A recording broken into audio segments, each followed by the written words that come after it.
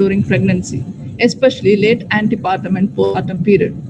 Thus, a high degree of suspicion should be kept in mind for symptoms of heart failure, especially chest pain, PND, progressive or persistent cough, new regurgitant murmur, or persistent raised JVP, so that the diagnosis of during pregnancy must be considered in susceptible patients before major preventable complications develop. Moving on to the investigations for diagnosis of peripartum cardiomyopathy includes ECG. Although no specific ECG pattern have been described for peripartum cardiomyopathy, the ECG in these patients are often not free of abnormalities. They include tachycardia, non-specific STT changes, atrial ventricular arrhythmias, and conduction defects. This is the ECG of a patient which shows marked left ventricular hypertrophy with probable left bundle branch block and some non-specific downsloping STT changes. Chest X-ray at an acute presentation may reveal radiological features of heart failure that includes cardiomegaly, pulmonary edema or congestion, complicated by pneumonia and pleural effusion. Echo should be done in all patients to clinch the diagnosis. It is the most important diagnostic tool to assess the severity and prognosis of peripartum cardiomyopathy. Variables like plasma BNP and other inflammatory markers have also been found to be elevated in patients of heart failure. A number of other laboratory serum tests like complete blood count, creatinine, cardiac enzymes, and LFTs should also be done in all patients, mainly to rule out other causes of cardiac failure like anemia, ischemic heart disease, cardiac liver or thyroid abnormality. Coming on to the management, early identification enables optimal management. A multidisciplinary approach by a senior staff is essential and should include involvement from an obstetrician, cardiologist, and anesthesiologist. Treatment of PPCM involves two limbs: acute treatment for a patient who presents with acute failure, followed by a chronic or a long-term treatment to improve and sustain cardiac function and improve survival.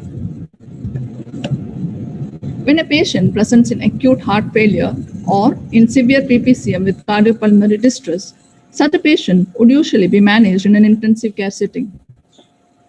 Such a patient is nursed in propped up position to consider supportive therapy with NIV and invasive ventilation if needed. A modest fluid restriction with diuretics may be indicated. Vasodilators like NTG if systemic blood pressure is more than 110 mmHg. Inotropes like dopamine, dobutamine, or milrinone may support the failing heart. Levosimendan, a novel cardiotopic agent, when used in a dose of 0.1 mics per kg per minute during 24 hours, is found to be effective in improving cardiac output and improving survival in patients, especially with low cardiac output failure. Antiarrhythmics and anticoagulation therapy may also be indicated, especially for patients with very low ejection fraction or with persistent or paroxysmal AF. Coming on to the obstetric management, consideration regarding the time and mode of delivery should include patient's obstetric history, current hemodynamic status, and response to medical management. Such a patient should be admitted to ICU. Vaginal delivery is an option for patients who present with compensated heart failure.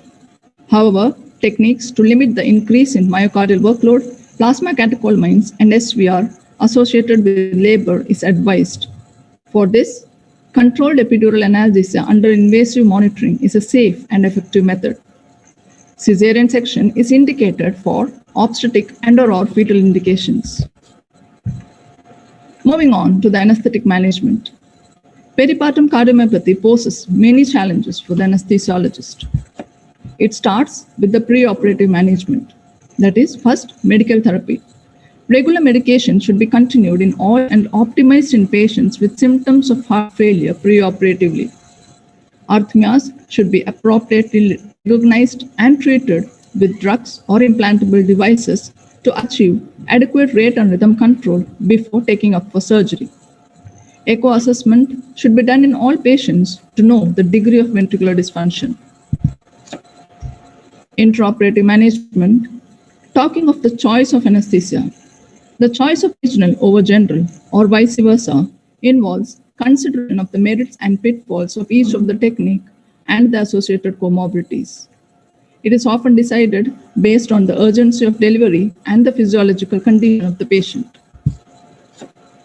Though multiple modes of anesthesia have been described in the literature for operative delivery of PPCM, the goals remain common to all the approaches. They are to maintain myocardial perfusion by avoiding arrhythmias, by avoiding episodes of hypotension or tachycardia, to optimize cardiac output, to maintain preload but prevent fluid overload, to prevent increase in afterload, maintain contractility, and careful titration of both intravenous and local anesthetic drugs. In general, regional anesthesia is preferred for patients undergoing non-emergent surgery with relatively stable hemodynamics. The decrease in preload and afterload provided by regional anesthesia often mimic the pharmacological goals. The advantages include it decreases preload, it decreases afterload, thus promoting a forward flow. It avoids the use of drugs that decreases myocardial contractility. Neuroxyl opioids, when added with local anesthetic, provide a good post-op analgesia. And it is particularly advantageous in patients with high susceptibility to aspiration. The options for providing regional anesthesia include titrated neuraxial anesthesia with incremental top-ups of local anesthetic via a continuous epidural catheter. Second, a combined epidural and low-dose spinal, which facilitates a quick and a dense onset of anesthesia, followed by titrated doses via epidural catheter. Third, a continuous spinal anesthesia. Single-shot spinal anesthesia is often avoided because it causes a rapid and a sudden decrease in preload and SVR, which might be detrimental in these patients. This is a case report which describes anesthetic management for cesarean section in a case of peripartum cardiomyopathy. It describes a case of 32-year-old female with 37 weeks of gestation and twin pregnancy posted for elective LSCS. She was a known case of antepartum cardiomyopathy on medications. Preoperative echo showed LA-LV dilatation with severe left ventricular systolic dysfunction and an ejection fraction of 20%. Epidural anesthesia was planned and the catheter was inserted at L2, L3 level. The desired level of anesthesia was achieved with incremental bolus doses of 0.75% propivecine. Intraoperative hypotension was treated with a small infusion dose of dopamine, which was gradually tapered and stopped in the postoperative period, and then discharged unevenly. Though a number of case reports and studies describe regional anesthesia to be safe and effective mode of anesthesia in peripartum cardiomyopathy, there are some considerations which need to be kept in mind. They are to avoid precipitous fall in SVR, and timing of anticoagulation should be kept in mind. Regional anesthesia, when administered, especially in a decompensated state, can result in precipitous fall in cardiac output and coronary perfusion in these patients. Thus, the contraindications include severe cardiac decompensation, an anticoagulated patient, and emergency surgery where there might not be enough time to secure an epidural catheter. In such scenarios comes the place for general anesthesia. General anesthesia is preferred in severe cardiac decompensation, anticoagulated patient with insufficient time to bridge or stop coagulation, especially in an emergency setting, may be an ideal candidate for administration of general anesthesia. Some of the considerations in general anesthesia include slow circulation times, and hence all anesthetic drugs should be given slowly at sufficient time intervals to avoid overdose. Etomidate causes least hemodynamic changes and hence preferred. Ketamine is avoided as it causes an increase in SVR. Opioid-based anesthesia provides a good hemodynamic control. Acidosis and hypoxia should be avoided as it depresses myocardial contractility. This case report describes the anesthetic management of 2 cases of peripartum cardiomyopathy. Both the cases presented with features of peripartum cardiomyopathy at an acute setting for emergency LSCS. General anesthesia was chosen because of emergency nature of the procedure an anticoagulated state, and presence of severe left ventricular dysfunction with a very low ejection fraction. General anesthesia was administered, and both the patients were mechanically ventilated in the ICU postoperatively. Both inotropes and ventilation were tapered and weaned off by 6 to 12 hours postoperatively. Some of the disadvantages of general anesthesia include myocardial depressant effects of IV and inhalational agents. Use of high-dose opioids may necessitate post-op ventilation for mother and infant. Stress of rapid sequence induction on decompensated heart might be dangerous, and they might be at increased risk of left ventricular failure and pulmonary edema. Thus, to answer the question, what would be the ideal choice of anesthesia for a patient with peripartum cardiomyopathy? It is obvious that favorable maternal and fetal outcome is not solely dependent on the mode of anesthesia, but strict hemodynamic control to achieve the goals and meticulous cardiovascular monitoring. A case-to-case judgment on the mode of anesthesia should be decided in close coordination with various involved specialties. Some of the other points on intraoperative management include oxygen carrying capacity should be optimized. Oxygen carrying capacity depends on cardiac output and hemoglobin, and thus a close watch on blood loss should be kept.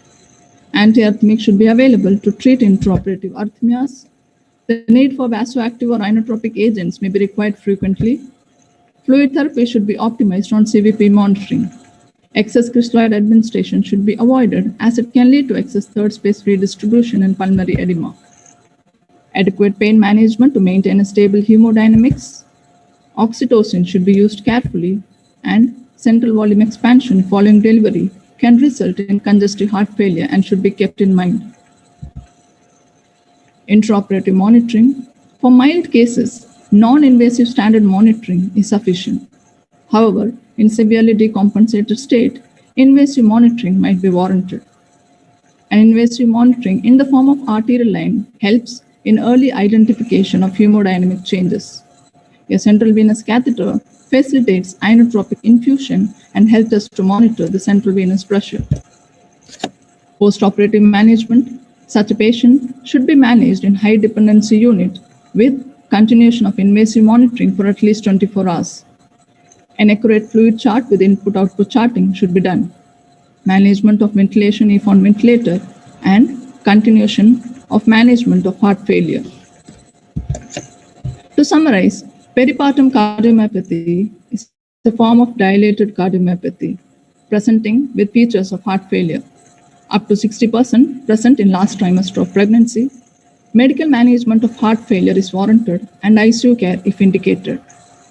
Choice of anesthesia is often based on the clinical condition of patient. The anesthetic goals would be to maintain preload, to maintain afterload, and myocardial contractility.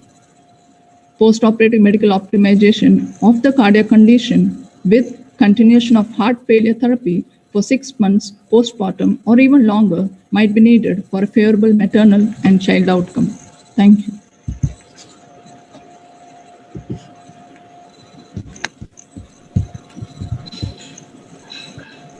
Stop sharing your screen. Yes, ma'am. Fine. Thank you.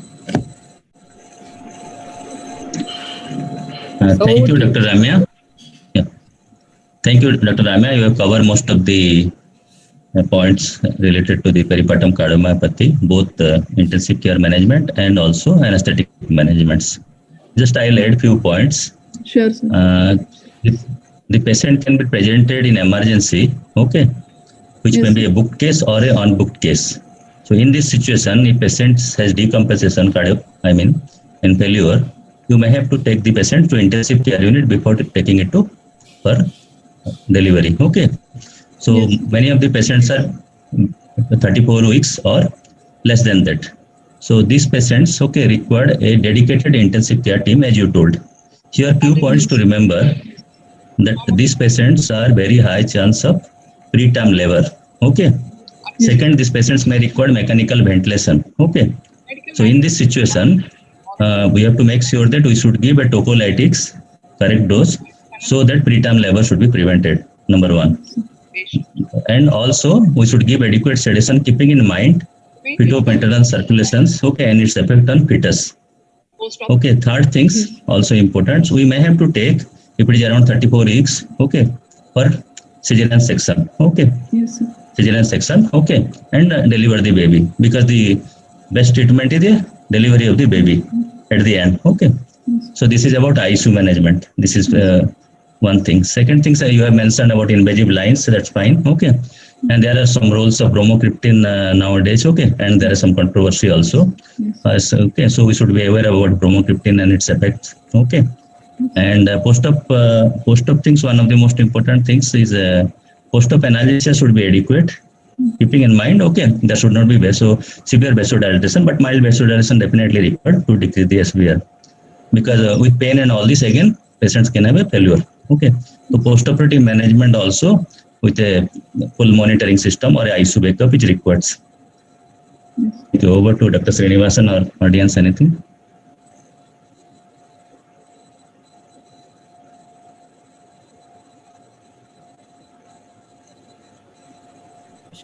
Sir, you can unmute yourself.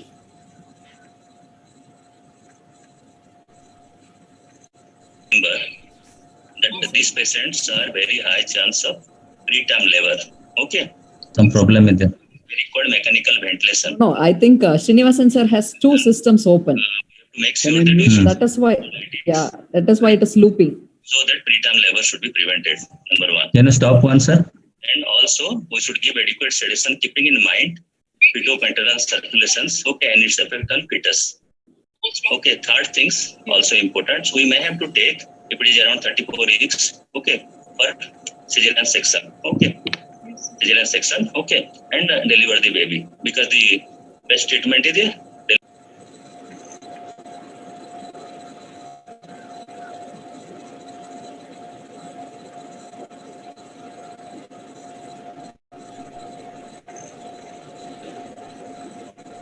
Srinivasan sir, you can switch off one system because it is looping from your screen. Your side only it is looping.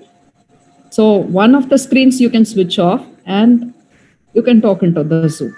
Yeah, you are muted now. You are muted now.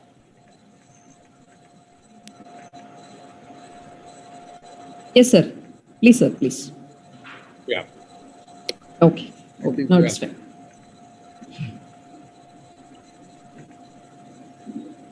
Hello, Dr. Ramya. Yes, sir. Yes. How many cases you have seen so far in your institution? Because I was there actually in the Rajiv Gandhi Women and Children Hospital.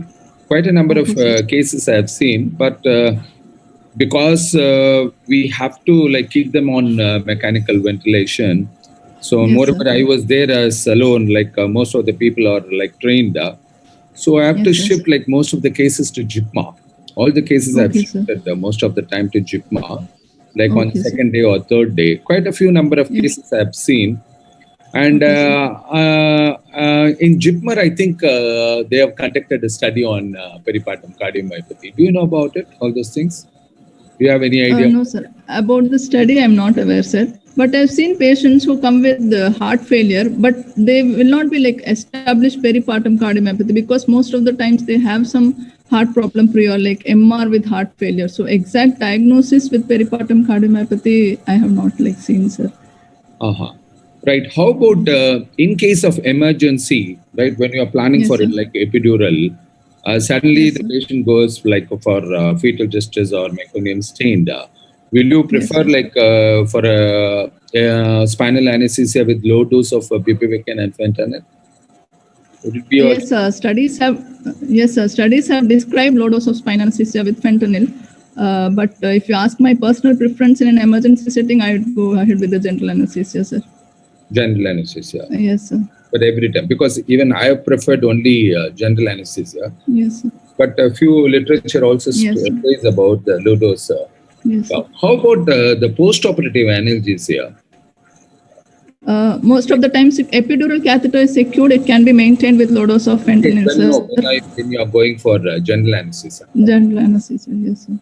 How will you handle the patient post-operative? Yes, sir. Do you like to go for any drugs intravenously, or what type of analgesia do you prefer in the post-operative for these patients? Intravenous small dose of opioids or NSAID should be fine, sir. But the pain control is important in these patients, sir. Anyway, thank you, Ramya. Thank you so much, sir. Thank you, sir. Now, I request Srinivasan, sir, to introduce, I should call my mentor, Dr. G.K., sir. We are very happy to have you, sir. So I'll kindly introduce G.K., sir. 1 minute. See, I don't. Yeah, I do. Hello.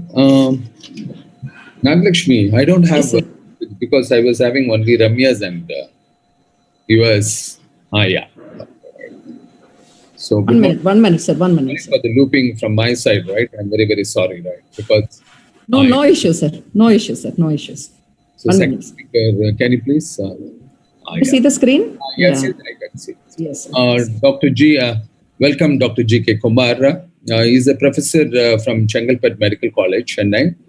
He was the first qualified pain consultant in Tamil Nadu from government medical services, and the first established pain clinic in Tamil Nadu. And he has delivered many lectures in various national and international conferences. He has 7 publications with them, and his area of interest is in acute pain management, interventional pain management. May I request now G.K. Kumar sir to proceed for his lecture. Yeah, to all the wonderful Sunday to among with you all to share my views on little bit on post-operative pain management, especially on the post-cesarean section. And thanks, Ramya, for a wonderful lecture. It's a bit nightmare for the anesthetist to have the cases like post-operative, peripartum cardiomyopathy, especially in a freelancer. And you throw some lights on that and boost our confidence how to get this kind of the cases. And sir is raised about pain management of the exclusively for that this kind of the critical patients. I'll try to include that also, sir. So shall I share my screen? Yeah.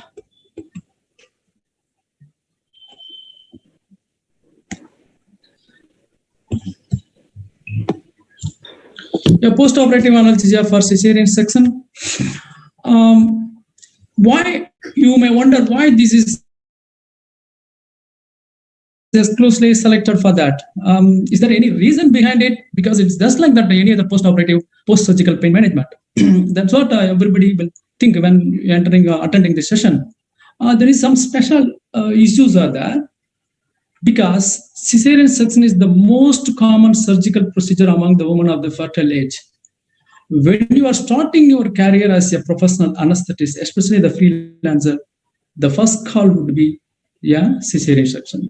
So you cannot escape when you are practicing as a freelancer. Most of the practice will start, everybody will start with the cesarean section. What I did, I also started 25 years ago like that only. Raw anesthetist. I called for a cesarean section. I went there, I gave the spinal, I came out of that. I thought everything was normal.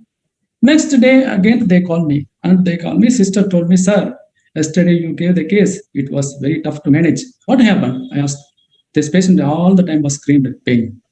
Why? I gave good spinal. It would have been last for a minimum of 2 hours. No, sir. Immediately after 30 minutes, the patient started complaining with the pain. That day I realized, so many things are happening in this case. So everybody would have been faced this kind of the problems. Most of the times, the post-operative anesthesia was not managed exclusively by the anesthetist. That's why we don't know what is happening to the patients exactly. So the incidence of the post-operative pain in a cesarean section was 77 to 100%. It may be a little bit high from the literature I have taken, but it is around 40 to 50%. The average level of the pain intensity was numerical ratings pain scale was 6. That is very high. When there is a more than 2 to 3, we have to treat them. That's why this intensity of the pain is also very high, especially on the first 24 hours. This is the one among the chronic pain for the woman, exclusively, especially post-operative chronic pain syndromes. The incidence is first 3 months it looks around 30%, but first one year it looks around 10 to 20%. So quite significant, no? simply because they were underwent one surgical procedure. They are suffering for years together. It's not acceptable. So what we have to do that the best vaccination for the chronic pain is the management of the acute pain. So these get exclusively and they have the unique postpartum responsibilities to take care of the little babies. For that only they underwent cesarean section. So our intervention or our drugs should not intervene this responsibility as well as the small babies. The drugs may be transmitted to the babies when they are breastfeeding. So these are all the issues. That's why it has what to discuss in the Sunday morning, I think. These are the reference I have taken mostly from the African Journal. One is the 2017, another one is the Columbia. The one small thing is the most of the post-operative cesarean sections references are from the Brazil. I don't know the reason why. So another 10 to 15 minutes, I discuss or share my views with you in following details. The challenges in the post-operative pain management of cesarean sections. So everybody will thought us what is multimodal. Whenever talk about the post-operative pain, go for multimodal. What is multimodal? How can we do it exactly? What are the intraoperative regional techniques that will aid in the good post-operative pain management? What are the recent options and future developments? What we are looking for that. So let's start one by one. The challenges again is the cost of the multifactorial. The Srinivasa is the renowned person in the in IASP, and he 2011 published a good article. That is even though we know that it was proved by him, why this post-operative pain is present, especially in all the cases, general. The paucity of the pain assessment, unless you assess the patient, you will not know that the patient is suffering with the pain. Even in my early days, I thought that my final is working forward for the 5 to 6 hours. They are blessed to have an anesthetist like me. But it is very, very wrong because all the patients are different. But some patient 2 hours, some patient within half an hour. Unless you assess yourself, document yourself, you will not identify the post-operative pain. This is the first step. We'll all miss it. The absence of specific pain protocols. Everybody will have their own protocol, but they won't analyze it whether it is properly working or not. Underuse of the effective analgesic. I know something, but I'm not at all using that because of the cost and so many issues, post-operative monitoring, all other things are there. So it may be underutilized. And poor adherence to the available guidelines. Now everybody has the guidelines. If you want to do that, this guideline is there, but we'll never try to adhere them completely. The maternal pain relief is the neonatal complication, the unique for that post-operative cesarean section pain relief. Because whatever the technique you are doing, it should not affect the postpartum taking care of the babies, or the drugs should not harm any side effects to the babies. That is the additional responsibility and challenges we are facing that. So what is multimodal? Multimodal is nothing but target along the pain pathway. This is that everything about these are the basic things. When you start your anesthesia career, definitely everybody would have been read this one. So many things are the transduction, transmission, perception, modulation. When you're doing something here, this is multimodal, nothing else. How do you do that? You do some blockades, you do NMDA blockades here, you do that central nervous system suppression, something like IV paracetamol. So if you combine all these things, some areas with one here, one here, one, that comes the multimodal, because the post-operative pain will not take the single pathway. This is the modulation, otherwise we can say at the sensitizations. So many issues are, you are thinking that only the inflammatory response is that to go through the pain is transmitted to the NMDA receptors. So many pathways that the pain is invading and spreading, but we have to tackle with the multiple way. Otherwise, the pain will not be subsided or the inadequate pain relief will be there. So what is multimodal thing? It's a techniques or modalities, different techniques, different modalities of different drugs, different mode of administrations. So always sometimes multiple drugs, multiple modes of administration and techniques will be employed that. So in general, what is the reality of this? In general, multimodal is a thing shown here, not a consistent level of success because a large number of the variability among the patients and the surgical technique, and what the method they are using that. So there is no clear-cut standardization. That's why there is difficult to draw a relevant conclusions. We cannot categorically say, if you cesarean section, you do this one. Definitely, patient will have the postoperative pain relief 100% or near 100%. It is not at all possible in all postoperative care. That is, cesarean section is not also cannot be excluded from the group. So, what should be in your cocktail of the postoperative multimodal strategy? The concurrent use that one or class of the drugs or technique with different target mechanism. As I said, it may be somewhere in the peripheral, some may be in the central, some may be in the central sensitization pathway. So many things would be added to improve the pain relief by additive or synergistic mechanism. Saying is very easy that how we can do it, because there is no universal formula is there. Only the options are available. Final call is yours, and you have to take by knowing that. So in practice, what are the things are there? Regional anesthesia with adjuvants can be added. General anesthesia with regional techniques can be added. Systemic analgesis, opioids, non-opioids are there. And never forget to complication the management. If you employ something, it is your duty to take care of the management on too. So this is a good article is that it's a nice review article. Everybody better to go through, especially the patient who are starting their career. So what is the thing is, the first thing is the intrathecal epidural opioids. When you are giving a re-anesthesia, try to add one of the opioids or epidural, if possible, epidural opioids.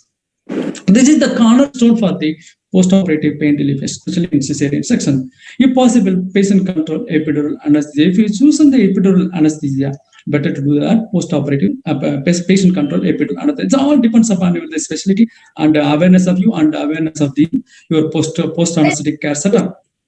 And oral opioids, NSAID, acetaminophen is unavoidable. You have to choose a fine blend of this acetaminophen, IV paracetamol, and NSAID and opioids. There is a little bit recommendation is that I'll come to later that.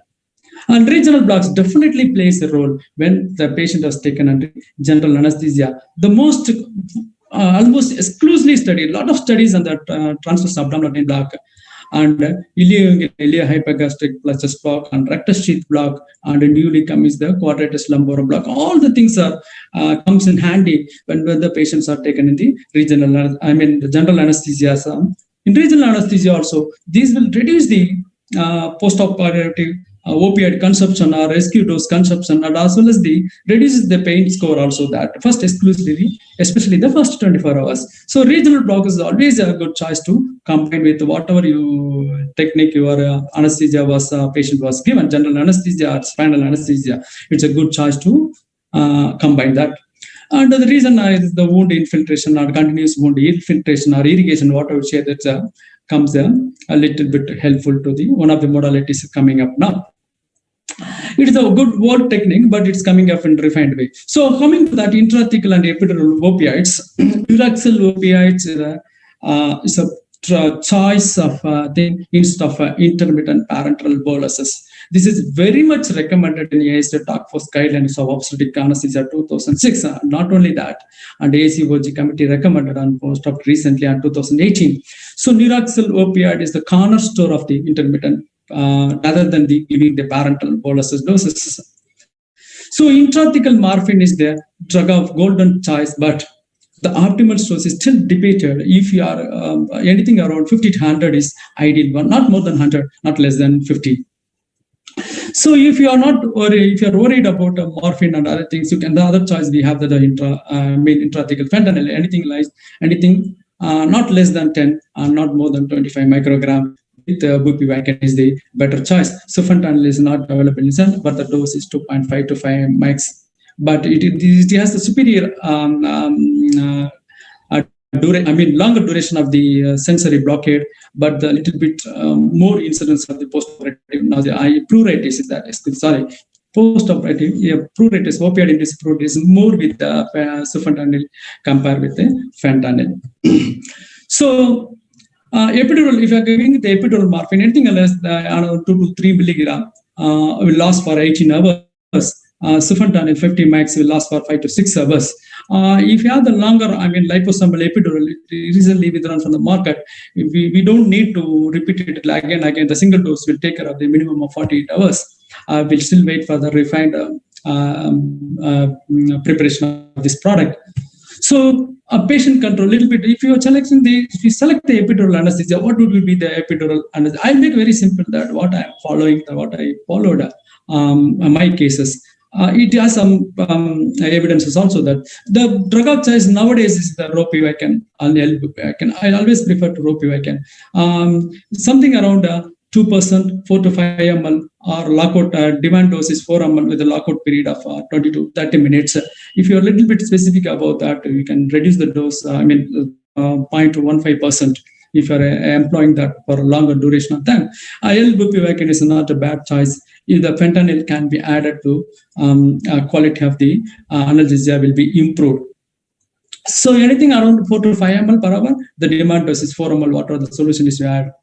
Selected. The regional block is the most fascinating one is the thing. The tab block with general anesthesia, subarachnoid block is definitely 15 ml. I used to give 15 ml of 0.2% ropivacaine ultrasound guided after the general anesthesia, especially. I don't give the subarachnoid block when the patient was there. This is my practice, but you can combine with it. The evidence highly supports that definitely whether the GA or spinal anesthesia patient first 24 hours helps a lot to have the good quality of the postoperative analgesia. If this is not much useful when the patient received intrathecal morphine, otherwise it's a good choice to do that. And ilioinguinal iliohypogastric plaques also will come. That it is a very simple block to do under a blind block or ultrasound guided too. And rectus sheath block is the another one which comes that I don't like the rectus sheath block. Sometimes the incision will exactly fall on my site of injection. So I just go away from that. So I prefer that tab block, but rectus sheath block is also a good one. The tab block and rectus sheath block, especially rectus sheath blocks, help you to have the catheter in the brain, and you have the chances of having the continuous blockade. There's the one thing is advantage rectus sheath rather than the tab block.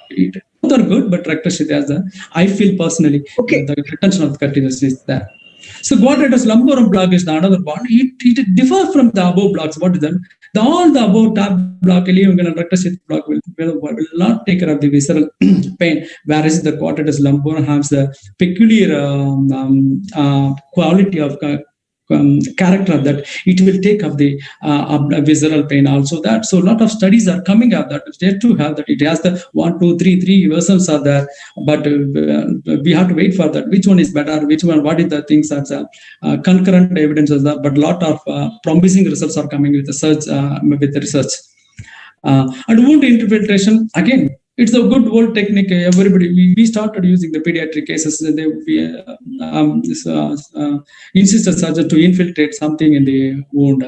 And that is the thing now it has come out to the refined. We have a small catheter, multi-hole catheter, which was kept inside the wound and keeping with the sterile manner, the irrigation with the filters, all the things are done. It definitely will help you. I said that abdominal wall sensation a little bit.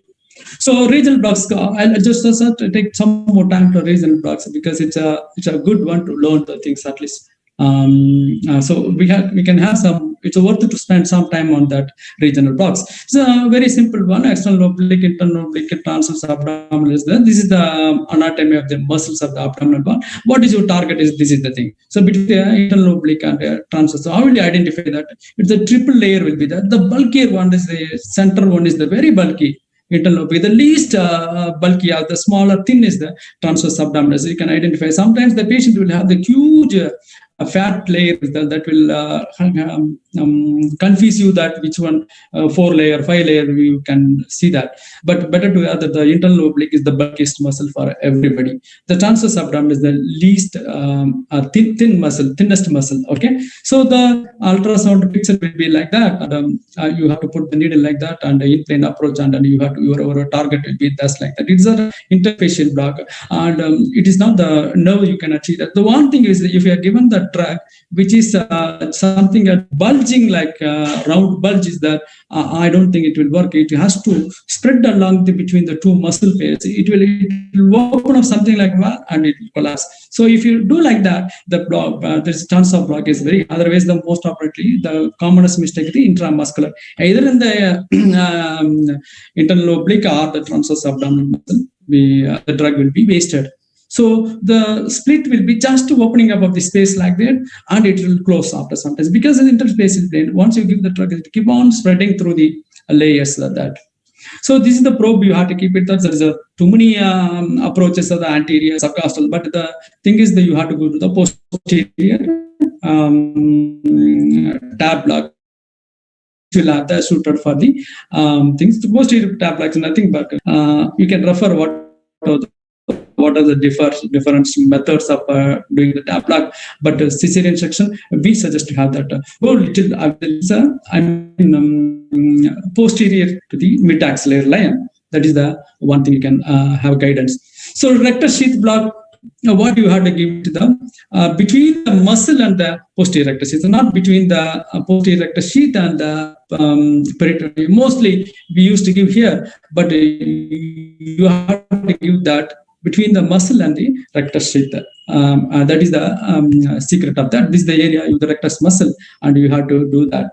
So now the new block is coming. The linea semilunnaris block is nothing but giving like that. It is a different version of something like the tab block only. So this is the probe position for that rectus sheath block. These are the very simple block. You can do that.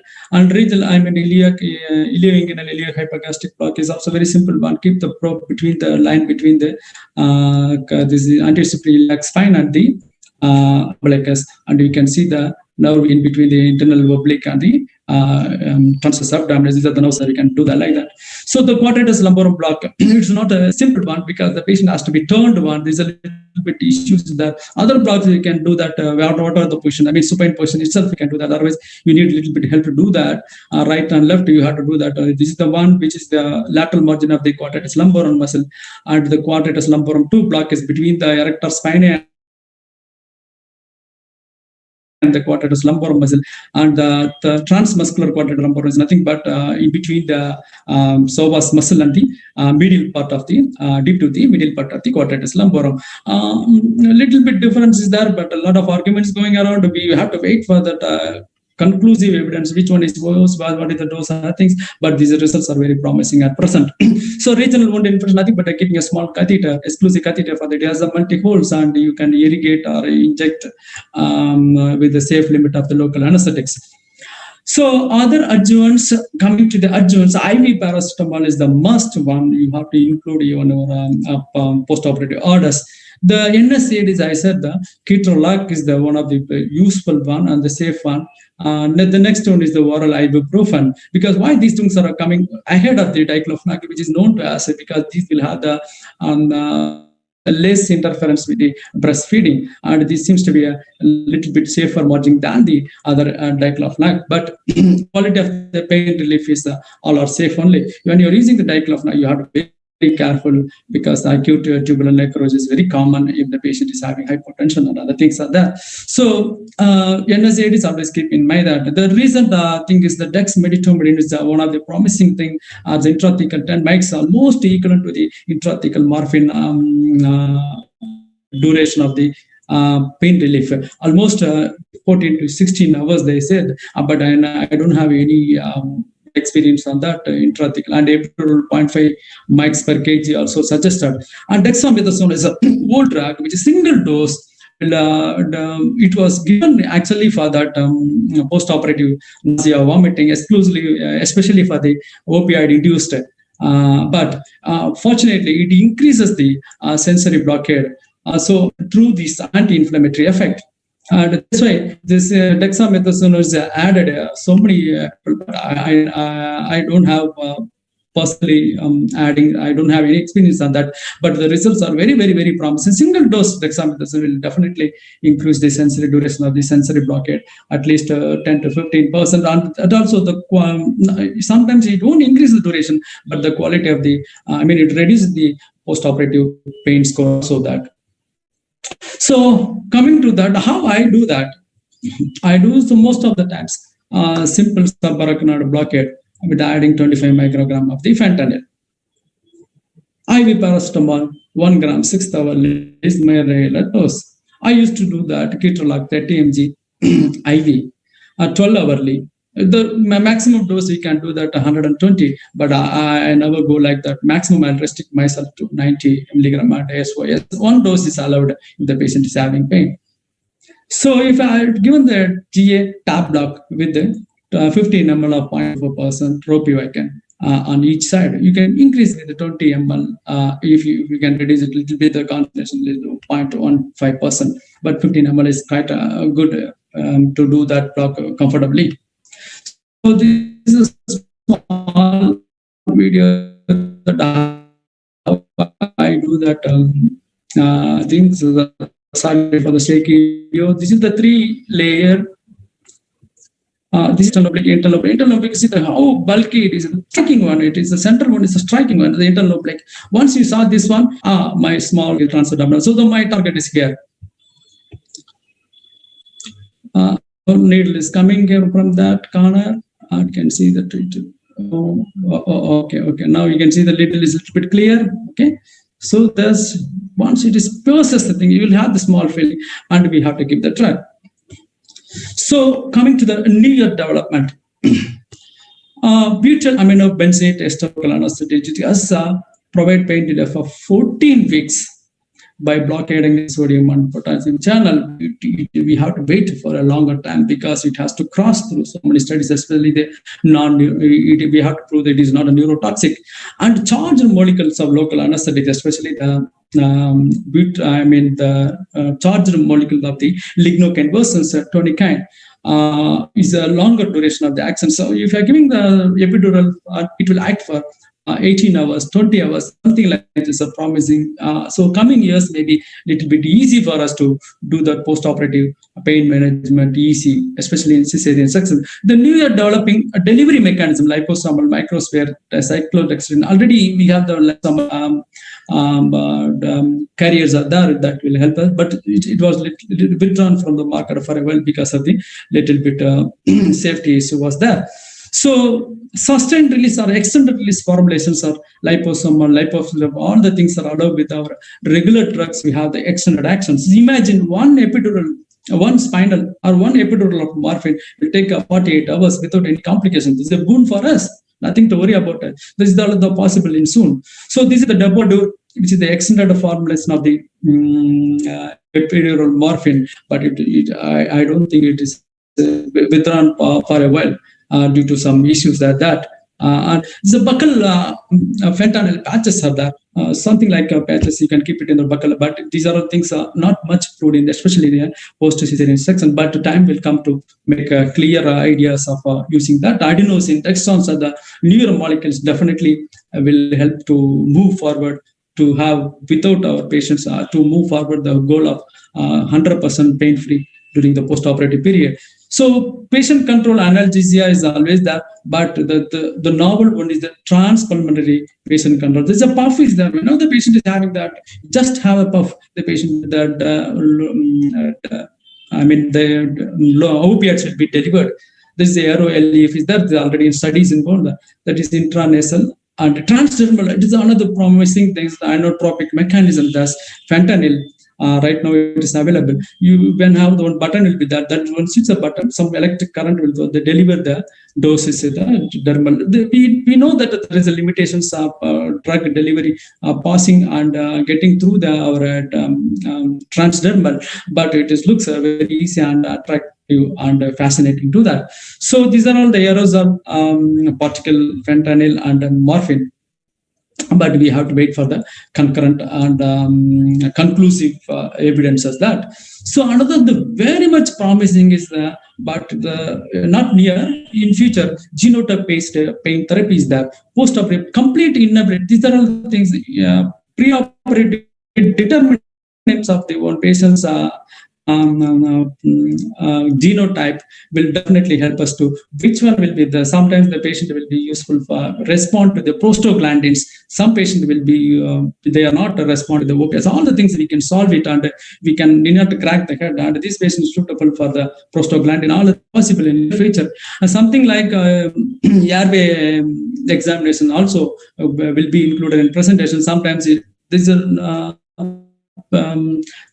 time will come that the patient genotype also should be mentioned in the pre-anesthetic evaluation. So this is one thing is a complete inability to sense the pain identity because of the mutation of this gene. If you reversibly mutate, nothing is needed much more. The cytochrome 450 is in our, because the most important thing, because the pro-drug activation, the rapid activators are having that. When especially the patient received the oral codeine and tramadol, they will have the large of drugs will be released abruptly, and that will be excreted to the babies, and they have the neonatal depression and sedation was noted. So this is the one drug, codeine and tramadol oral, when prescribed, they have to be very, very careful. Almost related contraindicated when the patient is having breastfeeding. The incidence of the rapid activators or the presence of the cytochrome is variable, 0.5 to 6% depending upon the each regional. But we don't have any, in US it will be around 6%. Unfortunately, we don't have any data of our region that. And the COX-2 inhibitor responders can be easily found out when the COX-2 gene is there. So the glycoprotein is there, another A, B, C, B1, encoding this, they are more prone for respiratory depression, OPS. So that we can avoid this one, we can go for this one. If you know the gene app, it is quite fascinating, but we have to wait quite a long period to have this kind of data. Okay, so with all the things, I conclude in a nutshell, Neuraxial opiates are still gold standard, especially in cesarean section pain management. Adjuvants are definitely needed, whether parenteral or oral. NSAID and paracetamol. Paracetamol is inevitable. NSAID, the choice is yours, but you have to carefully select which one will suit your patients. So regional techniques are definitely try to include whenever you are doing, especially general anesthesia, tab block, very easy one and very supportive evidence of that. And rectal sheath block also the ilioinguinal, whatever thing is possible, we'll try to do any one of that. Dexmedetomidine is the promising drug. You can add if you are confident and if you have the more experience on that. Patient control anesthesia is also there. Depending upon your ability and implement that, your postoperative care and all that is also viable options. Wound infiltration is it's okay. It's also definitely helpful, and you have to keep up update on the new development to have that benefit of the goes to our patients. With these things, these are the references that I have taken from all these my presentations, and thank you a lot for your wonderful time in the Sunday morning, and thank you for the organizers for the wonderful opportunity to give me to express my or share my views at that. Thank you, sir. Thank you, sir. Thank you, Dr. Kumar, sir. It was an excellent presentation, and I think almost you have covered all the modalities of postoperative analgesia. So only one question is, do you have any experience with gabapentin, sir? Gabapentin, have you ever? See, this gabapentin is, yes, sir. The gabapentin is, right now, the recent recommendation is not recommended for the postoperative pain management oral because this is one area, especially the patient is having chronic pain. This gabapentin oral can be administered. If the patient is not in a case of chronic pain, any postoperative pain, the gabapentinoids are not much useful, and a lot of controversy. That's right now it is taken out from the recommendations. How about alpha-2 adrenoreceptor agonists like clonidine or moxonidine, sir? Any studies on that? Clonidine? Clonidine or moxonidine, latestly it has come, no? Yes, sir. But the clonidine definitely not a choice, because it has a lot of complications, hypotension, and for a longer duration. We don't recommend that clonidine.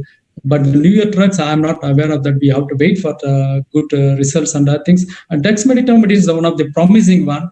you can choose this one. The results are almost equivalent to the morphine, and that will be the better choice right now available.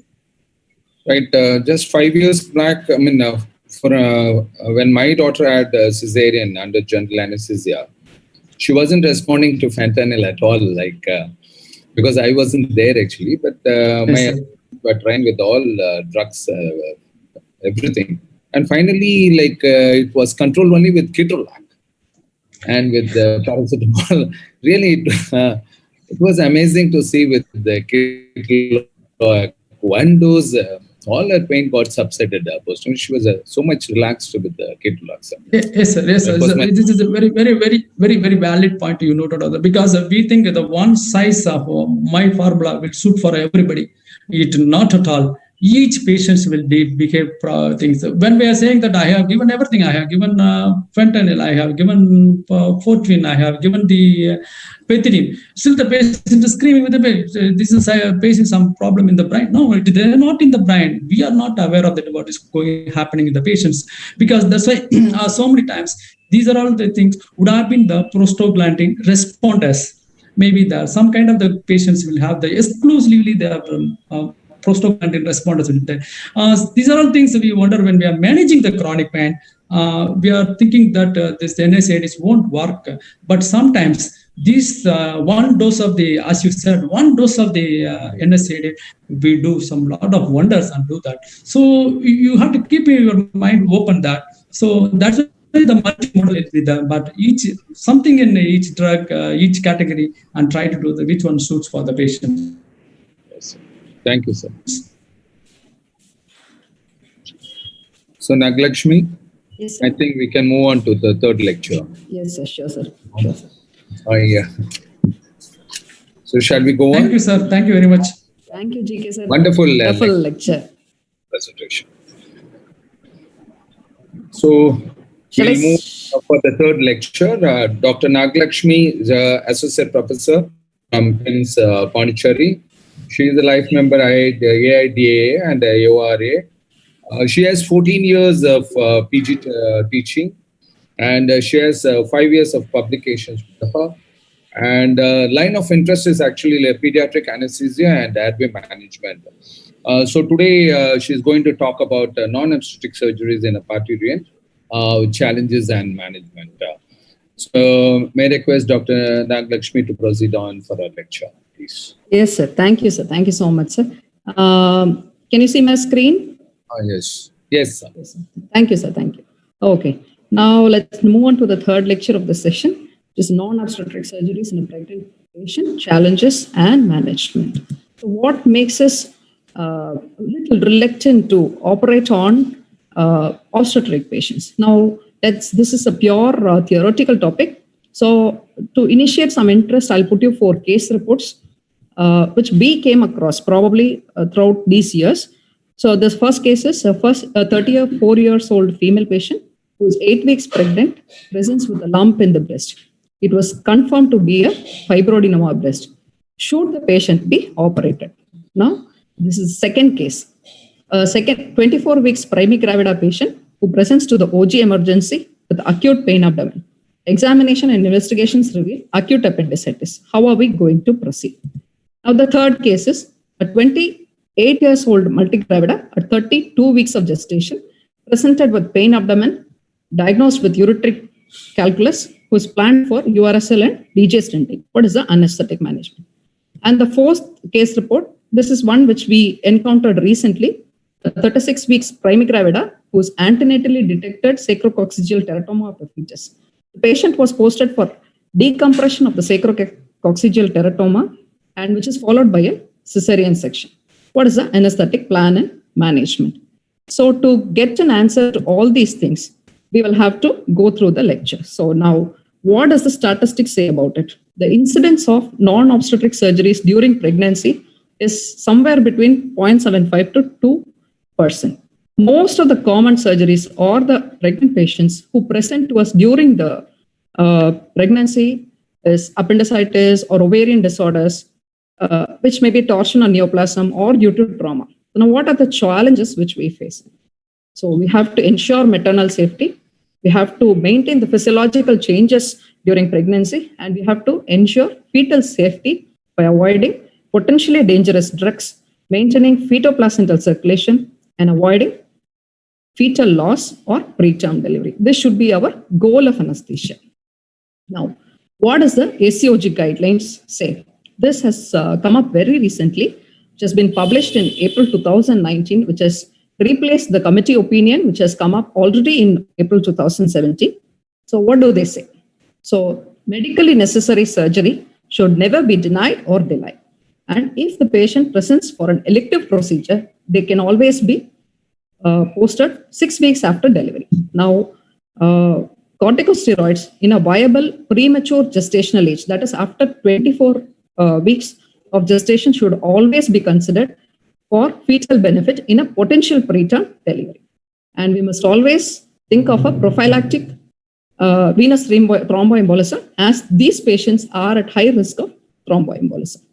Now, to have an overview of what I am going to present today, we'll go through the physiological changes in pregnancy, problems during which is specific to the management of a pregnant patient, and how are we going to do about the anesthetic management? What are the special considerations like laparoscopy, neurosurgery, or cardiothoracic surgery? Now, going on to the physiological changes. So we happen to know that there are a lot of physiological changes which is happening during pregnancy, and I will try to highlight whatever is very important. Now, coming on to the hemodynamics or the cardiovascular system. So there is a plasma volume expansion which is happening and which is peaking at 24 to 34 weeks of pregnancy. The cardiac output increases and there is a definite fall in system vascular resistance, and the heart rate increases by 10 to 30 beats per minute. And one most important thing which remains unchanged is ejection fraction, and which will be an indication of left ventricular function. So the table summarizes what changes happen during the first trimester, second trimester, third trimester, and early postpartum. Early postpartum, we must always note that the same things extend up to 6 weeks after pregnancy to return back to the pre-pregnant state. So now, what are the hemodynamic changes? That is the cardiac output, the SVR. So as you note, half of the cardiac output increases before 8th week after pregnancy, and they maintain a plateau and fall after the third trimester. Now, the mean BP remains the same, and there is a fall in the SVR, systemic vascular resistance, and then there is an increase in SVR little after 32 weeks. Now, this is one important factor which we encounter especially during pregnancy. What is that? This is the postural hypotension syndrome or supine hypotension syndrome, which mainly happens because of compression of IVC and reduced venous return from the lower limbs, and there is a decrease in preload. This can also be attributed to the aortic compression and neurogenic etiologies. The preload reduces within 3 to 10 minutes of assuming supine position with the reflex autonomic activation. The earliest sign of postural hypotension syndrome will be an increase in heart rate and decrease in pulse pressure. There is a definite compromise in the placental perfusion, and this may be reflected as non-reassuring changes in the fetal heart rate.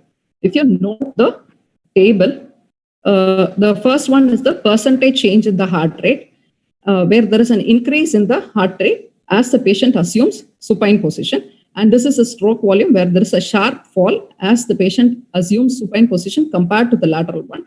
And this cardiac output, where you can see a sharp dip compared to the lateral position. And at this stage, there is an increase in the heart rate. This is the reflex. This is due to the reflex autonomic activation. So now next one is the uteroplacental circulation. This uteroplacental circulation is a unique thing which is happening from the first trimester throughout the procedure, throughout the gestation, and till 6 weeks. This is usually due to the vascular growth and deciduralization, vascular remodeling in response to the trophoblast invasion. So as the blood flow also doubles, and the peak arterial diameter doubles by almost about 20 weeks, and at term, the uteroplacental blood flow is somewhere around 450 to 750 ml per minute. And one very important thing we should keep in mind about uteroplacental circulation is if there is absent or no autoregulation at all. So the uteroplacental blood flow is directly proportional to the uterine perfusion pressure and inversely proportional to the uterine vascular resistance, which totally depends on the maintenance of maternal hemodynamics. So next is the hematological changes. There is an expanded The recording has stopped. And disproportionately increase. There is an expanded plasma volume and the physiological anemia, and there is mild neutropenia, and the plasma volume is increased when compared to the red cell volume. There is a disproportionate increase in the plasma volume, and the pregnant patients are at a mild This meeting is being recorded. There is always a shift in balance between the procoagulant and anticoagulant factors, and we should always keep in mind about this procoagulant state because of the thromboprophylaxis. So now coming on to the most important thing, that is the respiratory changes. There is an increase in the resting minute ventilation. The FRC decreases at least 20% in the later half of the pregnancy. And because of the increased alveolar ventilation and hyperventilation, the PCO2 falls to somewhere between 27 to 32 millimeters of mercury at term. So this is compensated by the renal excretion of the bicarbonate. So now coming on to the special consideration or special worries. What are we worried about these patients when they are posted for non-obstetric surgery? So teratogenicity is one important factor which we are all worried about when the patient presents to us for non-obstetric surgeries. So coming to the definition of a teratogen, teratogen is a substance that increases the incidence of particular defect in the fetus that cannot be attributed to chance, and it must be given in sufficient doses for a substantial period at the critical developmental point to produce the defect.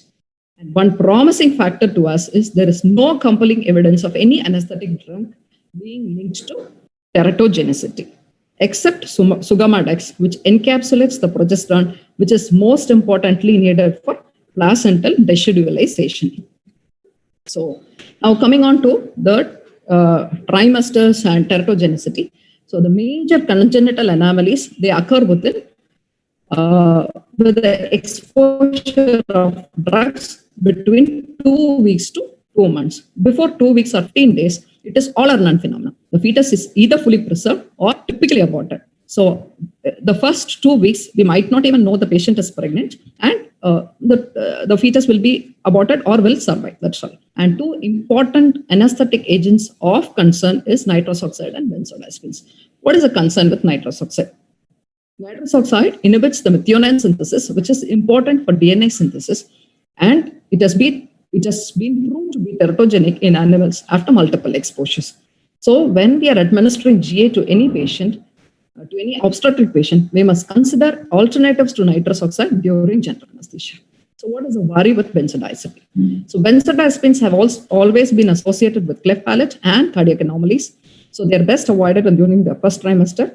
And with benzodiazepines also, though we are not giving benzodiazepines, we must think of other alternatives for anxiolysis, because anxiolysis causes catecholamine surge and it compromises the uteroplacental circulation. So now coming on to the fetal brain development. So almost all of anesthetic agents, they inhibit the synaptic transmission and cause abnormal synaptic connections and inappropriate apoptosis. So neuronal receptors, which are required for neuronal differentiation, synaptogenesis, or survival, are affected by anesthesia. This must always be kept in mind when anesthetizing even in pediatric patients, neonatal patients. So neuronal development occurs from mid-gestation to several years after gestation. So anesthetic exposure should always be kept to a brief period during this susceptible period.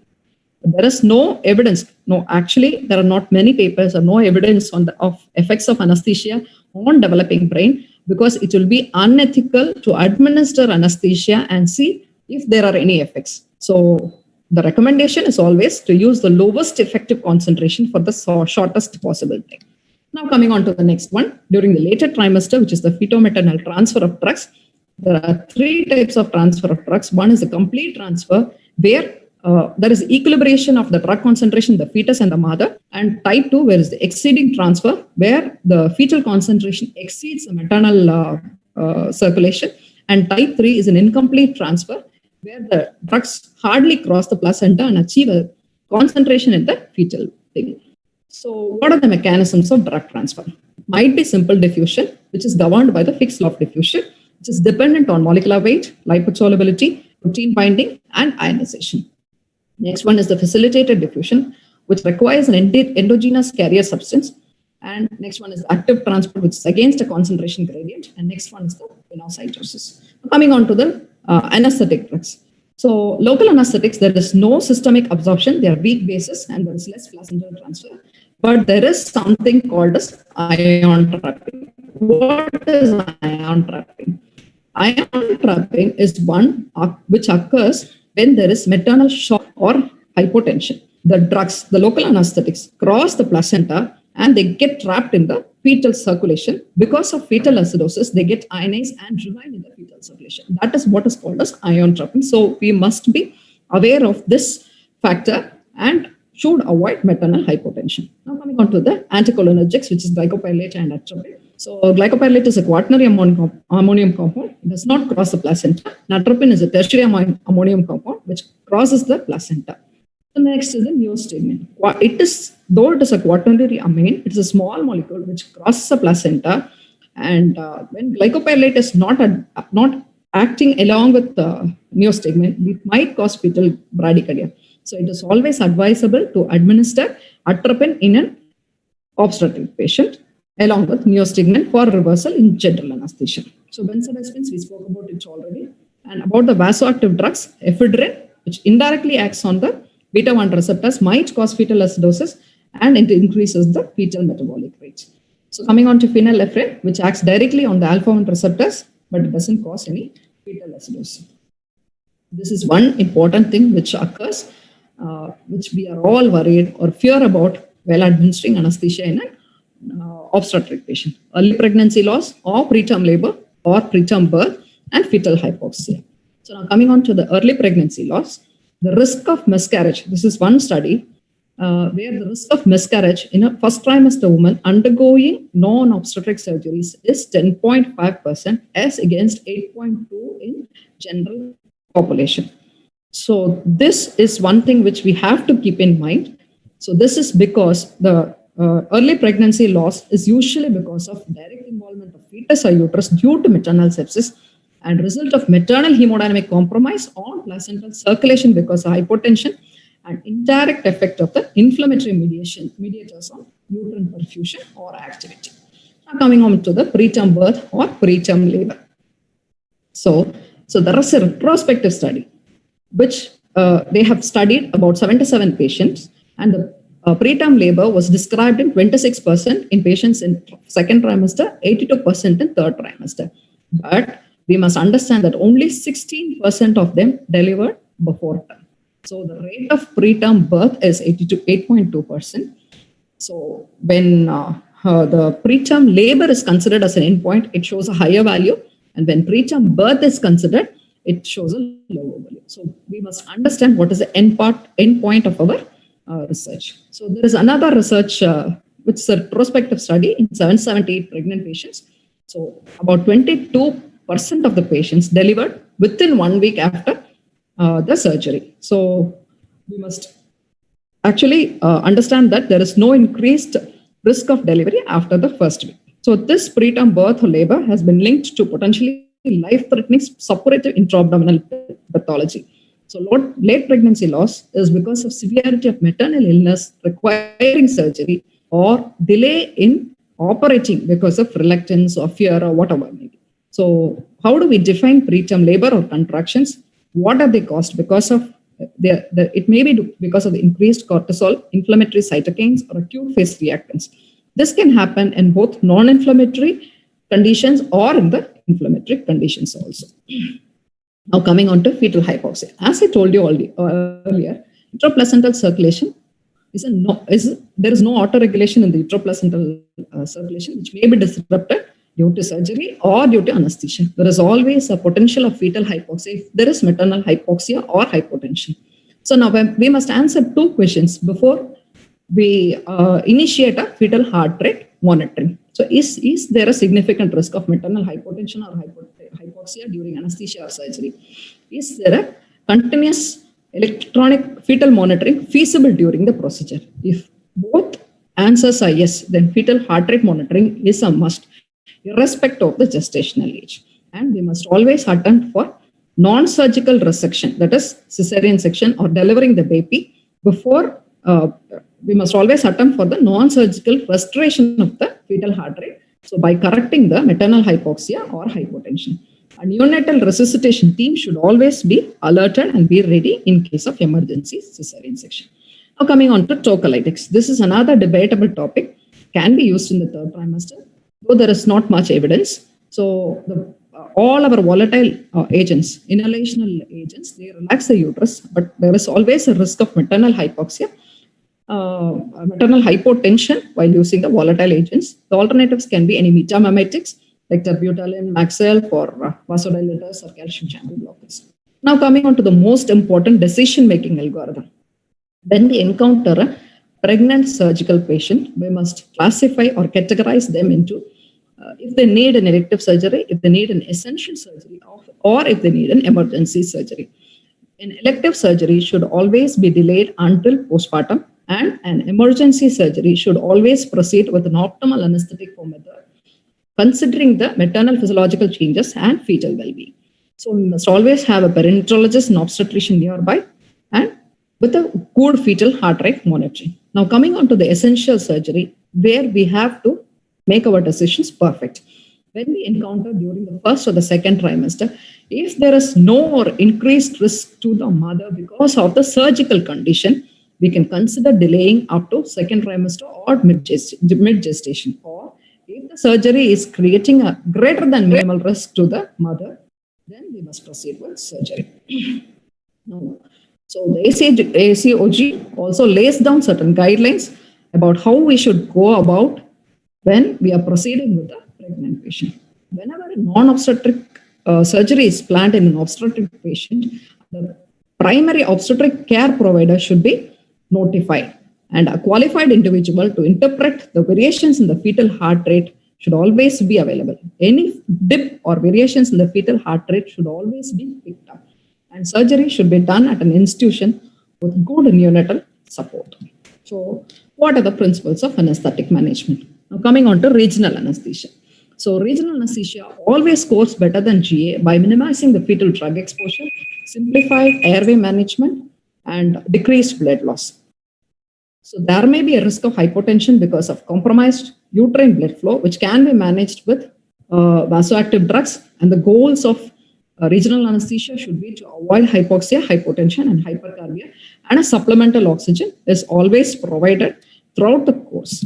And coming on to general anesthesia, it's always a multidisciplinary approach and a good pre-op evaluation. Lab testing guided by the presenting surgical illness. Standard fasting guidelines should be followed.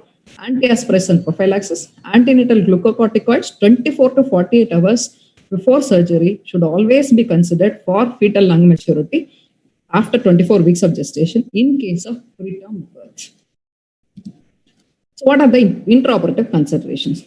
Left uterine tilt or 15 degrees wedge to overcome the aortic cable compression, and a fetal monitoring is a must. So here we can divide it into 3 stages. If the fetus is pre-viable, we can assess the fetal heart rate by a Doppler before and after the procedure. That is enough.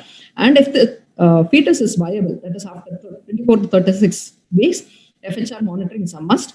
And we must always remember that FHR variability is an indication of fetal hypoxia. Now coming on to uterine contractions, how do we monitor them? An external tocodynamometer to interpret the uterine contractions, and a person qualified or who is an expert in interpreting the tocodynamometry must always be available. And maternal hemodynamics can always be improved by fluids and inotropes. Relaxed fluid regimen is very important in managing these obstetric patients, and post-op monitoring for at least 1 week after contraction should also be done. So coming on to the post-op monitoring, a close monitoring of airway and respiration for hypoventilation or airway obstruction should be noted. And post-op analgesia, GK sir has dealt with it very clearly. And one important consideration about NSCADs after 32 weeks is premature closure of PDA or the risk of oligohydramnios. So now coming on to specific procedures. I'll finish in another 5 minutes. So important special procedures like laparoscopy. So do we accept, so we are reluctant to operate a patient posted for open surgeries. Are we going to accept any patient who is posted for laparoscopic surgery? Yes, that can be done. So the advantages are smaller incisions, lesser need for analgesics, and the patient can be mobilized very rapidly, and risk of thromboembolism is very less. And what are the disadvantages? Patient has to undergo GA, and there is always hypercarbia because of the pneumoperitoneum created because of carbon dioxide, and that should be taken. So there are certain guidelines laid down by the American gastrointestinal endoscopic surgeons. An open technique should always be used instead of a Veress needle to enter the abdomen, and low pneumoperitoneum, somewhere between 12 and 15 is okay. And ETCO2 monitoring is a must, and ABG for maternal gas monitoring to identify hypoxia, pH changes, and hypercarbia, or all those things. And tocolytics can be used. So now coming on to cardiac surgery. So a cardiac patient presenting or during pregnancy, there is very high chances of cardiac decompensation because of the altered physiological status, and cardiac illness in pregnancy is always or better managed medically. But if there is severe decompensation which compromises the maternal and the fetal well-being, it is always better to go ahead and percutaneous balloon procedures like aortic valvotomy, balloon valvotomy, or mitral balloon valvotomy is better than open procedures. So now coming on to the cardiopulmonary bypass thing, it adversely affects the fetal oxygenation. One, it is because of the non-pulsatile flow, inadequate perfusion pressures, inadequate pump flow, and embolism to the uteroplacental bed. Now, what are the recommendations? So high pump flow should be maintained somewhere more than 2.5 liters per minute per meter square. And perfusion pressures should be maintained around 70 millimeters of mercury, and maternal hematocrit should be maintained more than 30%. So neurosurgery, there is always a risk of rupture of AV malformation, hypertensive hemorrhage. Neurosurgery generally requires controlled hypotension, hypothermia, hypoventilation, or diuresis. So extreme hypoventilation can shift the ODC curve to the left, and it can cause fetal problems with the fetal oxygenation. And the recommendations are target ETCO2 to be maintained between 30 and 35 millimeters of mercury. Diuresis can cause fluid shifts, and fetal heart rate monitoring should always be missed. And this is one important criteria, one important thing which is evolving nowadays. Fetal surgeries, various procedures are posted, and the hemodynamics are maintained according to the gestational age. There are various types, 3 types of fetal surgeries, which are minimally invasive, mid-gestational open procedures, and exit procedures. The challenges are the same as posted for any other surgery. Only thing is the patient should be able to continue the pregnancy after the procedure also. So we must maintain the pregnancy after fetal procedure. So maintaining hemodynamics, maintaining fetal hemodynamics, fetal analgesia, and to avoid preterm labor are all our challenges. So now let's put my concluding slide. So optimize and maintain the normal maternal physiological function. Optimize and maintain uteroplacental blood flow and oxygen delivery. Ensure adequate oxygen delivery to the fetus. So to avoid unwanted drug effects on the fetus, we must always try to use regional anesthesia whenever possible. And avoiding stimulation of the myocardium, which can have oxytocic effects and initiate the preterm labor. And avoid awareness during general anesthesia, and a postoperative analgesia will help us overcome all these problems. Thank you.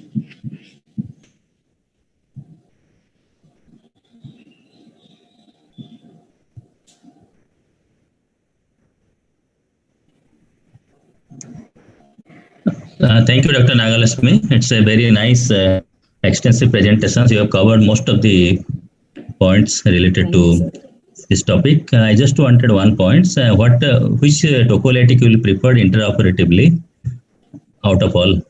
Sir, we in our institution we use Maxelf, sir. The only worry is for intraoperative. Mexalp anyhow will be given before. Okay, if it is there already.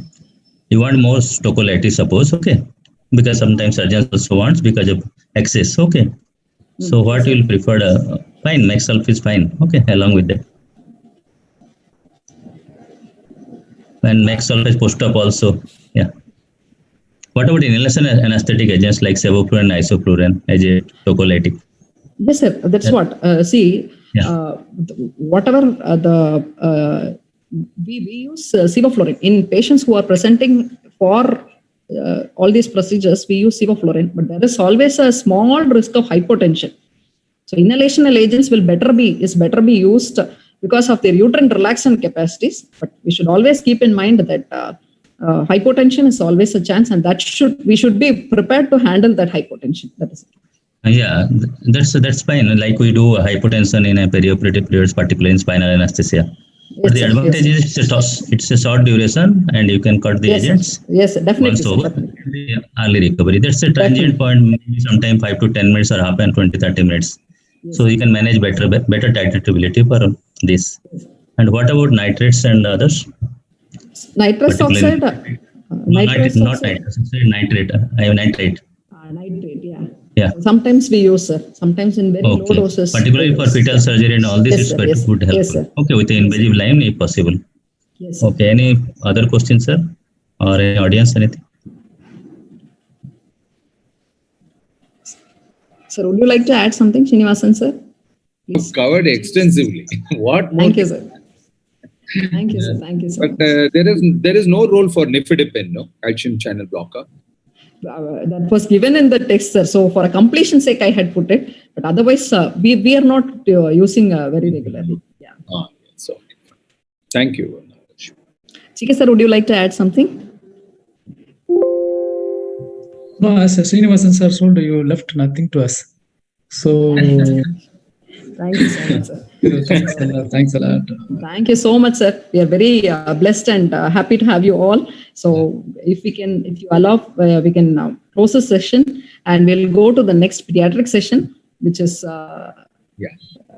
will be chaired by Dr. Mimi ma'am, who is always our support. And ma'am, you can unmute yourself.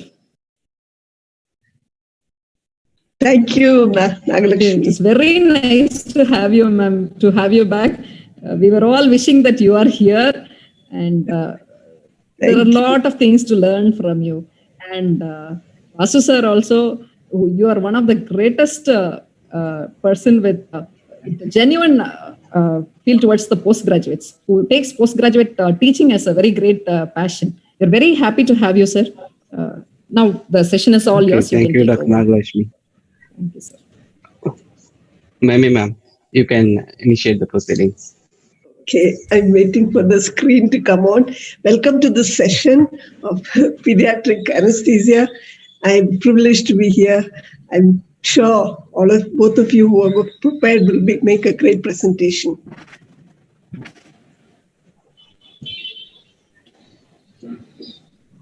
Yeah, 1 minute, ma'am. Yeah, no problem.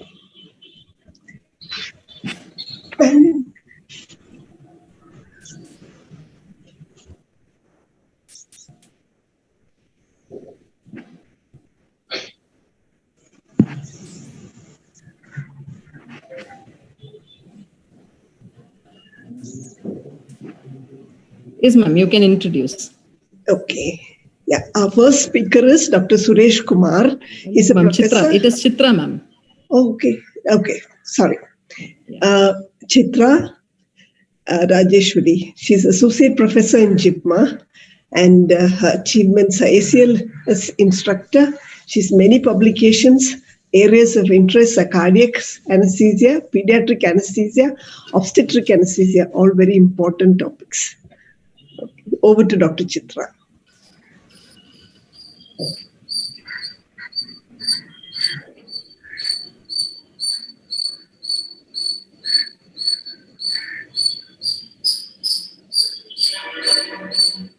Thank you, ma'am, for the kind introduction. The topic is non-operating room anesthesia. NORA concerns the pediatric patients. So the overview of my presentation is the definition, stepwise approach to Nora, what are the basic needs, how different pediatric Nora is from adults, what are the risks associated with non-obstetric room anesthesia, what are the goals, challenges, age and procedure-specific concerns, and complications. First, going to the definition. Nora is defined as anesthetic care provided by the anesthesiologist outside the operating room. And with regard to formulation of the anesthetic plan, we need to take into account the patient, the procedure, and the place, that is the environment in which the Nora is going to happen. In addition, we have specific concerns of the problems of the patient, the position in which the procedure is going to take place, and the personnel, the person performing the procedure, as well as the trained personnel who are available for help during the procedure. All these factors we take into account before formulating the anesthetic plan for a particular patient. So what are the basic needs in a Nora setup? Before providing any form of sedation or anesthesia outside the operating room, we need to make sure that a reliable source of oxygen with backup is available. All the emergency drugs with the emergency cart with ambu bag, anesthesia drugs, emergency drugs, defibrillator should be available. There should be availability of suction, good electrical outlets, and availability of monitors. Effective communication should be available so that call for help is possible, and trained personnel should be available for help. In addition, there should be a post-procedure care unit. How a pediatric Nora is different from adult in that, in case of adult, mostly the sedation, anesthesia or anesthesia would be required only for painful procedure. Whereas in a pediatric patient, most common indication of Nora is a prolonged and a painless, non-invasive procedure like an MRI.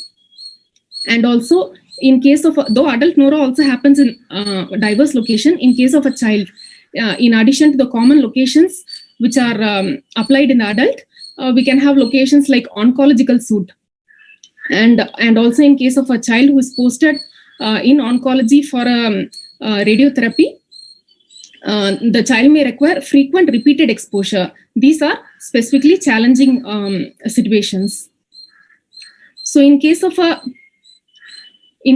patient who comes to surgery in the operation room, all the workup is already done and we know what the what problems the patient has. Whereas a patient who is coming to the outside operating room procedure like a CT or MRI, they may present with various organ system dysfunction, including the neurological, airway, thoracic, or abdominal, but still the diagnosis is not known. So the workup of the patient is not complete. In fact, the patient is coming to the procedure for the workup only. So in that way, the Nora is more challenging than the operating room anesthesia.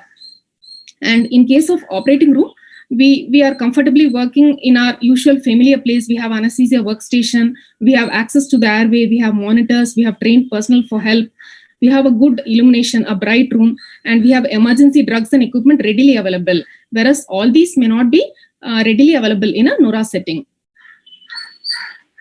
So with regard to the pediatric patients also, we have different ages of patient who come to us, starting from the neonate to the adolescent. So the concerns in these patients may differ with the age. Suppose it is a neonate, then the specific concern may be the premature, the apnea of prematurity, and also the child could have undiagnosed congenital anomalies, and there could be a difficult airway or a difficult IV access. And as a child grows, from around 7 to 8 months, the child starts having separation anxiety, and we need to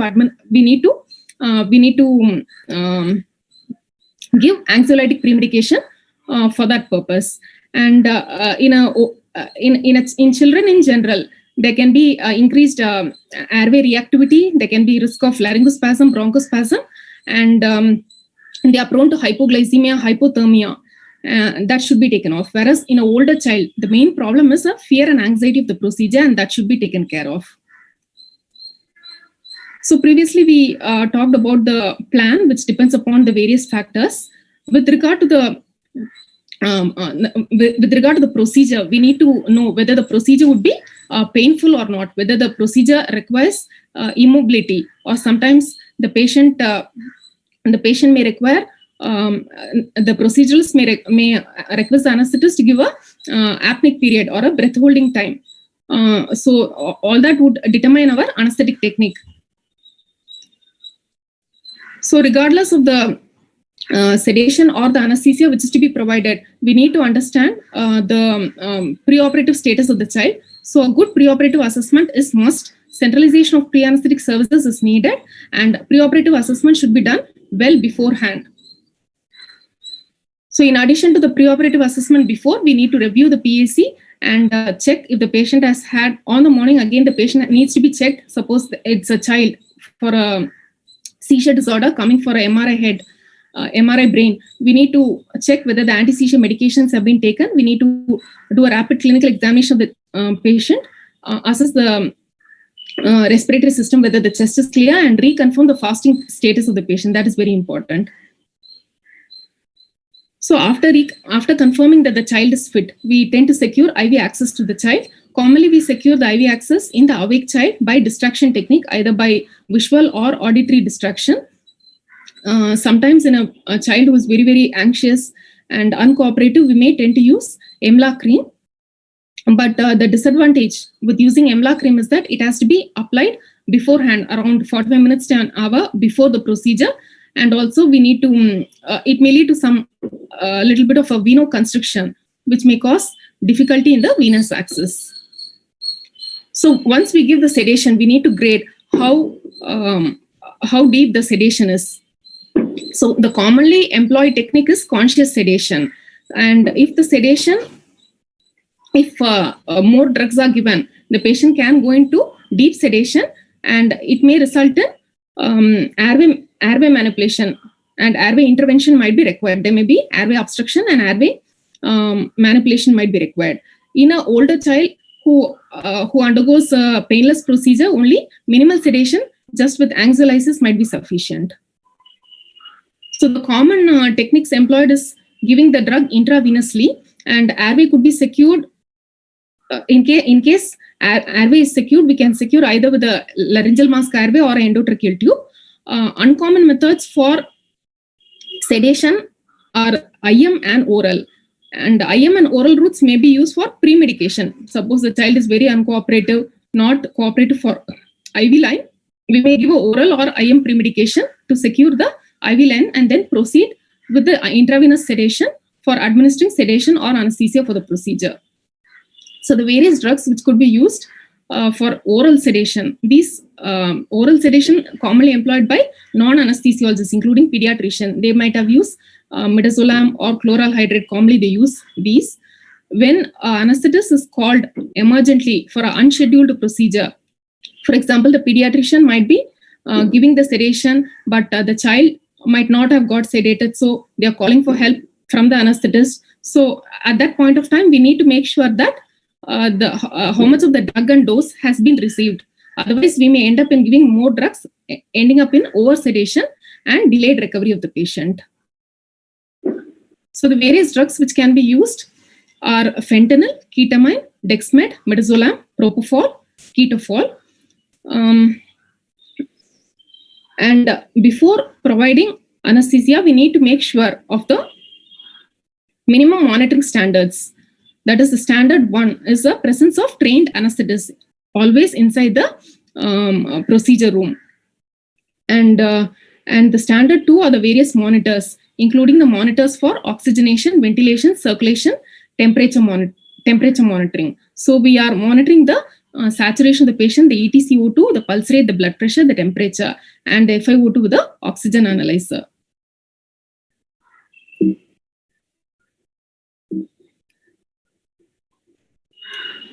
With regard to use of ketofol, ketofol can be is a combination of ketamine and propofol. It is used in a combination of varying ratios, starting from 1:1 to 1:4.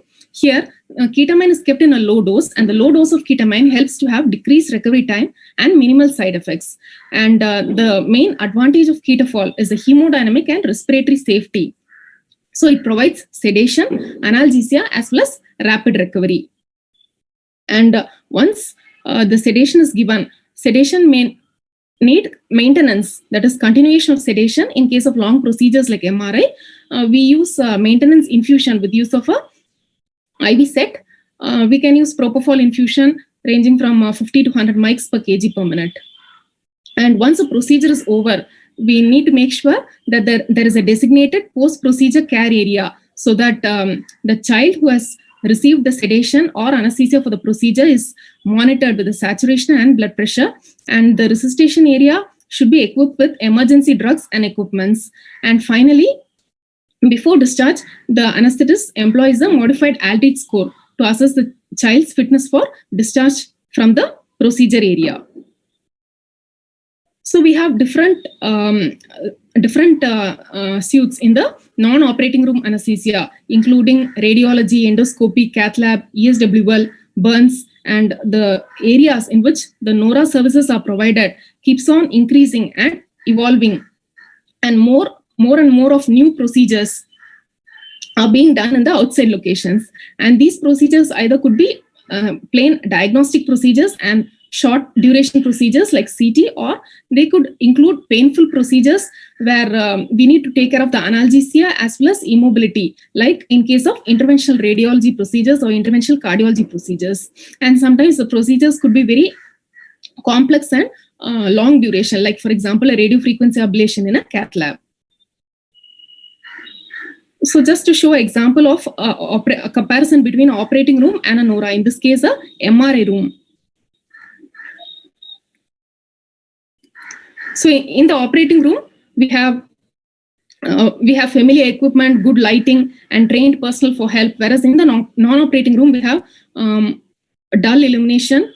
The lighting is poor, and we may not have trained personnel, and we may have limitations, especially with regard to the MRI room. We may not be able to carry any of the ferromagnetic materials inside. So all the airway drugs and all the airway devices which are non-ferromagnetic only should be used. For example, in MRI, we cannot use ProSeal LMA, and suppose we use a classic LMA also, there may be minor artifacts because of the spring. So with regard to the MRI, when patient comes to the MRI, there is a zone 1, which is the reception zone, where the patient is screened. The screened patient is sent to the zone 2. So in the zone 2, we tend to secure the IV access of the patient, give pre-medication if needed. And then the console area is zone 3, where the healthcare workers and the patient moves in. And finally, the procedure takes place in zone 4. So we can note that the zone 4, the MRI suite, there is absolutely no permission for the ferromagnetic materials.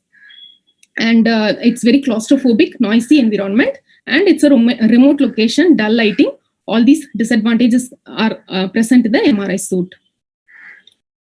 So with the metal detector, the patient is screened whether any ferromagnetic objects they carry or not, and all our anesthesia equipment should be MRI compatible. For example, we should have a cylinder should be made of aluminum, MRI compatible machine should be there, or monitor should be MRI compatible, rather than the usual scopes which should have plastic disposable blades, and the batteries which are covered with aluminum, or the batteries which are covered with aluminum should be available.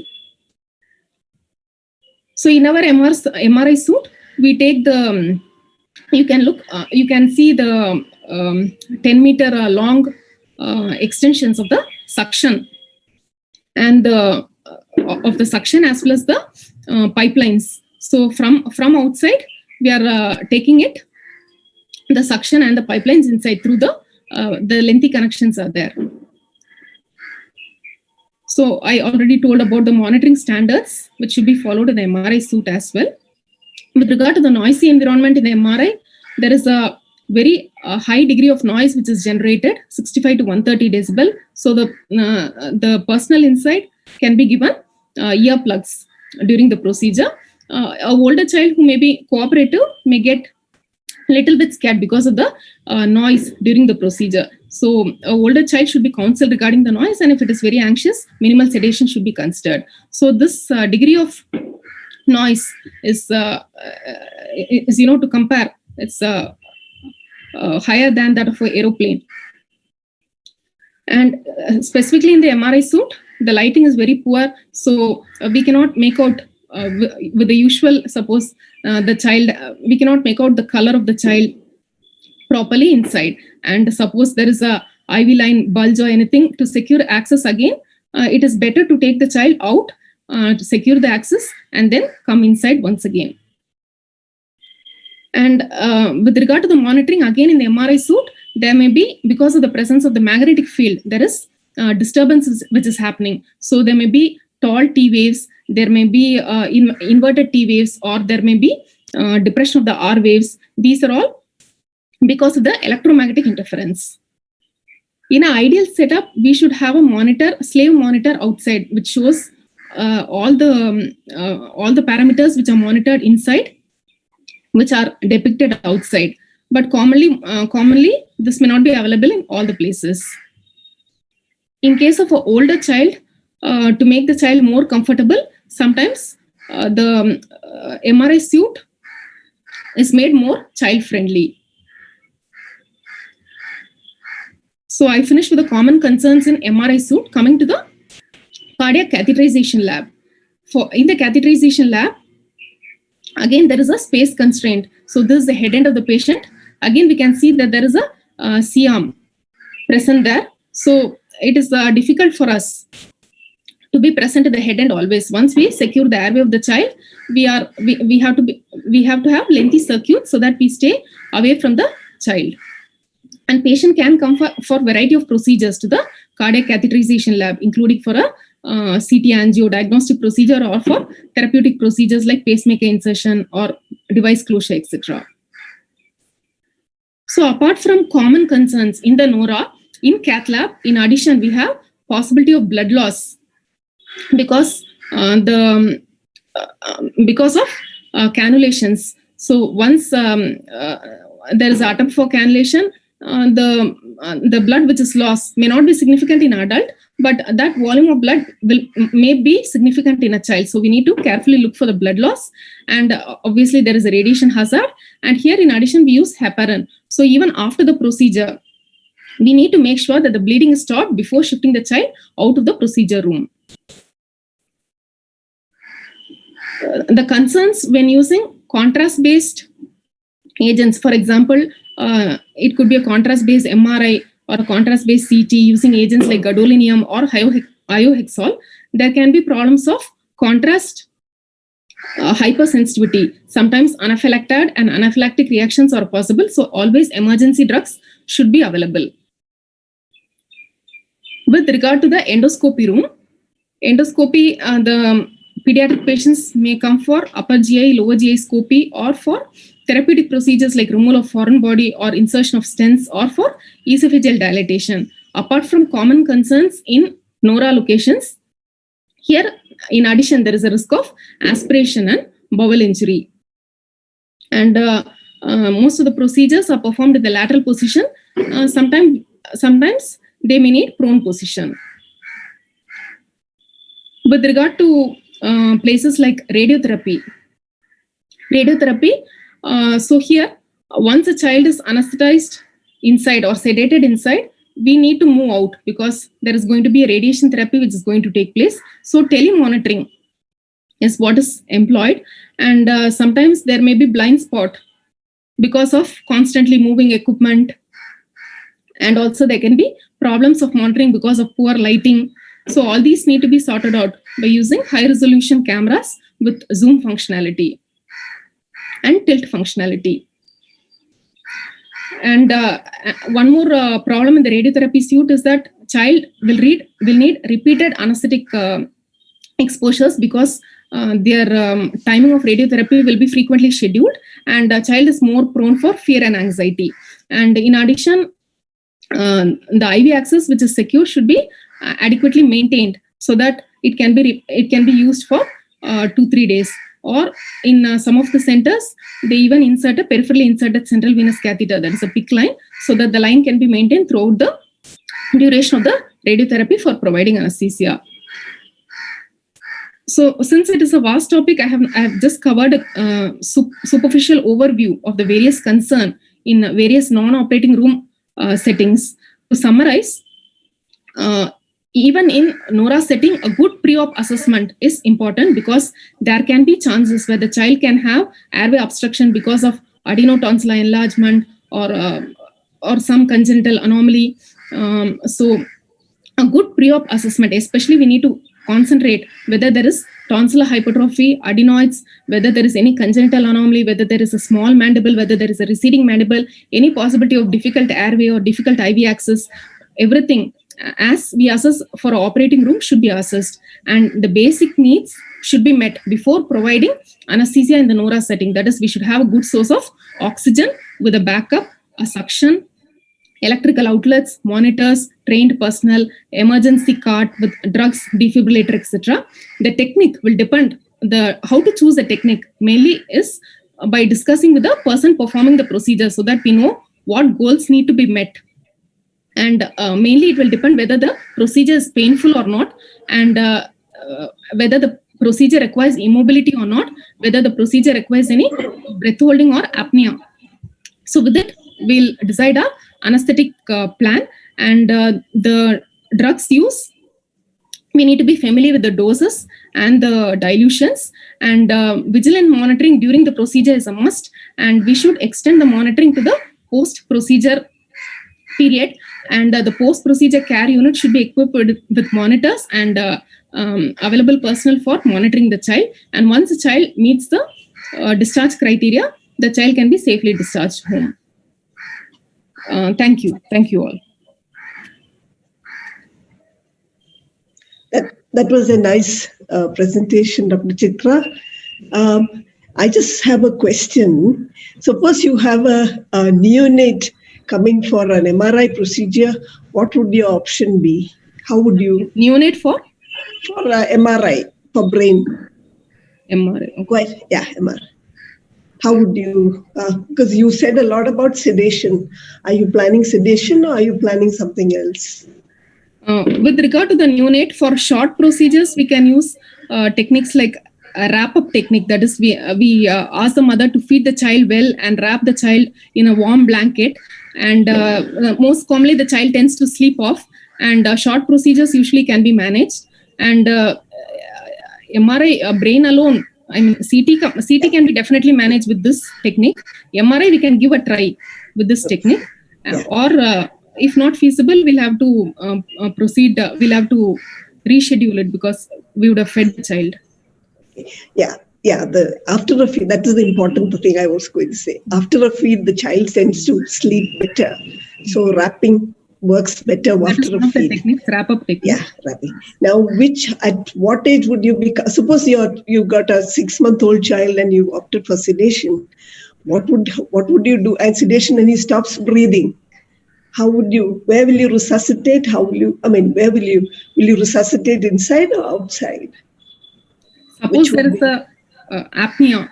We should first we should recognize early by use of monitors, like we use chest rise as well as ETCO2. For appreciating the chest rise, we tend to place a piece of cotton over the chest so that we constantly look for it. And if the ETCO2 is not coming, we need to be immediately vigilant that the child has stopped breathing.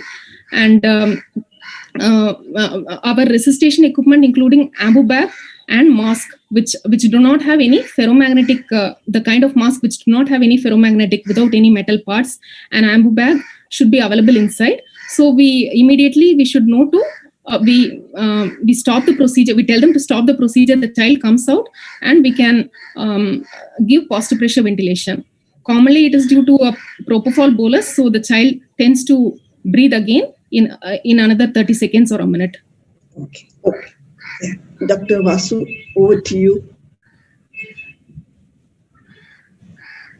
Dr. Chitra, you mentioned ketofol, propofol and ketamine combination.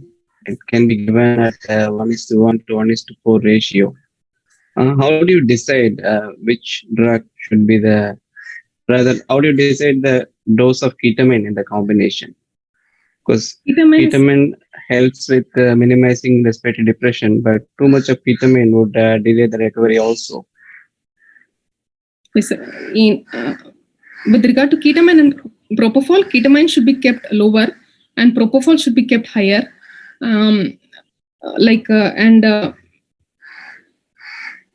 So we can dilute 200 milligram of ketamine and 200 milligram of propofol.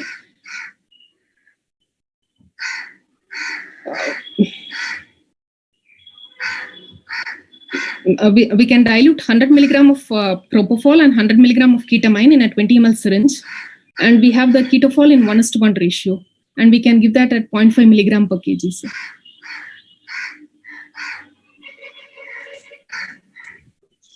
Hello. Hello, sir. Vasu, sir. I think I lost the connection. Okay. Sir, you can talk with your. Can you hear me now?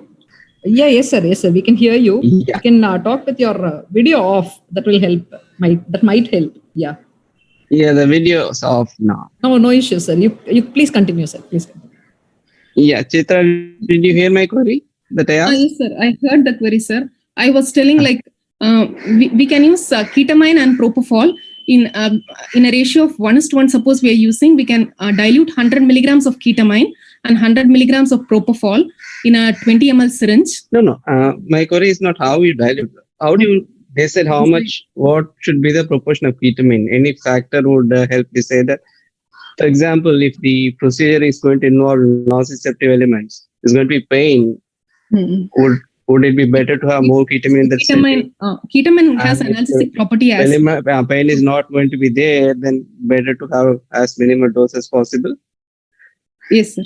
Suppose it is a painless procedure, we can for have example, in a cath lab, you don't have to actually mix and give both, because the only time the pain would be there when they place the cannula into the artery.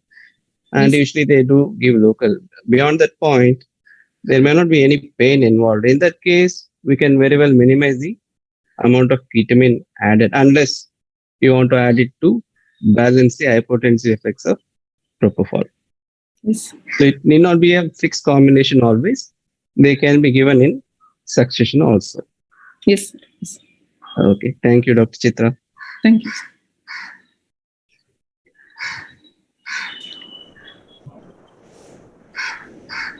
Can we move on to the next topic? Yeah. Yes, sir. Yes, sir. I think, are there any queries from the audience? No. No, not much, sir. We are keeping a track of it. Then not much questions are coming up. Yeah. We'll discuss next, that delay. They'll take the points.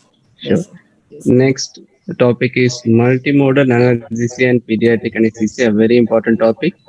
And we have with us an excellent speaker, Dr. Suresh Kumar from Manakarunanagar Medical College.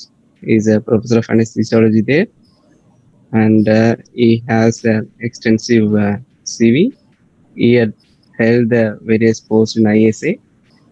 And his core areas of interest are obstetric anesthesia, pediatric anesthesia, and regional anesthesia. Over to you, Dr. Suresh. We are looking forward to an excellent presentation. Thank you, sir. I'm audible, ma'am? Yes, sir. Yes, sir. you are can audible. Continue. Go ahead, please. You can share your screen also. Yeah. Yes, sir. Yes. This one.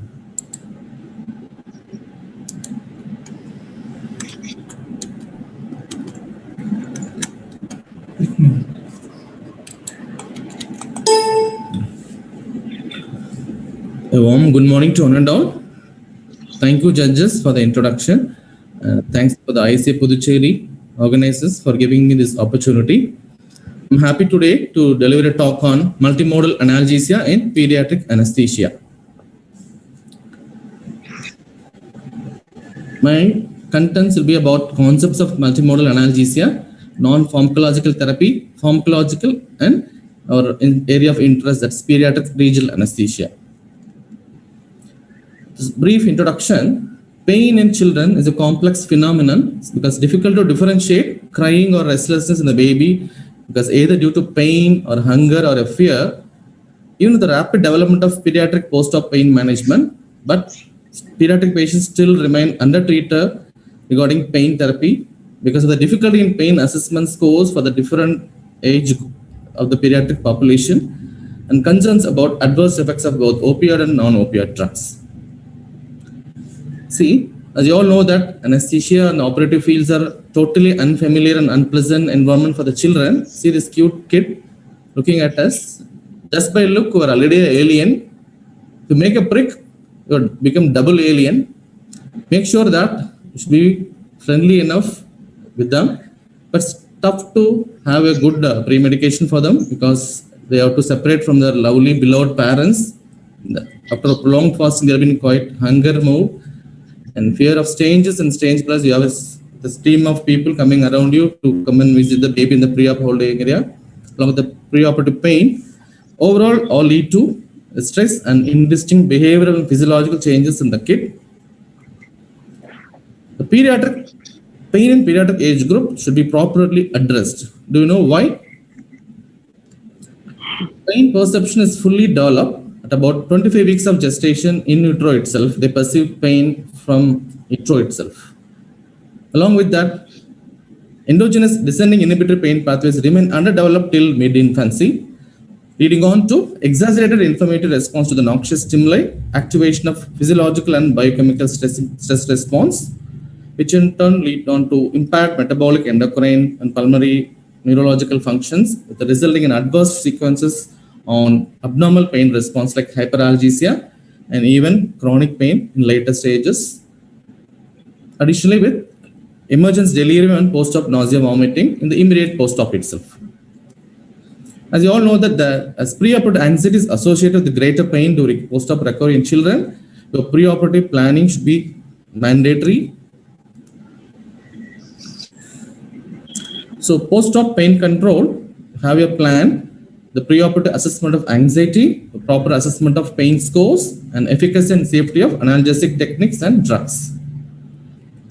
A brief scoring systems, just CRIES post-op pain scale for its neonates and infants with a 5-parameter oxygen therapy, increased vital signs, expression, and sleeplessness. Each parameter carries 0, 1, 2 based on the score. Make sure that score is less than 4, non-pharmacological therapy is sufficient enough, but score goes 4 and above, you have to go for a combined pharmacological and non-pharmacological measures. Next, the FLAX scale, it's for the 1 to 7 years age group with 5 parameters again like face, legs, activity, cry, and consolability. Again 0, 1, 2 grading, maximum 2 for the higher group. And the Wong-Baker pain scale for the older children, like typically like cartoon face, similar to our visual analog scale, 0 to fine, but the score reaches 4, you have to be ready with your rescue analgesic. What is multimodal analgesia? It's an expanded conceptual framework. It's a mixture of pre-operative, intraoperative, and post-operative analgesia, targeting multiple sites along the pain pathway. It's a preventive multimodal concept. It's simply a balanced approach of giving a smaller dose of opioid, non-opioid analgesics, your local anesthetics through your regional nerve blocks, and your NMDA antagonists and alpha-2 agonists, all are given in right proportion, with the goal of achieving a maximum pain control with minimizing the drug-induced side effects of opioid and non-opioids. The concept in differentiation with the polypharmacy and multimodal analgesia, polypharmacy is just you are giving a multiple medications from the same class or similar mechanism of action, leading on to inappropriate excessive administration of medication with adverse effects on the organs. As multimodal is a rational combination of optimal doses of different analgesic in different routes of delivery, providing a safer, more effective opioid sparing therapy. That's the main difference. Please be clear about multimodal. A schematic representation with pain pathway, you can see that in the tissue injury on the peripheral nociceptors, your local anesthetics or opioids anesthetic going to act there. At the peripheral nerve, by your peripheral nerve blocks through local anesthetic is going to act here. At the central nervous system, the spinal cord level, your central neuraxial blocks and additive is going to act there. And the higher centers through your ascending and descending pathway is going to have an action there. Why we need a multimodal approach?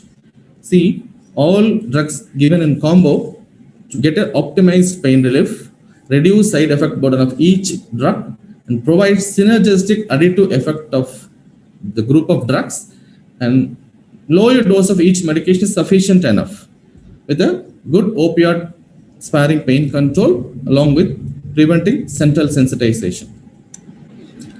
a simple pyramid concept of explaining multimodal analgesia. Again, see the base of the pyramid you can provide with the non-opioid analgesics or with the regional anesthesia techniques, and your middle segment covered by your additives. We have wide range of adjuvants now, and opioid at the top of the pyramid.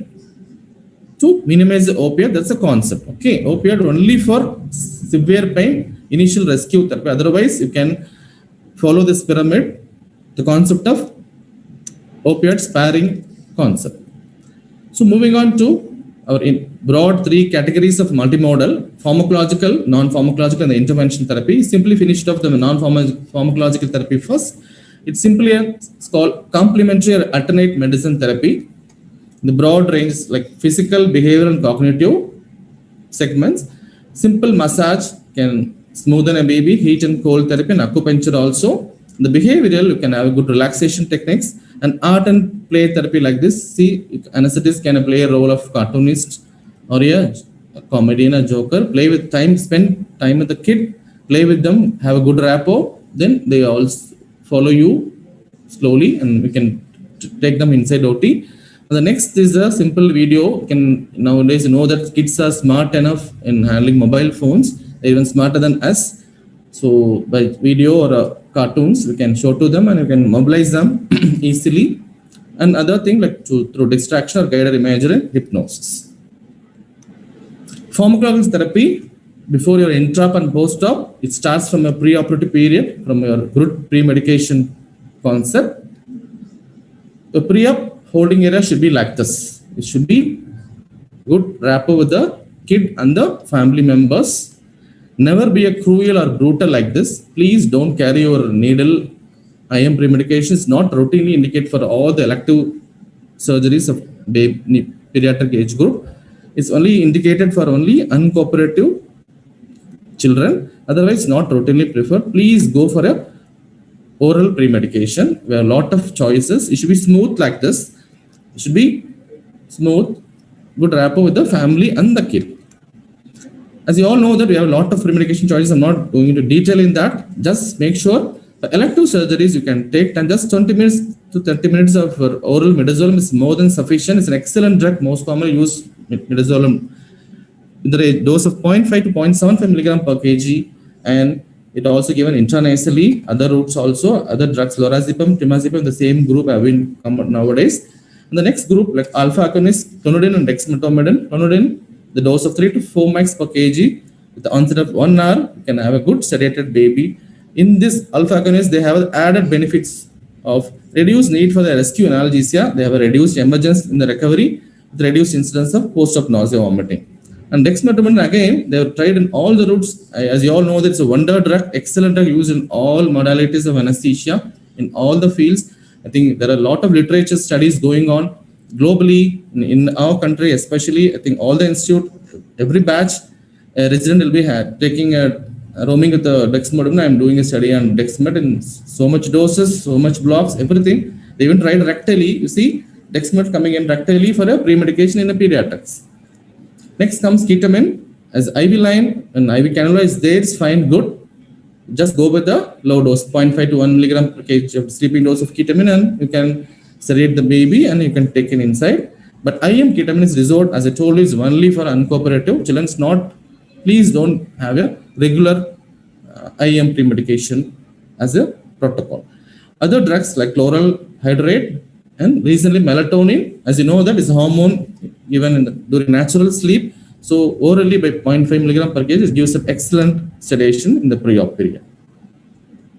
Next of interest, fentanyl lollipop. As you all know that it's oral transmucosal fentanyl citrate in the dose of 15 to 20 mg per kg. It's given 20 minutes per hour. You have a good sedation, and you can. It's a opioid, oral opioid, so it gives additional analgesia. Only problem is that can possibly have pleuritis, respiratory depression in the post-op period. Should be cautious about that. And the next beauty about the EMLA cream, as you all know, that's good, excellent surface topical anesthetic, commonly used for securing IV cannulation. An excellent drug. Even all of you know that when non-medical friends calling you for their family and friends, as for the ear piercing ceremony, your anesthetist, no, you get me EMLA cream and give it to me. So such an excellent topical anesthetic use it safely. Moving on to opioids, pharmacologic therapy, just mention about morphine, the prototype, loading dose of 50 mg per kg with infusion. PCA, as you all know that PCA being a children, it's possible only with the nurse controlled analgesia, or by proxy, parents can control that. It's called parent controlled analgesia. So the loading dose, bolus with 20 mg per kg, followed by infusion of, we can have a broad range of 4 mg to 20 mg. Moving on to other opioids, just to mention about the more common use, fentanyl, initial 0.5 to 1 mg, you can go up to 2 mg. And for infusion, 0.1 to 0.2 mg per kg per minute, you can have the fentanyl infusion. A word about context sensitive off time of opioid infusions. You see that fentanyl, as per the duration of infusion, it's gradually increased in the minutes, whereas remifentanil, like such an excellent drug, it maintains its context sensitive off time 3 to 6 minutes, irrespective of the duration of the infusion. Such an excellent drug, but it's yet to reach in our hands in future. Moving on to non-opioid, paracetamol, the most commonly used drug, is indicated for mild to moderate pain only, not for severe pain. The loading dose remains 20 mg per kg for both the neonates and the older children group. The maintenance is 15 mg per kg for the older children. And nowadays, more commonly used in the rectal suppositories, available in many dosage, the broad range of 20 to 50 mg per kg, you can use it. The beauty about paracetamol in neonates is that full-term neonates and children, they produce large quantities of glutathione, which in turn bound to the oxidized metabolite of acetaminophen. So they have a protection against hepatotoxicity when used in large doses for a long duration also. Other anesthetic to mention, diclofenac, recently used as a rectal suppository, as you all know that, in the dose of 1 to 2 mg per kg, 8 to 12 times you can use it. Next, ketorolac for moderate pain is also potent, and ibuprofen, but make sure all your anesthetic is also possibility of your adverse effects used in higher doses for longer durations. Next, interesting segment, move on to pediatric regional anesthesia. It's the most valuable and safe tool for treating perioperative pain. It's an essential part of modern anesthesia practice because of its delivering profound and sustained pain relief. And regional anesthesia offers pain relief without changing the physiological homeostasis, unlike our opiates and anesthetics. And here, general anesthesia supplement to the regional for major surgeries. They provide better operating conditions and reduction in surgical blood loss in children compared to GL. And there are a lot of literature studies covering this. And we have the big boon, like your ultrasound guided regional anesthesia blocks. It's really a big boon to our modern day anesthesia practice, because it's more reliable, accurate, precise, safe, it avoids intra-arterial complications or local anesthesia systemic toxicity. And apart from regular central neuraxial blockade, the novel regional anesthesia techniques, especially the anterolateral and posterior truncal blocks in pediatric practice, they are giving excellent promising results nowadays. Next, we have a lot of adjuvant medications in our hand and ambulatory catheters for a longer duration surgeries. They increase the duration of regional anesthesia and facilitating cost effectiveness and the early hospital discharge with a good pain relief. Only concern about regional anesthesia is that for a good regional anesthesia technique, you need a good knowledge, good skill, right equipment, and a regular practice to achieve a high success block rate. Next, commonly used adjuvants. We have a lot of lists. Just to mention about the more commonly used, fentanyl 0.5 to 1 mg per kg. Clonidine is another excellent drug in varying doses from 0.5 to 2 mg per kg, added for both central and peripheral neuraxial blocks. And also Dexmed, as I told you again, there are a lot of studies going on in different doses in different routes. Individual blocks, just to mention about that, penile block, more commonly used block in day-to-day practice. As you know, I think, thank God, no resident is doing a study on ultrasound guided penile blocks. Every block they started doing ultrasound guided. I think this is a simple block. We can use that. And moving on to single shot caudal epidural. Again, most commonly used regional anesthesia technique in pediatric practice. The additional, just to mention about the points, Park et al. In a group of study, they found that optimal angle for needle insertion just 20 degrees to the skin to avoid intraosseous injection by USC. The USC demonstrates the entire neuraxial conduit. You can see here, you can see the sacral cornu and you can see the needle tip. So we can see the real local anesthetic ascent through your USC guided caudal. It's indicated only for any anatomical abnormalities of the sacral area, not routine. And continuous caudal epidural, all know that you can thread a catheter, and it's indicated for major orthopedic, abdominal, and thoracic surgeries. Sacral hiatus is a good portal site for having a catheter to keep it at lumbar and thoracic levels. And various drugs, the commonly used drugs, bupivacaine and levobupivacaine, 0.25% for bolus doses. For continuous infusion, they're used in 0.125% with a 0.4 milligram per kg per hour. And nowadays, ropivacaine is more used for a continuous infusion. Moving on to peripheral nerve blocks, upper extremity brachial plexus. For many orthopedic surgeries, pediatric, they tend to come with a lot of fractures in the upper limb. For upper limb orthopedic surgeries, they are more commonly used. Supraclavicular, by your USG, can deliver a precise, calculated, minimal volume of drug and have a good sensory and motor blockade. And the infraclavicular also is preferred in pediatrics. Only interscalene and axial are rarely performed in pediatric age group. Moving on to lower extremity blocks, femoral, sciatic, and facial compartment blocks are provided for anesthesia for unilateral upper limb surgeries. And this is an excellent pick of your popliteal nerve block. Moving on to truncal blocks, hernia block is just supplementary because it doesn't anesthetize your hernial sac and its contents, so it's only supplementary to your GA or sedation, whatever may be. It's not a primary modality. But a stab block is an excellent block for providing semantic analgesia to the ipsilateral anterolateral abdominal wall. It forms an integral part of multimodal analgesia, especially in minimally invasive surgery. You can see your local anesthetic deposition in the neurovascular bundle between your transverse abdominis and the internal oblique plane. QL block, quadratus lumborum, provides both somatic and visual analgesia. It's indicating ileostomy, unilateral laparoscopic surgeries, herniorrhaphy, and unilateral limb surgeries.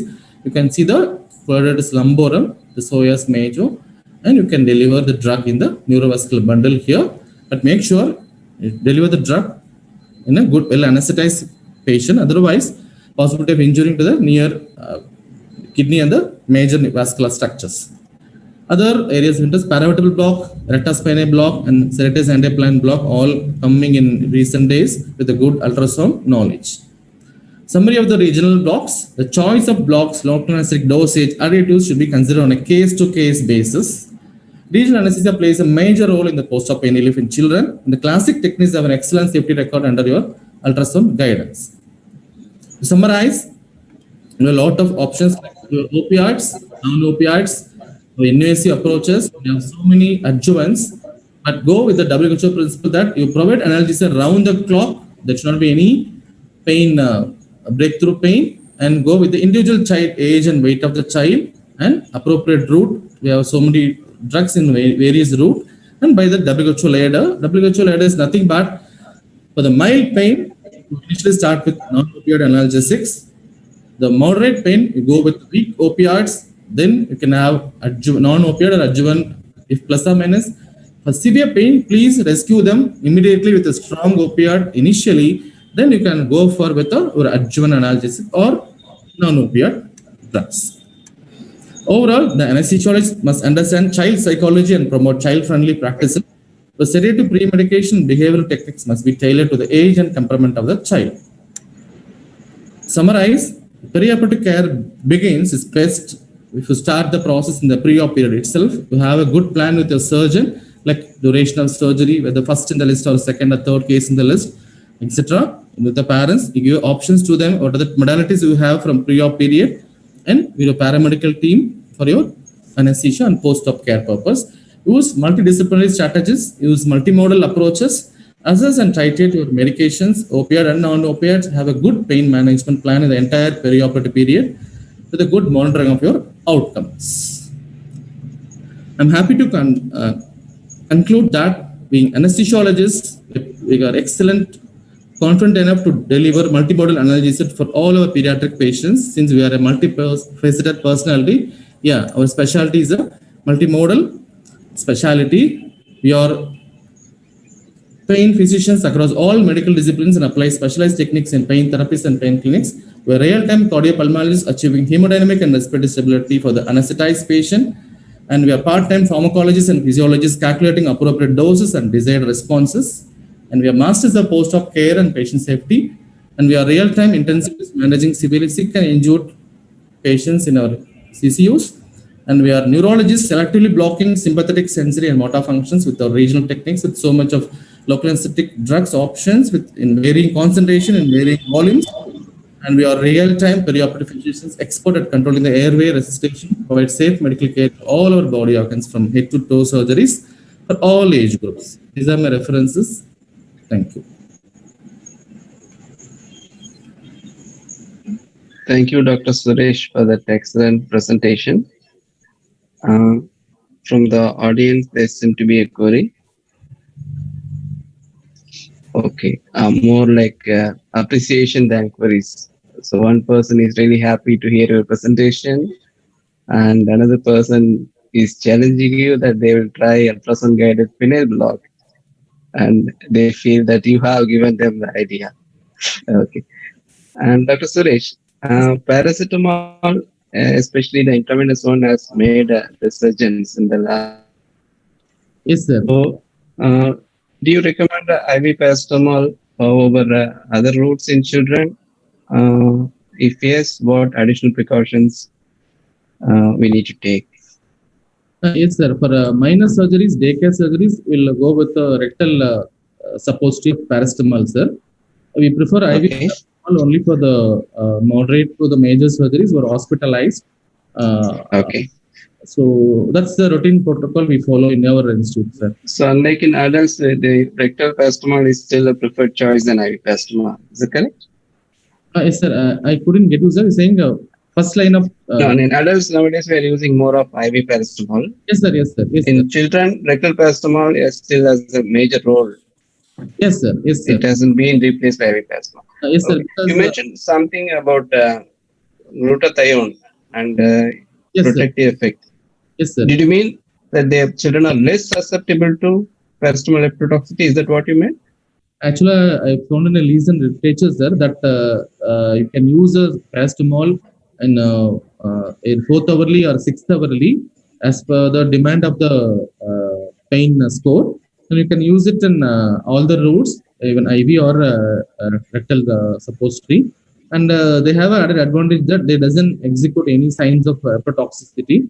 So there are a lot of literature evidence. So I found in multiple articles. So that's why I quoted here. Okay. So children are less susceptible to paracetamol hepatotoxicity compared to adults. That's the point you're making. Yeah, yes, sir. Okay. Yes. Sir. That's okay.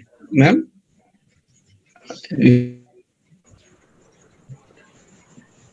I have a question. What would be a major disadvantage if you're using a remifentanil infusion, by the end of the surgery? What would you think that? To be frank, it's only a theoretical thing. Doesn't get to reach our hands, hopefully. No. I mean, what I'm trying, it is a good analgesic, but we must make sure there are other good analgesics and sedatives on board when you discontinue the remifentanil. Otherwise, suddenly the child will wake up in an unfamiliar environment and will scream his head off because he does not have baseline, sedation. And so that is that would be a major. True, ma'am. We have to have with a backup of analgesic because very short-acting drug. They'll have immediate pain. So we have to be ready with the other rescue opioid. Yeah. So that rescue should be there before we discontinue the remifentanil. I mean, whatever our plan is, it should be there before the remifentanil is discontinued. Yeah. Yes. That's all. I have no other questions. Yeah. Thank you, ma'am. Thank you. Yeah. This is an excellent presentation, both of you. And over to Dr. Nagalakshmi. Thank you very much, ma'am. Thank you, ma'am. Thank you, ma'am. And Vasu sir has left, I think. So, if you permit, we will conclude the session and we will be carrying on with the next session, which is an award paper presentation. So, it will be going on in this hall. Meanwhile, there is oration which is going on in Hall A. If you're free, you can join Hall A. Thank you, ma'am. Thank you. Thank you. Thank you, Nagalakshmi. Thank you, ma'am. Bye, ma'am. Bye.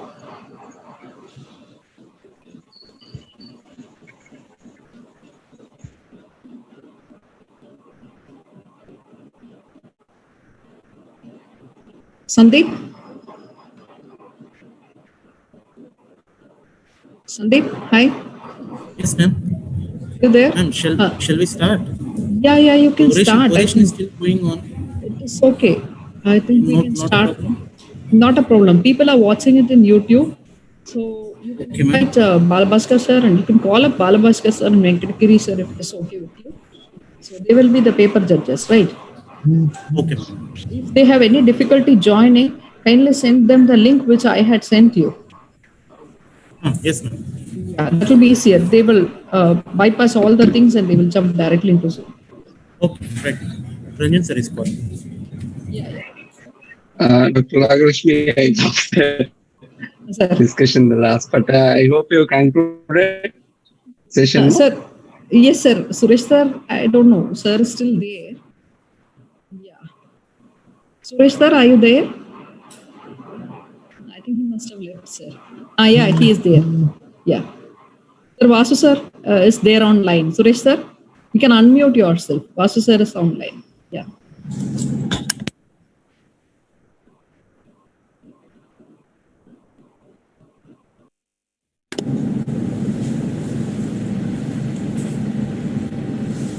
Sir, are you there, sir? Also, sir? I think Nagalakshmi ma'am said it left, I think, ma'am.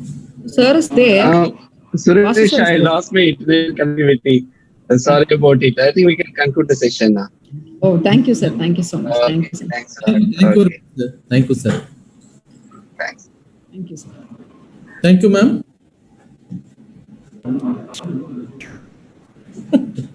Thank you, ma'am.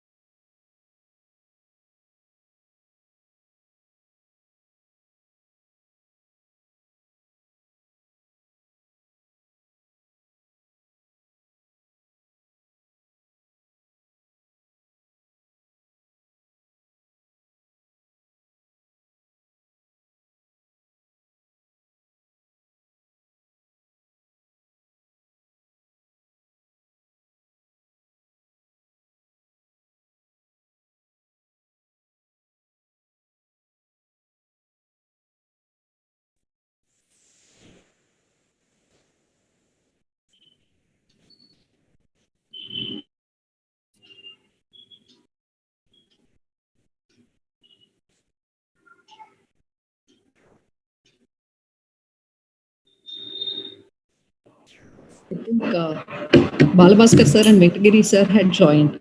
Good afternoon, sir. Balabhaskar sir. Yeah, good afternoon. Good afternoon, sir. Good afternoon. Sir, I'm Dr. Sandeep, sir. Yeah, good afternoon. This number is switched off.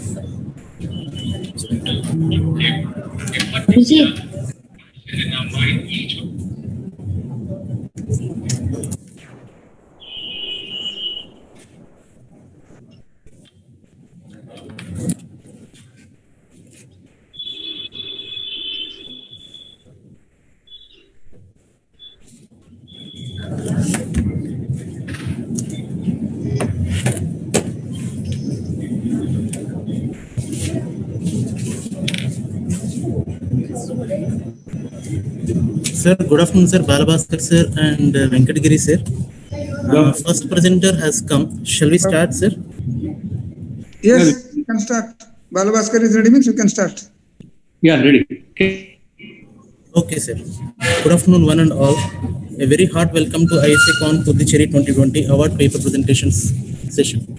I take this opportunity to introduce to you all our esteemed judges, Dr. Balabhaskar sir and Dr. Venkatagiri sir. I sincerely thank you for accepting our invitation to judge this award paper session, sir.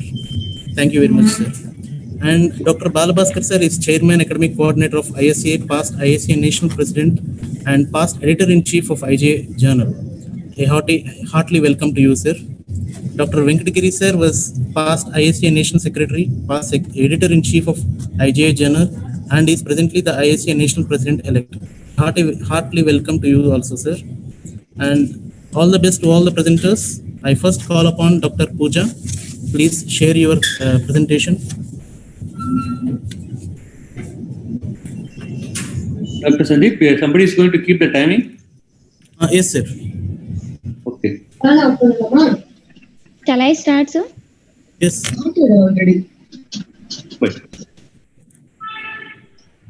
Good morning, everyone.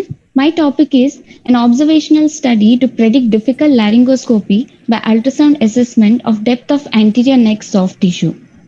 Introduction. The management of airway is a main responsibility of an anesthesiologist, and maintaining a patent airway is essential for adequate oxygenation and ventilation, and failure to do so, even for a brief period of time, can be life-threatening. Difficult airway is one in which there is a problem in establishing or maintaining gas exchange via a mask and artificial airway or both. And recognizing difficult airway before induction of anesthesia is very important to prevent cannot ventilate and cannot intubate situation. Presently, ultrasound has gained popularity and practical applicability in providing detailed anatomic information and has numerous potential clinical applications. It helps in rapid assessment of airway anatomy. Aim of the study was to assess the usefulness of ultrasound as a non-invasive tool to assess airway and to identify its usefulness in detecting difficult airway. The primary objective of my study was to assess the correlation between the Cormack-Lehan classification and sonographic measurement of thickness of soft tissue in the anterior neck at 3 different levels, namely the hyoid bone level, thyrohyoid membrane level, and suprasternal notch level. We also tried to assess for any statistical significance between the demographic variables like age, gender, height, and weight, and occurrence of difficult airway. Methodology. The inclusion criteria was ASA grade 1 to 3, age 18 to 80, both genders, and patients undergoing elective surgery requiring general anesthesia with direct laryngoscopy and endotracheal intubation. Exclusion criteria was patients with mouth opening less than 3 centimeters, edentulous patients, patients with head and neck anatomical pathologies that might have unpredictable effect on the ultrasound assessment of airway, and the patients who were not able to extend their neck more than 30 degrees. It was a prospective observational single-blinded study. 149 patients undergoing elective surgery and requiring endotracheal intubation were included in the study. And on the previous day, clinical airway assessment, which included Mallampatti, inter-incisor gap, and the thyromental distance were measured. Patients' age, gender, height, and weight were recorded, and the ultrasound assessment was done at 3 different levels, namely the hyoid bone, thyrohyoid membrane, and suprasternal notch. Patient was in a supine position with head in the neutral position without a pillow under the head. And the ultrasound transducer used was a linear high frequency probe and the following settings. And on the day of the surgery, the attending anesthesiologist provided anesthesia and noted the Cormack-Lehan grading. The ultrasound views were as follows. The hyoid bone level, in the transverse view, the bone was visualized as an inverted U-shaped hyperechoic linear structure with posterior acoustic shadowing. At the level of thyrohyoid membrane, we can visualize the epiglottis, which appeared as a hypoechoic curvilinear structure on the parasagittal and transverse view. In the suprasternal notch level, we can visualize the tracheal rings, which form an inverted U highlighted by a linear hyperechoic air mucosa interface. And on the parasagittal and sagittal view, they resemble as a string of beads. Observation was as follows. Of 149 patients, 135 patients were classified into Group E, which is easy intubation, which included Cormack-Lehan 1 and Cormack-Lehan 2. And rest of the 14 patients were classified into Group D, which is difficult intubation and which includes Cormack-Lihan grade 3 and Cormack-Lihan grade 4. So statistically, at the level of skin to hyoid bone level, we got a p-value of 0.040, which was significant. Then thickness of anterior neck soft tissue from the skin to the tracheal ring at the suprasternal notch level, we got the p-value of less than 0.001, which was also significant. And at the level of thyrohyoid membrane level, the skin to epiglottis thickness, we got the p-value of less than 0.001, which was also significant.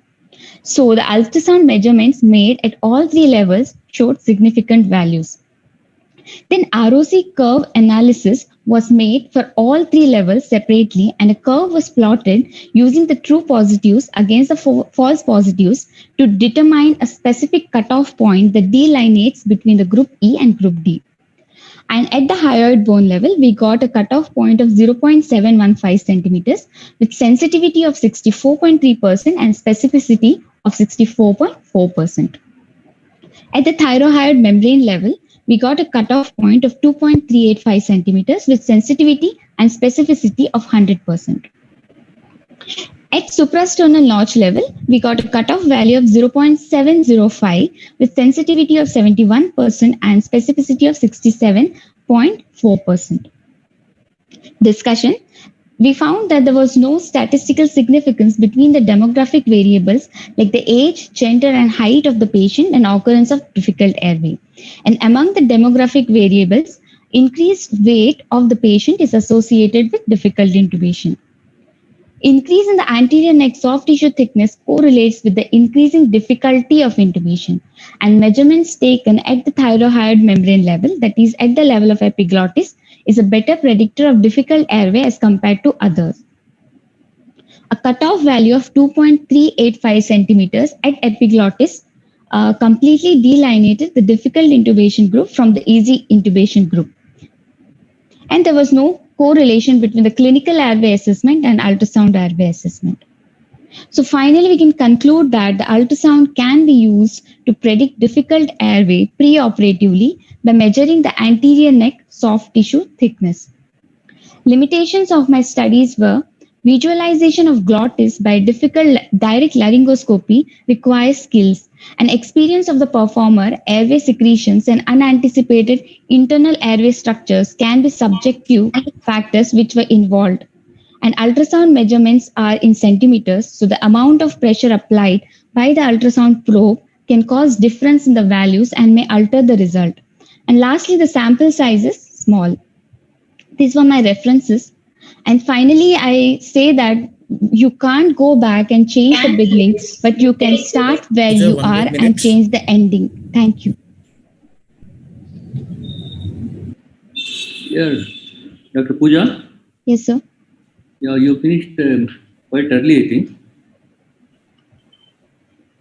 Anyway, nice. No, it is 8 minutes. He has finished in correct 8 minutes, sir. 8 minutes? Huh?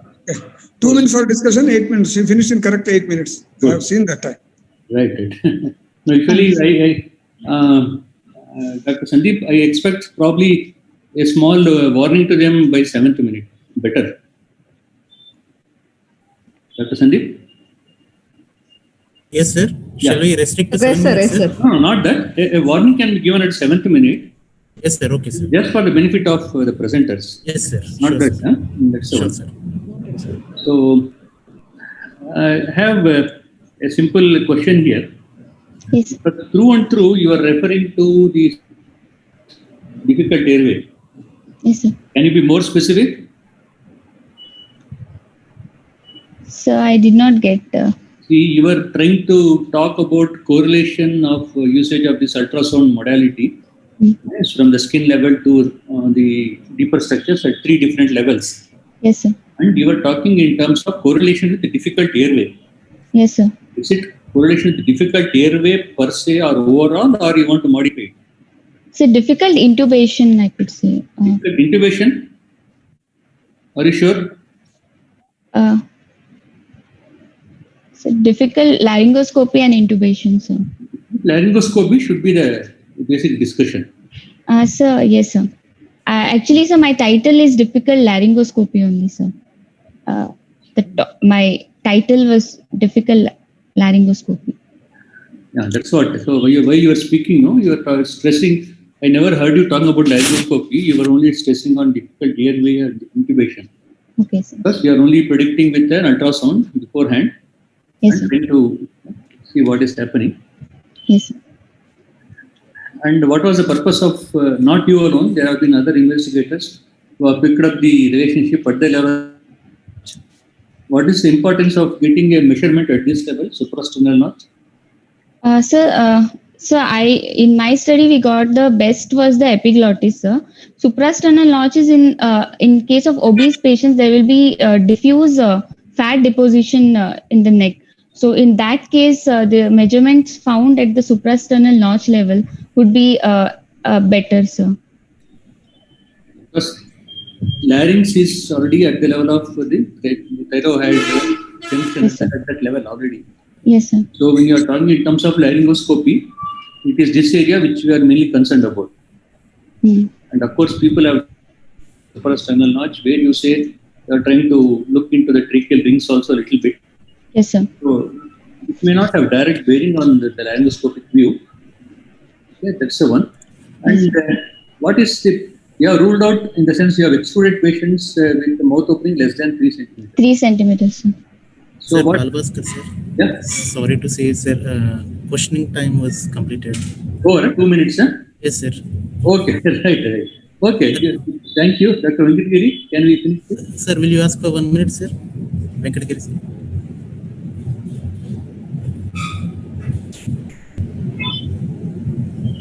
Hello, Venkatgiri, sir. Okay, Sandeep, his last minute is there. Sir? No, sir. 2 minutes got over. Over, huh? Okay. Yes, sir. Okay, anyway, let us just answer that and we'll go to the next thing. Oh, Balabhaskar, okay. Continue. Balabhaskar. No questions. Okay. Right. Okay, thank you. Thank you very much, Dr. Thank you, sir. Thank you, sir. Next presenter, Dr. Elizabeth. Yeah, share your screen, ma. Yes. Sir, am I visible, sir? Yeah, make it full screen, please. Yes. Sir, am I audible, sir? Yeah. Good afternoon, one and all. My paper is on laryngoscopy and intubation with head elevation for optimal laryngeal exposure. Endotracheal intubation remains a challenge every day for the anesthetist. Even in patients where difficult airway is not suspected, proper position of the head and neck is essential for laryngeal visualization. Optimal position reduces the risk of tracheal injury, ultimately reducing the overall rate of trauma and other complications. Routine laryngoscopy is performed in the sniffing position. Sniffing position aligns the oral, pharyngeal, and laryngeal axis, allowing the line of vision to fall directly on the larynx. The optimum height of head elevation to achieve this sniffing position has not been well studied. Traditionally, a 7 to 10 centimeter pillow was used. Hence, the study was planned. My aim was to evaluate the optimal pillow height for sniffing position to obtain the best glottis view. My primary objective was to do this by using different pillow heights, such as a no pillow, a 4 centimeter pillow, and a 7 centimeter pillow. And my secondary objective was to compare the ease of intubation and post-extubation complication with the different pillow heights. The study was done in the Department of Anesthesiology, SMVMCH. It was a prospective analytical study, and the study period was from November 2018 to May 2020. The sample size required was calculated to be 60 from a clinical study that was done by Sinha et al., done on the effect of different pillow heights on direct laryngoscopic views. This was done with OpenEpi software version 3.3, considering the mean POGO score between two different pillow heights with 95% of confidence interval, 80% power, and alpha error less than 0.05. The study participants were patients posted for elective surgery under general anesthesia, fulfilling the inclusion criteria, which were age group between 18 to 60 years, patients of either gender, patients of ASA physical status 1 and 2 scheduled for elective major surgery requiring general anesthesia with endotracheal intubation. Exclusion criteria: weight less than 40, or more than 90 was not included. BMI less than 18.5 or more than 30. Upper respiratory infections, limited mouth opening, cervical spondylosis, malformation of the face, tumors of the airway, long-standing diabetes mellitus. Difficult airway MP3 and 4 was not included, and pregnant or lactating women. The participants were selected as per the inclusion criteria and enrolled in the study till the sample size was reached. Patients were blinded. Laryngoscopy was done by the most experienced anesthesiologist in the OR, and the observations noted by a junior resident in OT. Investigator was not involved in the study procedure and recording of data. Data was analyzed by the statistician. The insertion and removal of pillows were carried out by a resident in the OT. The study was approved by the Institutional Ethics and Research Committee and registered under CTRI. In pre-op assessment, the following were recorded: mouth opening and intersincus gap, thyromental distance, modified Mallampati classification, BMI, and amplitude of head and neck. Once patient came inside the operation room, standard ASM monitors were connected, basal vital parameters recorded, and IV access secured. Patients received an oropharyngeal lignocaine spray of 10% just before intubation. Before induction of anesthesia, height of the operating table was adjusted to place the patient's forehead at the anesthetic xiphoid process for standardization. Pre-medicated with injection midazolam 0.05 mg per kg IV. Pre-oxygenated with 100% oxygen. Induced with propofol 2 mg per kg and fentanyl 2 mg per kg IV. Lignocaine 1.5 mg per kg IV was given. Mask ventilation was checked and then paralyzed with injection atracurium 0.5 mg per kg IV. Appropriate size Macintosh blade was used and direct laryngoscopy done, first without a pillow, then with a 4 cm pillow, and then a 7 cm pillow. The pillow with the best laryngoscope view was then used subsequently to intubate the patient. Intermittent manual mask ventilation with 100% oxygen was done between each laryngoscopy. The laryngoscope views were graded using Pogo score and CL grade, Cormack-Lahan grade. If any difficulty was encountered during this procedure, patient was intubated as per the difficult airway guidelines and then excluded from the study. The intubation difficulty score was calculated in each case. After securing the tube, injection hydrocortisone 2 mg per kg IV was given to prevent airway edema. Laryngoscope blade tip was also checked for the presence of blood to assess mucosal injuries, and the patient was followed up for up to 24 hours to evaluate for complications such as cough, dysphagia, and sore throat. The statistical tests were done using SPSS version 20. The categorical data and were expressed in frequency and percentage, while continuous variables were expressed in mean and standard deviation. And the statistical difference between the groups were assessed using the chi-square test. The baseline characteristic between in the study population were comparable, that is age, height, weight, BMI, intersincus gap, and thyromental distance. If you look at this graph, the Pogo score of 75% and 100% was considered to be the best view, and I've highlighted it in red here. When 4 cm pillow was used, 73.3% of subjects had a view of Pogo score 75 and 100%, and it was statistically significant when compared to 0 cm and 7 cm. CL grade of 1 and 2 was considered as the best view, that is in blue and red color. I've highlighted it here. And when 4 cm pillow was used, 95% of subjects had a good view of CL grade 1 and 2 when compared to 0 and 7 cm. And when it came to number of attempts, the patient, the red color is 2 attempts and green color is 1 attempt. And when 4 cm pillow was used, 90.7% of subjects were intubated at the first attempt. And ease of intubation by the IDS score, the red is difficult, gray is easy. In 4 cm pillow, only 25.6% of subjects had a difficult intubation, while 74.4% had easy intubation.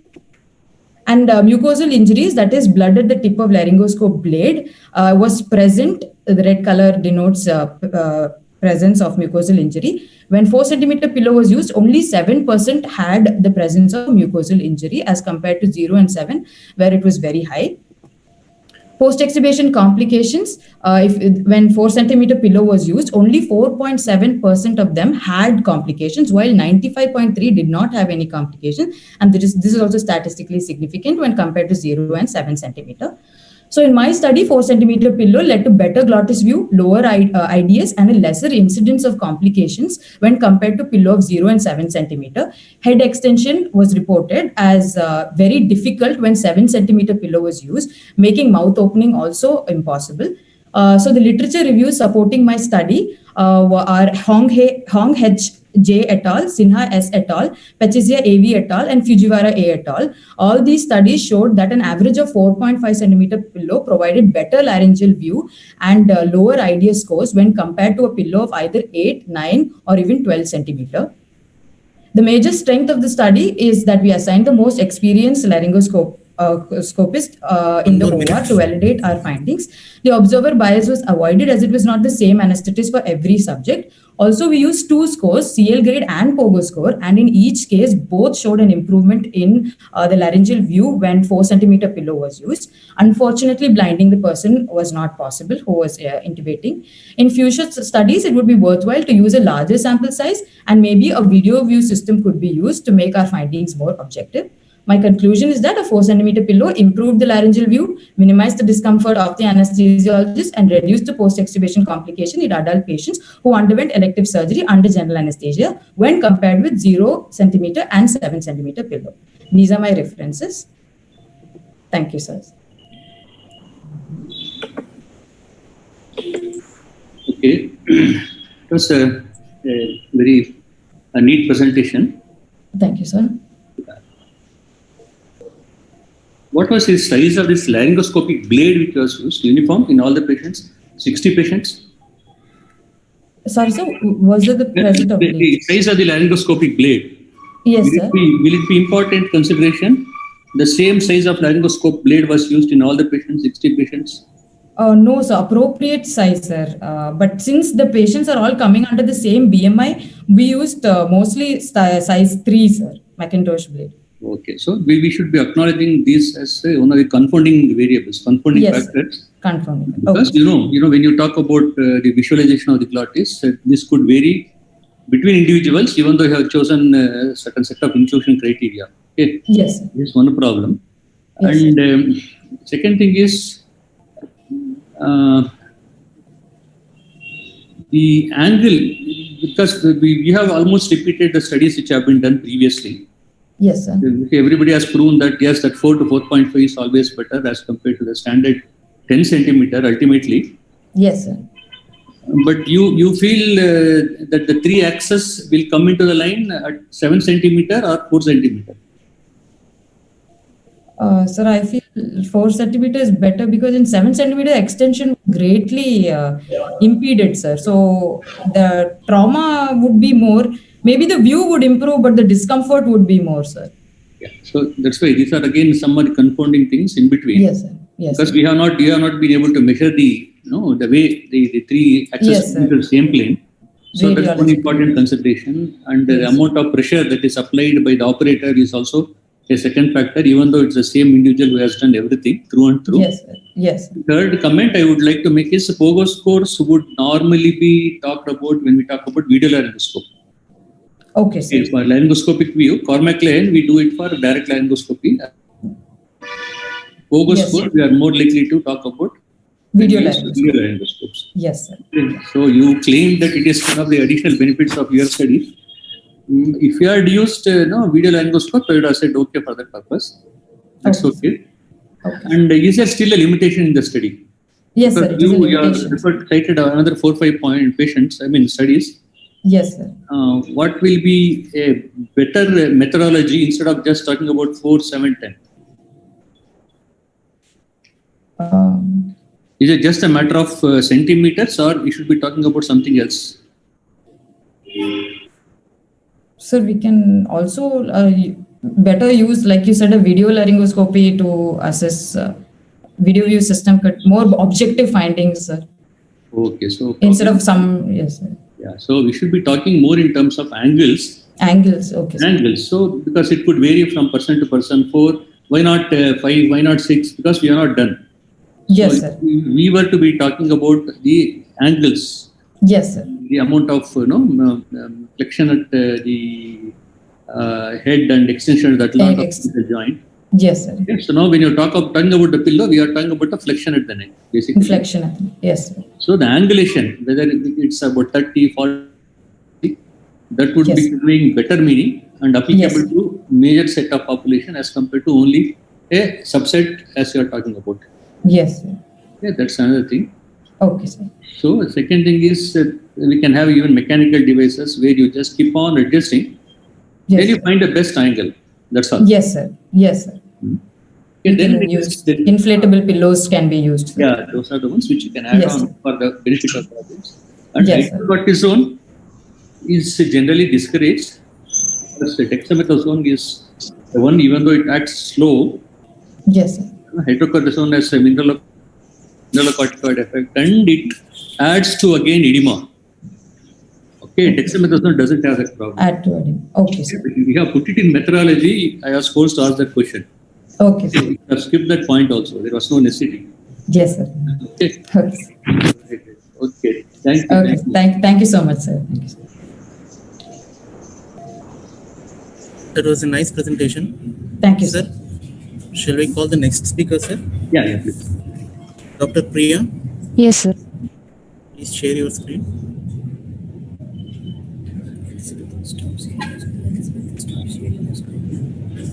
Shall I start, sir? Yeah. Yes. Okay. Good afternoon, sir. I am Dr. Priya from Mahatma Gandhi Medical College. I am here to present my topic on paper, comparison of Bhaskar mask with tracheal tube in preventing airway contamination during elective nasal surgeries, a randomized controlled trial. So in general, the most dreadful complication that can occur during nasal surgeries is blood trickling down the nasopharynx. So standard practice to prevent this from happening is endotracheal intubation with throat packing. LMS have been tested as an alternative to tracheal tubes in adenotonsillectomy, nasal and laryngeal surgeries, but are not routinely used for such surgeries as the seal is not definitive and there can pooling of blood can occur proximal to the LMA cuff. So in our study, Bhaskar mask is a newly introduced supraglottic airway device, which was introduced in 2012. It has a cuff which is self-sealing, non-inflatable membranous cuff. And on the posterior aspect, there is a sump in which oropharyngeal and nasopharyngeal secretions can collect and can be suctioned out continuously through the drain tubes. So our aim was to compare the Bhaskar mask with tracheal tube in preventing airway soiling during elective nasal surgeries, with the primary objective being airway soiling assessment distal to the device, and secondary objective to determine the incidence of postoperative oropharyngeal morbidities like cough, sore throat, hoarseness of voice, and odonophagia in both the groups, and to determine the total airway manipulation time, and to assess hemodynamic changes during and after device insertion. So after obtaining ethical committee approvals, study population was patients undergoing elective nasal surgery in Mahatma Gandhi Medical College, and consecutive sampling was done. Inclusion criteria, age of 18 to 60 and ASA of 1 and 2. Exclusion criteria, patient refusal, reactive airway disease, BMI of more than 25, and anatomically difficult airway with mouth opening less than 2.5, Malampati more than 2. After obtaining informed consent, standardized pre-medication was given, and following induction protocol, randomization was done using computer-generated random sampling, and group concealment was by sealed envelope technique. The patients either fell into group ETT or BM. In group ETT, endotracheal tube was placed and throat pack was inserted. In BM, Bhaskar mask was inserted and adequacy of ventilation checked, and continuous suction was attached to the suction elbow. In both the groups, we assessed for total airway manipulation time, which is removal of the face mask to handing over of the patient to the surgeon, and also hemodynamic changes were noted every minute for 6 minutes after device insertion. We did a fiber optic bronchoscopy after device insertion to rule out traumatic insertion of the device. In case of any bleeding that was noted, the patient will be excluded from the study. And at the end of surgery, we did a fiber optic bronchoscopy to assess for tracheal soiling. And after adequately reversing the patient in group ETT, direct laryngoscopy was performed and thorough suctioning was done and patients were extubated. In group BM, airway device was removed once the patient was awake, and after removal, gentle laryngoscopy was performed to check for pooling of bloods or clots in the nasopharynx. And the device after removal was inspected for blood soiling, and patients were assessed for all the postoperative morbidities by a blinded observer in the immediate postoperative period. And if the symptoms present, it was followed up once a day till symptoms settled.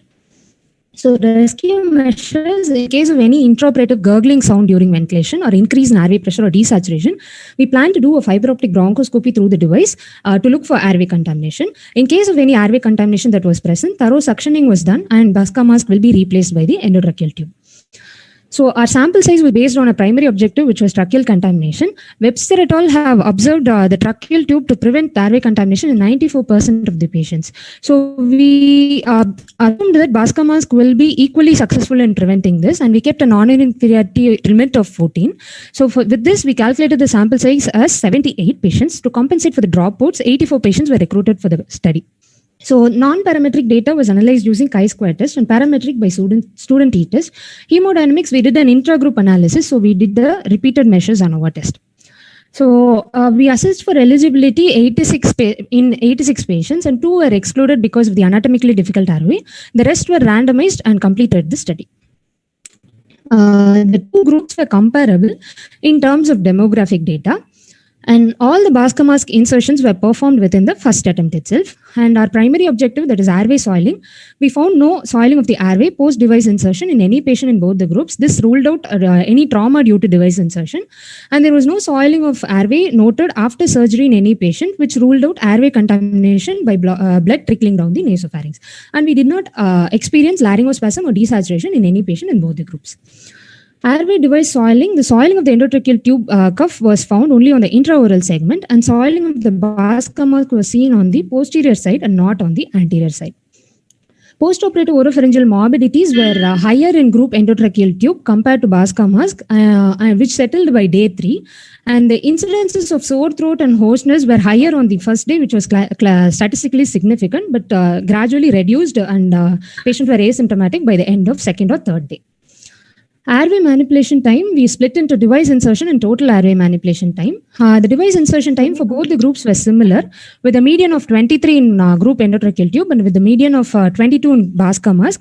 But in Bhaskar mask, a few some time more than the median.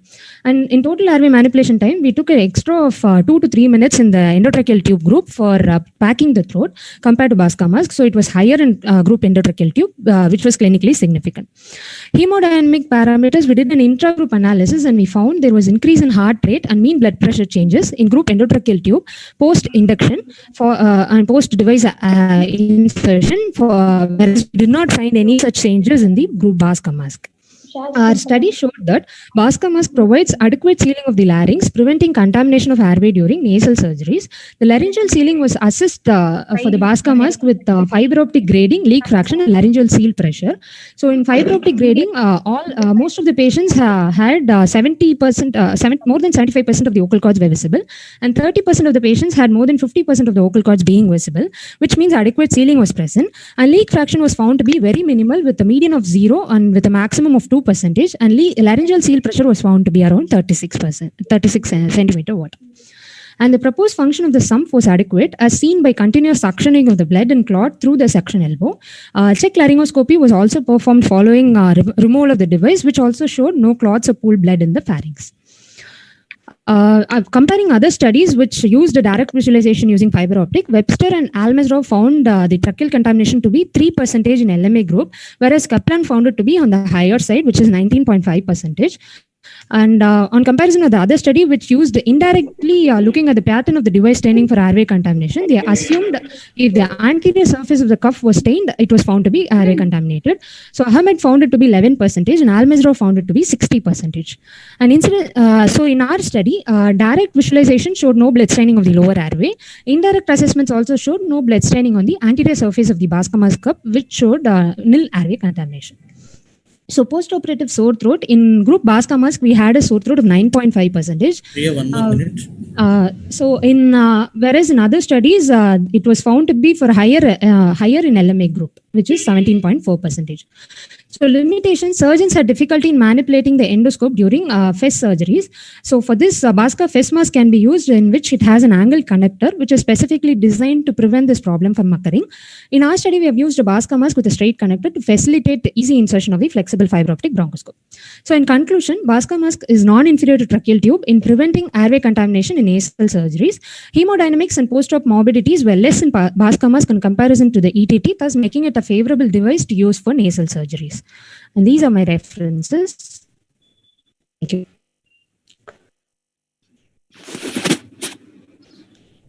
So, Priya, it's again, I'm happy with the special use of the consort flow chart there. Yes, so sir. that should be used in whenever you have a randomized control trials which are being done, basically. Okay. And with respect to the person who was inserting the Bhaskar mask, Yes, was sir. there an adequate training and they were used to the insertion of the Bhaskar mask regularly? You were the one or you were guide? My guide performed all the insertions, sir.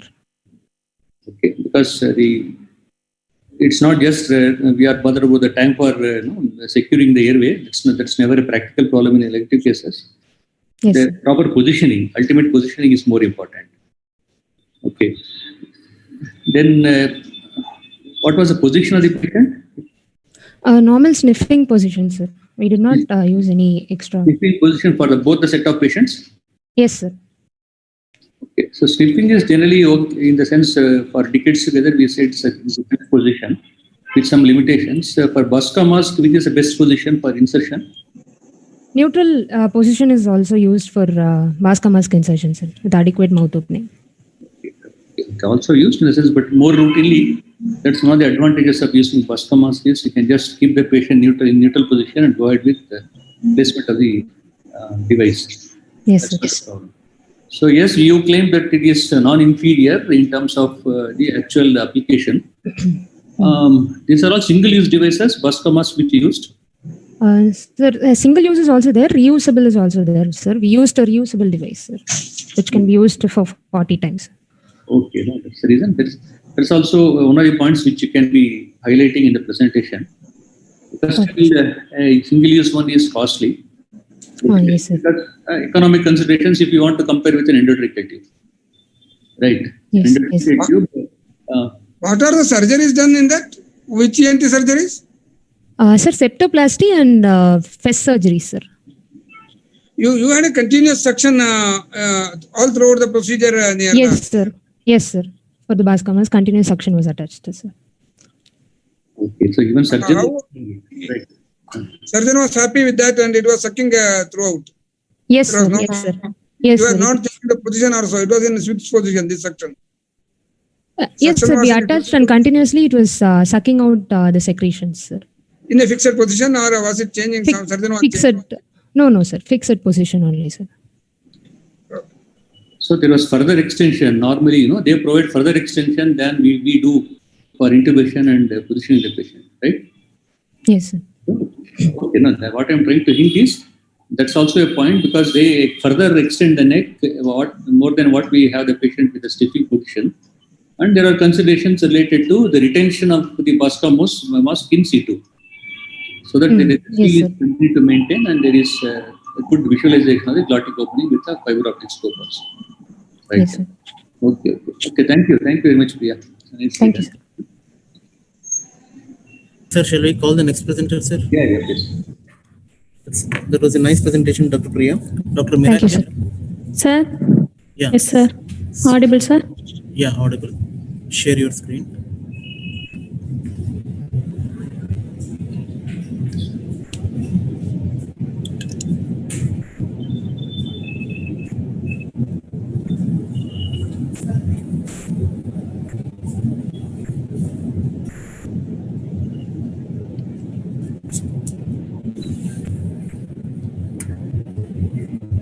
Sir, audible? Yes, Shall I start, sir? Start.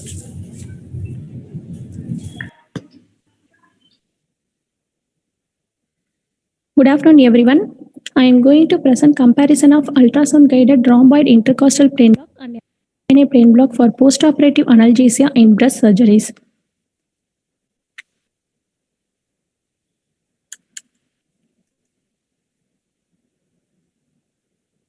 Introduction. Breast surgeries cause significant postoperative pain. Without regional anesthetic technique, surgery may lead to the severe postoperative pain. Erectospinal plain block provides effective postoperative analgesia in breast surgeries.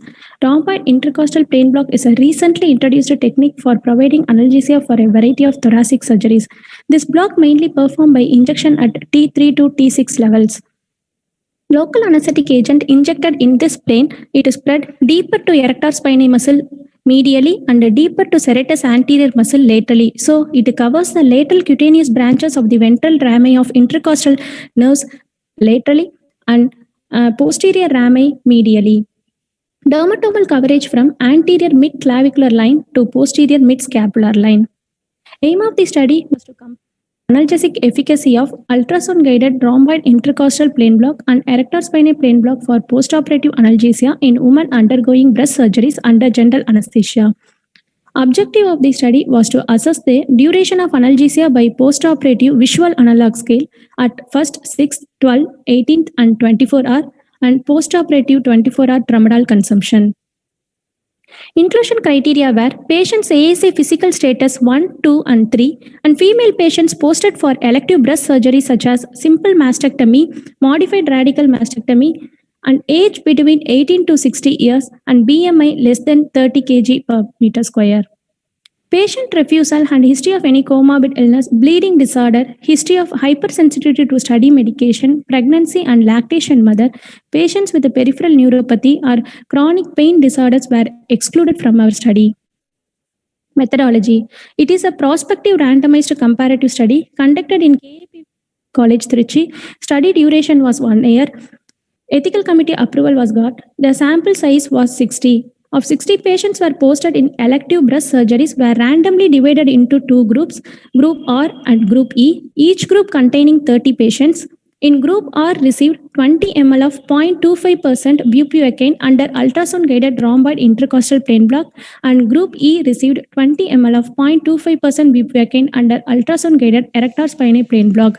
In this study, the patient and observer was blinded. Informed written consent from the patient was obtained and VAS score was explained to the patient preoperatively. 0 indicates no pain and 10 indicates the worst pain.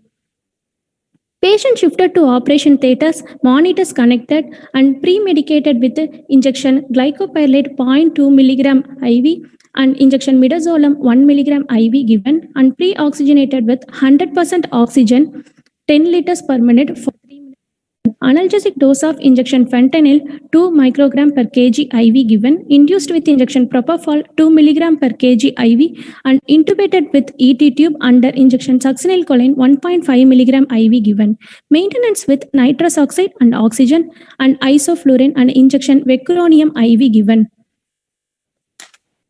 The block was performed at the end of surgery after skin incision closure. Before extubation, the patients were randomly divided into 2 groups, Group R and Group E. In Group R, patient was placed in lateral position with operative side up. The linear probe was placed in transverse plane at a T5 level. The 3 landmarks verified identification of the T5 level are counting down from the C7 spinous process or spine of scapula corresponding to T3 or inferior angle of the scapula correspond to T7 and then rotated the probe to 90 degree to sagittal plane medial to scapula, that is paramedian sagittal oblique. The following structures are observed from superficial to deep are trapezius, rhomboides major, intercostal muscle, rib and pleura. 18-gauge needle was inserted cranial to caudal in-plane approach. The local anesthetic agent was injected between the rhomboides major and intercostal muscle. In Group E patient, similarly the patient was placed in lateral position with operative side up and linear probe was placed in sagittal plane 3 cm lateral to T5 spinous process. The following structures are observed superficial to deep are trapezius, rhomboides major, erector spinae, transverse process, and then needle was inserted cranial to caudal in-plane approach. The local anesthetic agent injected between the erector spinae and transverse process. At the end of procedure, patient was extubated and VAS score was 0 or 1 in recovery room and then 24-hour follow-up. Results. In our result, the continuable variables are calculated by sample t-test and categorical data by chi-square test and p-value indicates less than 0.05 is statistical significant and data analysis were performed using the SPSS version 21. Both groups are comparable in terms of demographic data and hemodynamic parameters. Duration of analgesia was considered from VAS 0 to 4, which was statistically significant between the 2 groups. In Group R, the duration of analgesia was around 14 hours, but in Group E, the duration was around 10 hours. It was statistically significant between the 2 groups. Whenever patient wants analgesic, injection tramadol 50 mg IV given. The total doses of tramadol in 24 hours duration is considered as a postoperative 24 hours tramadol consumption, which was lower in Group R compared to Group E. It was statistically significant between the groups. Discussion. Facial plain blocks are rapidly emerging to provide safe, feasible alternative to epidural analgesia for thoracic pain. For effective postoperative regional anesthesia, it is important to choose a facial plain block. It will cover the terminal branches. Airway et al. Recently introduced a rhomboid block providing analgesia for a variety of thoracic surgeries. The advantage of this block will be that the point of injection is distant from the procedure site. Long thoracic and thoracodorsal nerves are spared because these nerves are lies superficial to serratus anterior plane, does not involved in this plane. So potential to avoid the winging of scapula. The easily identifiable ultrasound landmarks and rhomboid intercostal plain block would provide better analgesia and reduces additional analgesic doses in 24 hours duration. Limitation. This block did not cover midline anteriorly and posteriorly because it is anterior cutaneous nerve anteriorly. In some patients, it spares the medial branch of the ventral rami also. From our study, we conclude that analgesic efficacy of ultrasound-guided rhomboid intercostal plain block is better than that of the erector spinae plain block for postoperative analgesia and reduces postoperative 24 hours tramadol consumption in women undergoing breast surgeries under general anesthesia. These are my references. Thank you, sir.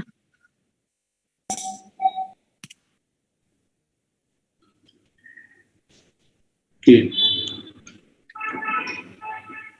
When you take up the assessment of the pain, you have written that you started assessment from at 1 hour, 2 hours, 3 hours, like that.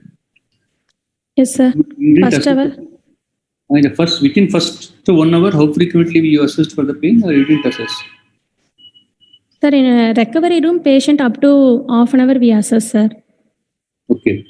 And then we assessed then first hour, 6th hour, 8th hour, 16 and 24 hours, sir. So we need some improvement from your side in terms of writing clearly about the sample size, writing clearly about randomization, because randomization is done beforehand. You have written that randomization was done at the end of the procedure, then randomly you decided. That's not correct. And then what is known as allocation concealment. So these three things must be mentioned whenever you talk about a comparative study, right? Okay, sir. They are important.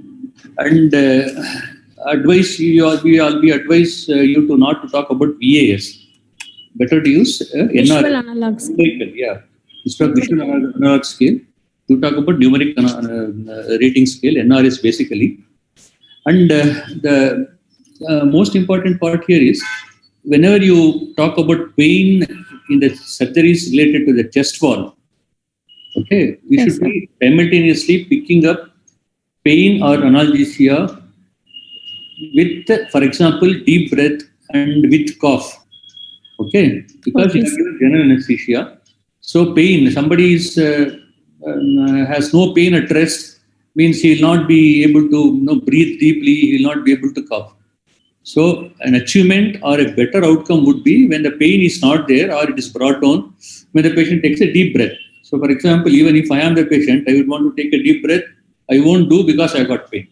And if I cough, I'll get pain. So in a study like this, in the chest wall, we should be talking about resting pain, and we should also be talking about what is known as dynamic pain. Dynamic pain is when there is, for example, deep breathing or coughing. Is it not? Yes, sir. Because we talk about cough reflex, we talk about the ability of a patient to cough in the postoperative period, right? So yes, sir. Something in the region of the upper abdomen and the chest wall, it's always better to take these into considerations because you have done the study. Only thing is you could have just added those points and also you could have given those results. Okay, sir. And were you able to position the patients, all the patients post-GA? Yes, sir. Post-GA in lateral position, sir. Patients are placed in. Before extubation, sir. After skin closure, before extubation, patients are placed in lateral position, sir. Okay. So all these are facial plain blocks, basically. So there is limitation with respect to rhomboids also that is there. But volume considerations, where did you pick up the volume recommendations? Which article? Sir, American. Recommendation. American. How do you say yes? Sir, minimum volume will be 0.5 to 0.75 ml per kg of 0.25% of sir. Okay. So what is the rationale in picking up that particular volume? Because it's a facial. This also facial. Facial plane block, sir. Only sensory blockade, sir. What you want is the drug that is deposited there will stay there for sufficient amount of time in terms of volume. That's the reason. See, you talked about one first reference, LVRT or something. Is it not? So they did the cadaveric. See, majority of these regional anesthesia blocks, first a cadaveric study is done, fresh cadaveric study, can observe the distribution of the drug. So some amount of volume is fixed on that point of time. Okay. This study also done in cadaver, sir. Cadaver. Okay. Yes, sir. I want you such answers to tell about such answers. Okay. Okay. The volume of drug was fixed volume for all the patients, irrespective of the weight. Sir, included criteria, the BMI will be less than 30 kg per meter square, sir. So this drug fixed, sir, in all patients, 20 ml, 25%, sir. And it's at the same one space, everybody is given the same volume at the same space. Yes, sir. Same T5 level, same drug dose, sir. And what was the reason for using tramadol? Is it a policy of the hospital or a drug only? Sir, most commonly available in our institution, sir, tramadol. Thank you. Okay, sir. Thank you, sir. Thank you. Thank you. That was a nice presentation, Dr. Miraculin. Thank you, sir. Sir, shall we call the next presenter, sir? Yeah. Dr. Abhi Meenakshi, please share Yes, your sir. screen. Am I audible, sir? Yeah. Yes. Are my slides visible, sir? Yes. Go ahead. Okay, sir. Good afternoon, one and all. I'm Dr. Abhi Meenakshi from Sri Manakala Medical College and Hospital. So I'll be presenting a comparative study of 2 different doses of intrathecal buprenorphine as an adjuvant to 0.5% hyperbaric bupivacaine in subarachnoid block in patients undergoing lower abdominal and lower limb surgeries. As we all know, spinal anesthesia is a very extensively used regional anesthetic technique, which is often supplemented with intrathecal adjuvants in order to prolong the duration of anesthesia with the usage of a lower concentration of local anesthetic drug. So buprenorphine is one such adjuvant. It is a long-acting neuraxial opioid. In order to avoid opioid-related untoward effects, we can use the drug in reduced dosages. So we carried out the study to compare 30 micrograms and 45 micrograms of buprenorphine to find out the minimal dose that augments postoperative analgesia with minimal or no side effects. Our primary objective was to compare the onset of sensory block, the duration of sensory motor block, and the duration of post-op analgesia provided by these 2 doses. And the secondary objective was to compare the intraop and post-op hemodynamic parameters and the adverse effects of these 2 doses. The study was set in Sri Manakala Medical College and Hospital. It was a prospective, double-blinded, randomized control trial with a sample size calculated to be 60 divided into 3 groups, so that 20 patients in each group. We had 3 groups. Group A received 2.8 ml of 0.5% hyperbaric bupivacaine with 30 mics of buprenorphine. And Group B received 2.8 ml of bupivacaine with 45 mics of buprenorphine. C, being the control group, received 2.8 ml of bupivacaine with 0.2 cc of normal saline. It was a block randomized trial, so we used random allocation software for that. We included patients who were scheduled for elective lower abdominal and lower limb surgeries under spinal anesthesia from Jan 2019 to May 2020, patients of physical status 1 and 2 of either gender aged 18 to 60 years. We excluded patients with BMI more than 30 with a history of opioid or any other substance abuse, with a history of spine surgery, spinal deformities, and allergy to the study drugs. We excluded pregnant and lactating women and alcoholics. We obtained informed written consent as per the department protocol, and under ASA monitoring, spinal anesthesia was administered with the patient in sitting position. Buprenorphine, we used insulin syringe to draw the drug. The drug was available in a 1 ml ampule containing 300 mics. For Group A, we took 0.1 ml of buprenorphine with 0.1 ml of normal saline. For Group B, we took 0.15 ml of buprenorphine with 0.05 ml of normal saline. And for Group C, we took 0.2 cc of normal saline. This was done so that the total volume of drug is 3 ml uniformly in all 3 groups. The study objectives, time 0 is the time of completion of intrathecal injection. Onset of sensory block was taken to be time 0 to loss of pinprick sensation at T10 dermatome. Duration of sensory block was time 0 to 2-segment regression time. Duration of motor block was time 0 whenever the bromide score returns to 0. Duration of post-op analgesia was considered from time 0 to the time to first rescue analgesic, which was given when VAS score goes more than 4. So for sensory block, we assessed using pinprick method in the midline from first minute to 6th minute and until every 10 minutes until 2-segment regression was noticed. For motor block, we used modified bromide scale. Hemodynamic parameters such as heart rate, systolic BP, diastolic BP, MAP and SpO2 was monitored in the intra and post-op period. For postoperative analgesia, we assessed it using visual analog score in the postoperative period. Whenever VAS score goes more than 4, rescue analgesic will be given in the form of intramuscular tramadol in the dose of 1 mg per kg. Adverse effects such as bradycardia, hypotension, respiratory depression, post-op nausea, vomiting, and pruritus were also looked for. For statistical analysis, we expressed the categorical data as frequencies and percentage, and we used a chi-square test to analyze them. For continuous data, we expressed them as mean and standard deviation, and we used one-way ANOVA test. So whatever parameters that gave significant results with one-way ANOVA, we used Turkey's post-hoc analysis. This is the consort flowchart. We assessed 68 patients, out of which 60 were randomized into 3 groups of 20 patients in each. The baseline characters like age, gender, BMI, ASA physical status, and duration of surgery were comparable between all 3 groups. Coming to onset of sensory block, we found that there was no significant difference between 30 mics buprenorphine group and the control group. On post-hoc analysis, we found that 45 micrograms group gave a faster onset of sensory block with 2.5 minutes mean.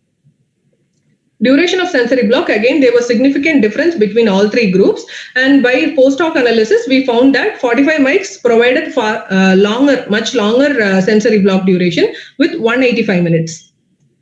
Coming to motor block, again, there was significant difference between all 3 groups, and on post-hoc analysis, we found that 45 mics buprenorphine provided much longer motor block with 272 minutes. Again, post-op analgesia, there was significant difference between all 3 groups, and 45 micrograms had significantly longer duration with 344 minutes. There was no significant difference in intraop and post-op hemodynamic parameters between the groups. This is the post-operative VAS score. If you can see, VAS score exceeds 4 in the 4th post-op period in group A, that is with 30 mics. In the 6th post-op period in group B, that is 45 mics, and much earlier in the 3rd post-op period in the control group. The frequency of adverse effects among the groups was comparable, and there was no statistically significant difference. So coming to onset of sensory block, what we found that 45 mics provided faster sensory block, but there was no difference between 30 mics of buprenorphine and the control group. My study concurs with the findings of the previous studies listed. Duration of sensory and motor blockade was prolonged with both 30 mics and 45 mics buprenorphine, but it was significantly longer with 45 mics buprenorphine. Duration of post-op analgesia. In our study, none of our patients complained of pain in the intraoperative period. During the postoperative period, 45 mics provided significantly longer duration of post-op analgesia. Coming to adverse effects, there was no significant hemodynamic differences between the groups, and there was no significant incidence of postoperative nausea and vomiting between the groups. This was in contrast to the previous studies. Previous studies said there was higher incidence of post-op nausea vomiting. This can be attributed to the fact that one of the study had an elderly study population and other study had parturient study population. So that can be due for the reason for incidence of post-op nausea vomiting. Also, there was no incidence of respiratory depression, pruritus, and dryness of mouth in all 3 groups. The limitations of my study would be a larger sample size, which could have given a further conclusive evidence. We didn't take account of the 24-hour post-op analgesic requirement and grading of sedation. Pain is a very highly subjective sensation, so it's difficult to be standardized because tolerability of pain differs from patient to patient. So we conclude by saying that anesthesia was superior when buprenorphine is administered along with hyperbaric bupivacaine when compared to hyperbaric bupivacaine used as a sole agent.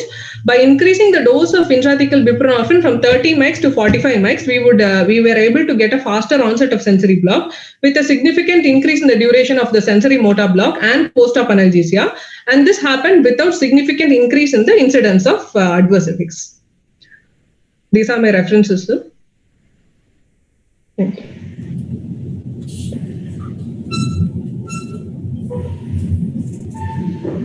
So basically, the one thing is This has been a subject of research previously also. People have used 30 and 45 micrograms as part of intrathecal administration. Any new information from your study are you able to highlight? Sir, previous study, they were using 45 and 60, sir. I compared 30 and 45. Studies comparing 30 and 45 had higher incidence of postoperative nausea vomiting. They were of one study comparing elderly population getting operated for TERP, and next was parturient population for LSCS. I took normal population, elective lower abdomen and lower limb surgeries, and we found that there was no difference in the incidence of post-op nausea vomiting in 30 mics, 45 mics, and the control group. So can you briefly tell me about the buprenorphine? What type of opioid it is? What is its receptor sensitivity? Sir, buprenorphine is a agonist-antagonist type of opioid, sir. It's a mu partial agonist and kappa and delta antagonist, sir. So how does it act when you give? Where does it act when you give intrathecally? Supraspinal inhibition of pain happens. That's how it provides analgesia when we are giving intrathecally, sir. Only supraspinal, or there is nothing at the spinal level? There is no action at the spinal level at all? More supraspinal inhibition. Supraspinal is whatever is you are talking about at the level of the brain.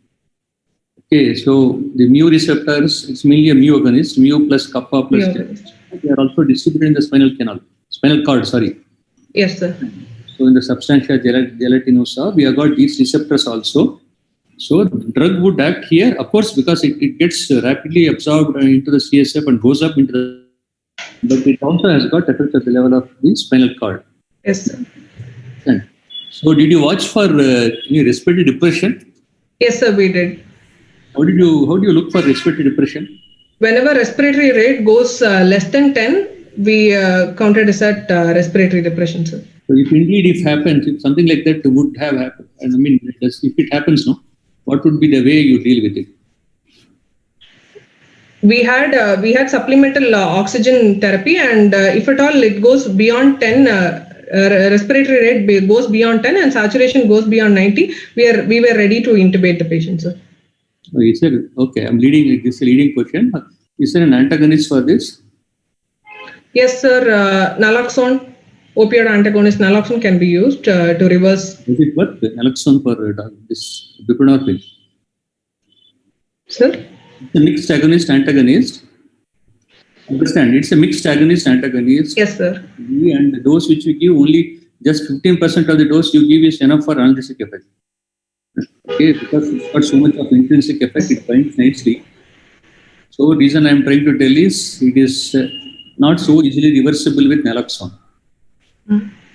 Okay, so that's one of the limitations of using buprenorphine. And possibly one more drug which is not frequently available or not used, like the doxapram, is a drug which will be more beneficial in reversing the respiratory depression induced by buprenorphine. Yes. Understand? And anyway, the one final comment is, whenever we mix up drugs, many of the judges like me, we keep on asking, what will happen to the basicity of the drug that is given intrathecally? Does it not affect, and other things? So only thing is, one of the ways we can always do is give a sequential administration. Sequential means you load the drugs in 2 different syringes. Push, for example, local anesthetic first, followed by the test drug. Yes, sir. Or better than that, local anesthetic, the test drug first, followed by the local anesthetic, so that there is no interference with the basicity of the drug. Okay, this is a technical thing, but practically we will not have much of a problem. Right? Okay. Okay, thank you. Was there any difference in the respiratory depression in these 2 categories? Any patient had to be intubated also? No, sir. None of our patients had respiratory depression, sir. What about vomiting? When compared to control group, buprenorphine group had an increase in postoperative vomiting, but it was not statistically significant, sir. The difference wasn't statistically significant. Okay. Right. Thank you, sir. That was a nice presentation by Abhi Meenakshi. Thank you. Sir, shall we call the next presenter, sir? Go ahead. Dr. Karthik, share your screen.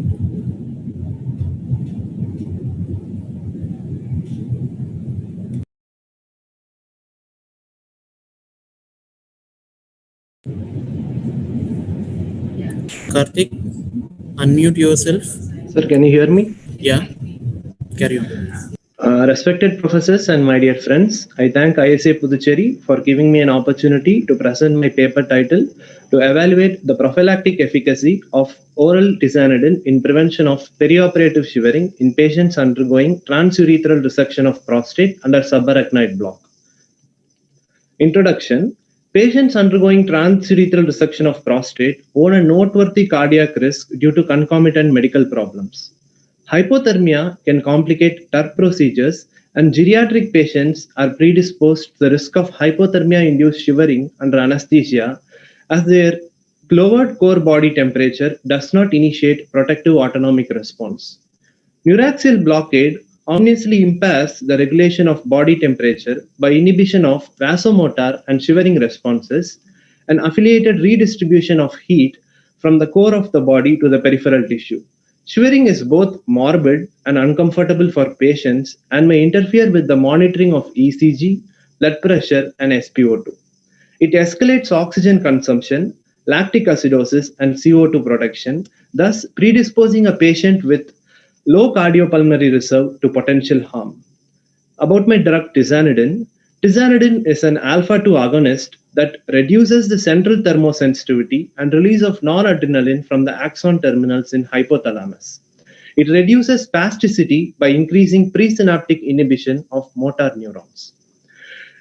Tizanidine uses it as a sedative, analgesic, and has possible anxiolytic effects. They improve the sympathoadrenal and hemodynamic stability during and after anesthesia and reduce the requirement of volatile anesthetics, opioids, and benzodiazepines.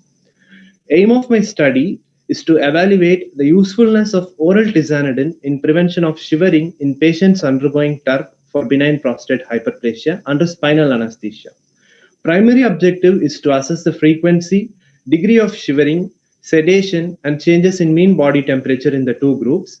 The secondary objectives include to assess the frequency of nausea, vomiting, to assess the mean SpO2, to assess the intraoperative hemodynamics. Methodology. Inclusion criteria is age 40 to 80 years, ASAPS 1 and 2, elective surgeries, and valid informed consent.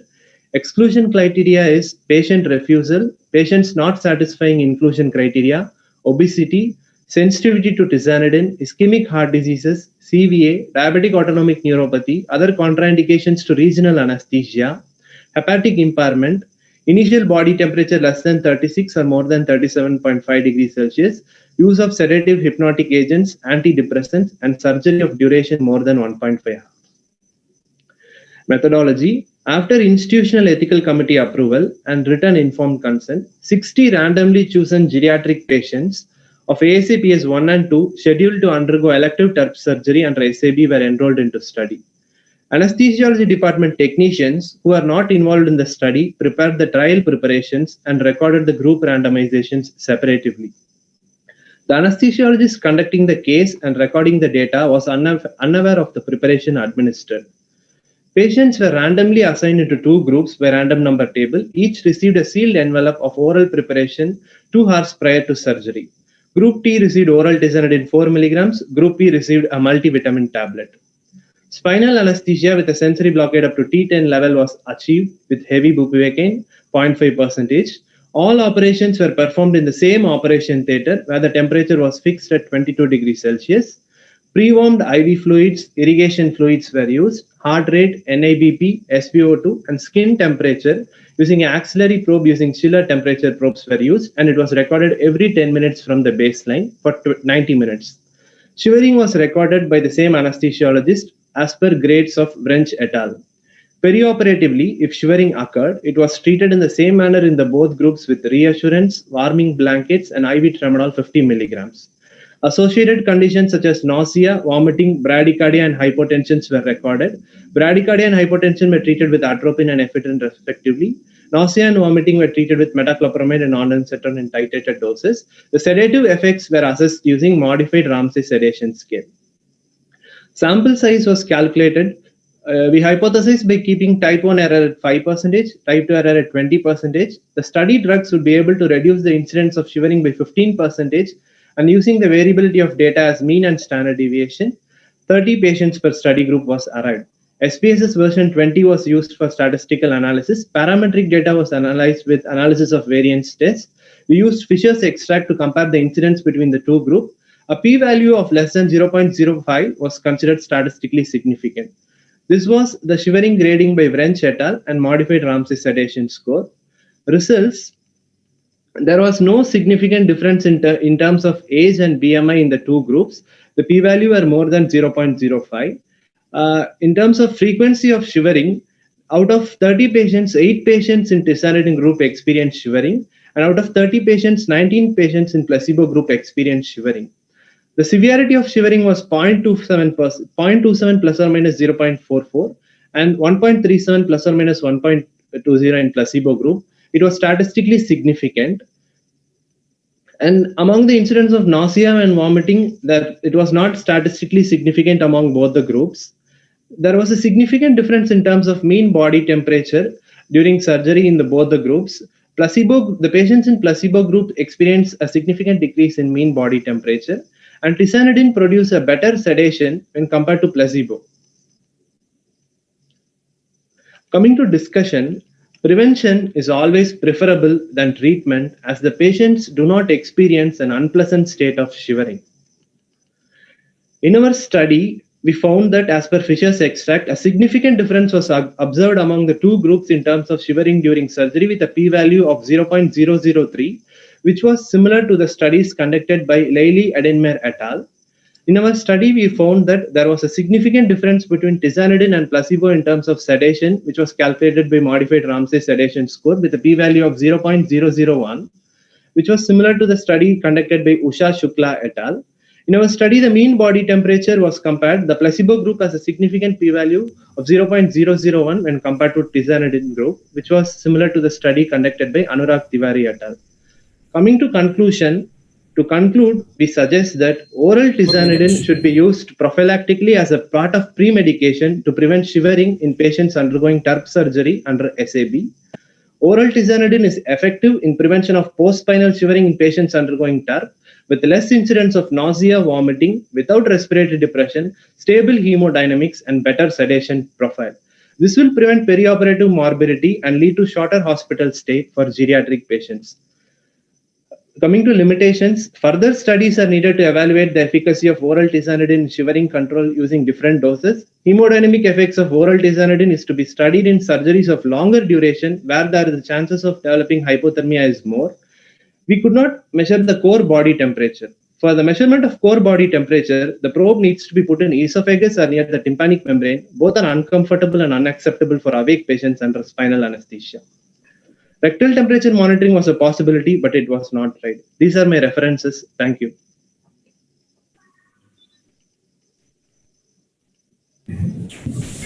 Yeah, you had a very, in a sense,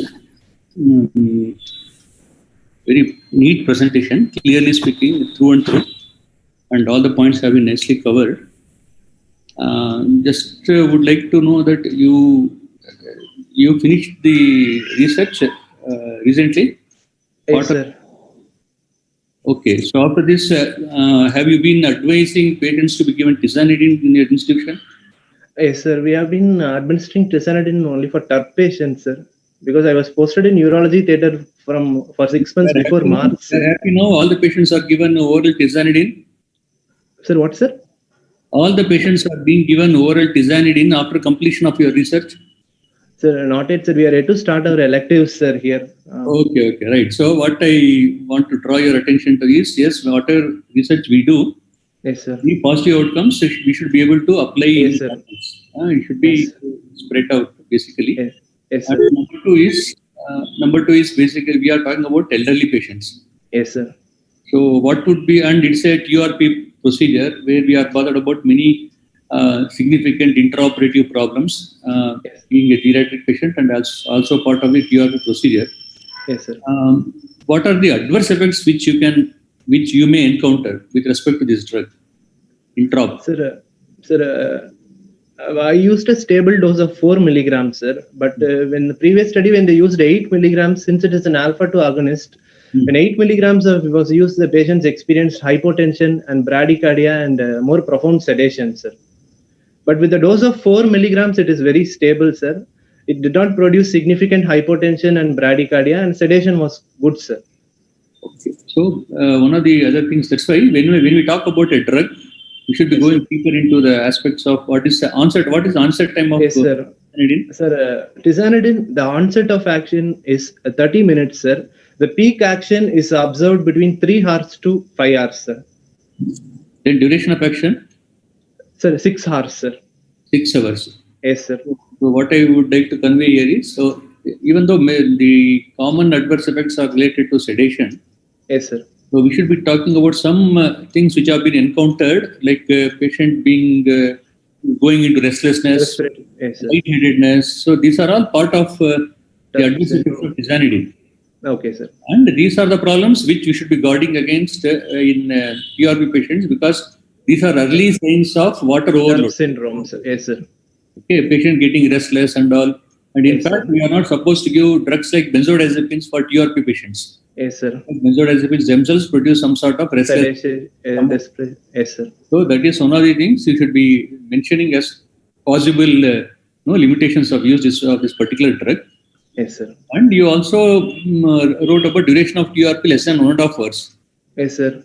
As an inclusion criteria, right? Yes, sir. What was the reason related to this study, or? Sir, no, sir. When the duration of surgery is more than 1.5 hours, there are increased chances of TURP syndrome, sir. So, in order to avoid that, sir. Okay, not related to the drug you are talking about. Not, sir. So that's the reason I asked you about the peak and the duration of action of this. Yes, sir. And very unusual complications can be there. There has been case reports of patient having hemorrhagic cystitis. Yes, sir. Because of the drug. Okay. Okay, sir. So being a TRP case, we should be mentioning about these things. Okay, sir. Right. Okay. Thank you. Any complications you had in this? Sir, no, sir. Sir, no, sir. Side effect profile was very good, sir. The patient did not experience severe hypotension and bradycardia unless, like clonidine, sir. It is a clonidine congener, but it did not produce significant hypotension and bradycardia. So in your control group, how many patients had rigors and all? All the other conditions were similar with the patients' temperature? Sir, yes, sir. Control patients, 19 out of 30 patients had shivering, sir. Okay. In this one? 8 out of 30 patients had shivering, sir. But the grade was very less in tizanidine group, sir. What did you give for tramadol? You gave for control? A rescue drug was tramadol, sir. Okay. So anyway, it's one interesting question which has come to my mind. I will also try to find out, because one of the problems of TRP, especially if you are using, some of them are using monopolar. If they are bipolar, yes, sir. Yeah, I understand. Obturator reflex, and this drug being a relaxant, whether risk of obturator reflex would come down when you use tizanidine. Okay, I will also find out. Yes, Thank sir. you. Thank you very much. Yes, You understood thank the you. question? Right. Yes. Thank you, sir. That was a nice presentation, Dr. Karthik. Sir, shall we call the next presenter, sir? Yeah, Dr. Pradesh. Yes, sir. Share your screen. Share your PPT.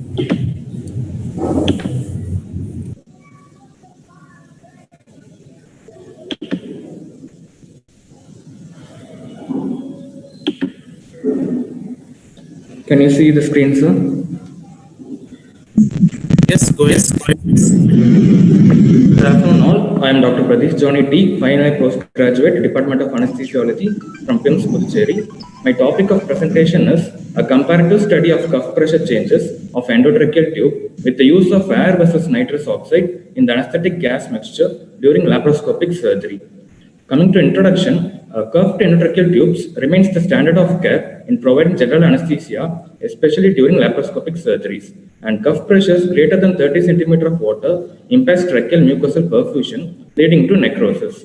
For laparoscopic surgeries, general anesthesia is provided by balanced anesthesia technique using nitrous oxide or air and oxygen mixture with inhaled anesthetics. And laparoscopic surgeries usually cause an increase in the endotracheal tube cuff pressure due to carbon dioxide insufflation, and nitrous oxide itself can diffuse into endotracheal tube cuff, increasing cuff pressure. Coming to the objectives, the primary objective is to compare the ಅವರೆಲ್ಲ ಒಟ್ಟಿಗೆ ಆಗಿದಾರಂತ ಅವರು 3 ಜನ ಒಟ್ಟಿಗೆ ಆಗಿದ್ದಾರೆ ಸ್ವಲ್ಪ strong ಐತಿ ಅವರಿಗೆ vote ಉಂಟು ಅಷ್ಟು. The primary objective is to compare the difference in endotracheal tube cuff pressure while using air oxygen versus nitrous oxide oxygen gas mixture and the anesthetic gas mixture during laparoscopic surgeries with general anesthesia. And my secondary objective is to observe the occurrence of any postoperative complications in the first 24 hours. And coming to methodology, 60 patients with ASA 1 or 2 of either sex aged 18 to 70 years undergoing laparoscopic abdominal surgeries requiring general anesthesia with endotracheal intubation were included in the study. And my exclusion criteria is patients having preoperative sore throat and patients with preoperative upper and lower respiratory tract infections and patients with laryngeal disease or previous laryngeal surgery and patients with anticipated difficult intubation. And the patients were divided into 2 groups by computer-generated random numbers, and group 1 included patients who received air in the anesthetic gas mixture, and group 2 included patients who received nitrous oxide in the anesthetic gas mixture. Coming to the sample size calculation, from earlier studies, assume the mean as 106 and standard deviation as 66 in the group using nitrous oxide, and mean as 60.5 and standard deviation as 38 in the group using air with significance level of 5% and power of 80%. The minimum amount of sample required in each group was calculated as 22. And accounting for 10% of the dropouts, the sample size was increased to 30 in each group.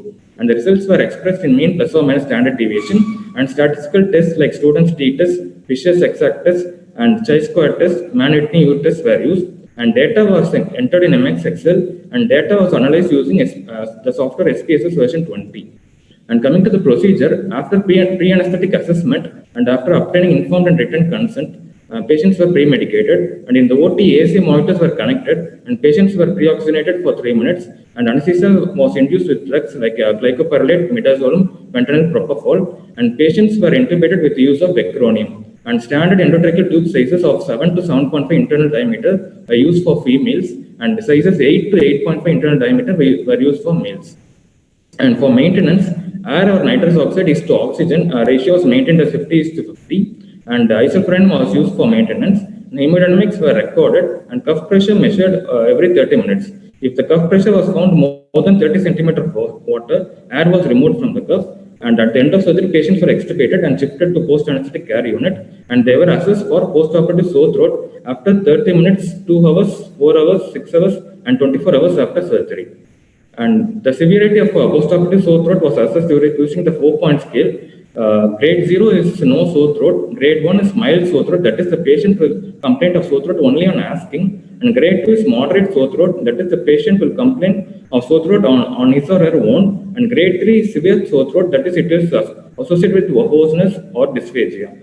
And then coming to results, demographic profile like age, gender, ASA grade, and BMI were comparable between the 2 groups, and there was no statistically significant difference. Coming to cuff pressure changes, there was a statistically significant difference at 60 minutes in group using nitrous oxide, and this is chart showing volume of air removed, and there is a statistically significant difference at 60 minutes in the group using nitrous oxide. And this chart shows the incidence of sore throat among the groups, and this shows the severity of sore throat at 2 hours and 4 hours.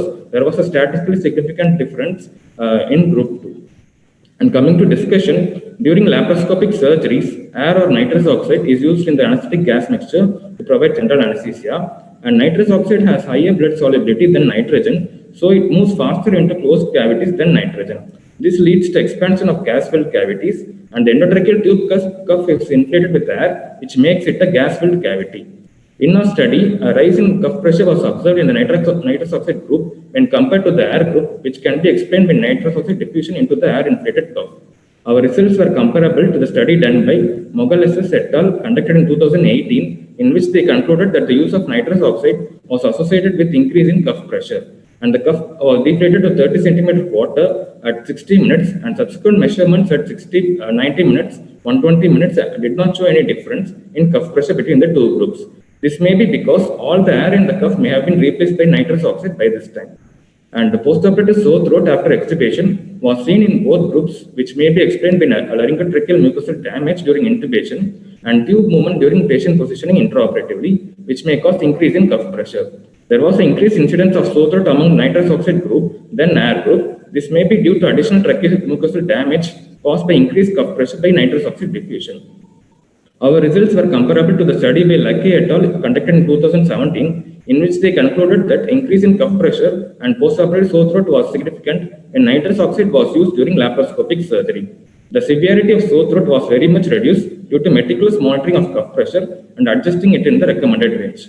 Coming to conclusion, we conclude that the use of nitrous oxide in the anesthetic gas mixture causes increase in the endotracheal tube cuff pressure compared to air in the anesthetic gas mixture, and the incidence of postoperative complications were increased in the group using nitrous oxide in the anesthetic gas mixture, and we recommend the use of cuff pressure monitor intraoperatively as a routine to maintain the cuff pressure in the recommended range to reduce the complications. And these are my references. Thank you, sir.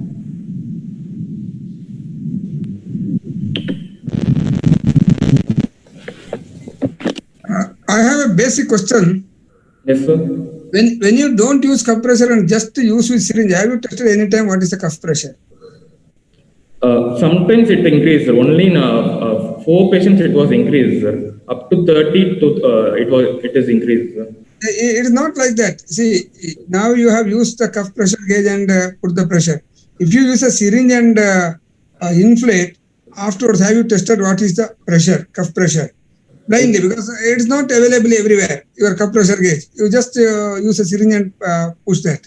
You have a tendency for people to make it very tight and taut. Have you tested blindly if you push with the syringe, what is the cuff pressure? Blindly, if you push it is up to 35 to 40 centimeter of water, sir. Then after that, we'll adjust the cuff pressure using the cuff pressure manometer to 25 centimeter of water, sir. Okay. So this is one of proven topics already. Yes, sir. The topic again, and you have used it in a laparoscopic procedure. Yes, sir. So we have got limitations with respect to use of nitrous oxide in laparoscopy, basically. Yes. So in a modern situation, we will definitely say you don't use nitrous oxide, first of all. Okay. That's one of the problems for us. And you have gone ahead and used. Yes, it is okay. And what would have been the alternatives there? Yes, you are not happy with it now. Using air for inflating the endotracheal cuff. Yes, sir. Alternative for laparoscopic procedure minus nitrous oxide. For inflating the cuff, you are asking, sir? Yeah. With saline, we can inflate the cuff, sir. And with lignocaine also, there are studies with the inflated cuff with lignocaine solutions, sir. Okay, but gases, that is the second part. Liquid is the second part. So I don't want to use air. So I will use some other gas. Nitrous oxide can also be used, sir. Okay. So very good. So we can very well pick up nitrous oxide also. Yes, sir. So you how can you take the nitrous oxide?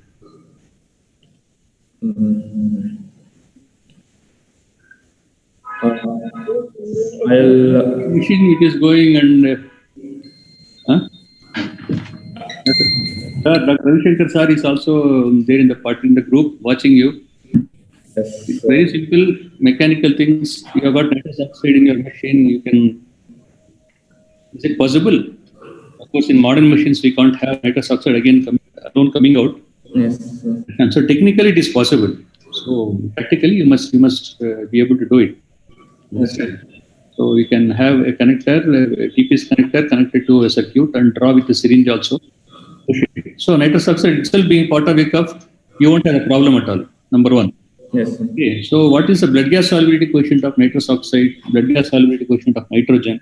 For nitrous oxide, it is 0.46, sir. For nitrogen, it is 0.014. It is about 34% higher than nitrogen, sir.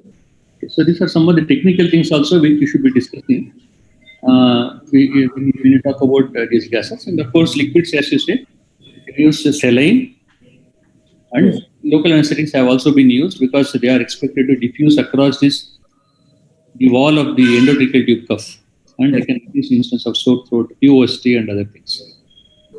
Okay. And finally, the deflation part, yes, it adds a load to us unnecessarily. That's only a secondary thing. If you want to accept nitrous oxide as part of the gases that is going to the patient. Yes, sir. Right. Okay. Thank you. Thank you very much. Thank you, sir. That was a nice presentation. Can we call up the next presenter, sir? Yes. Dr. Priya, please share your screen.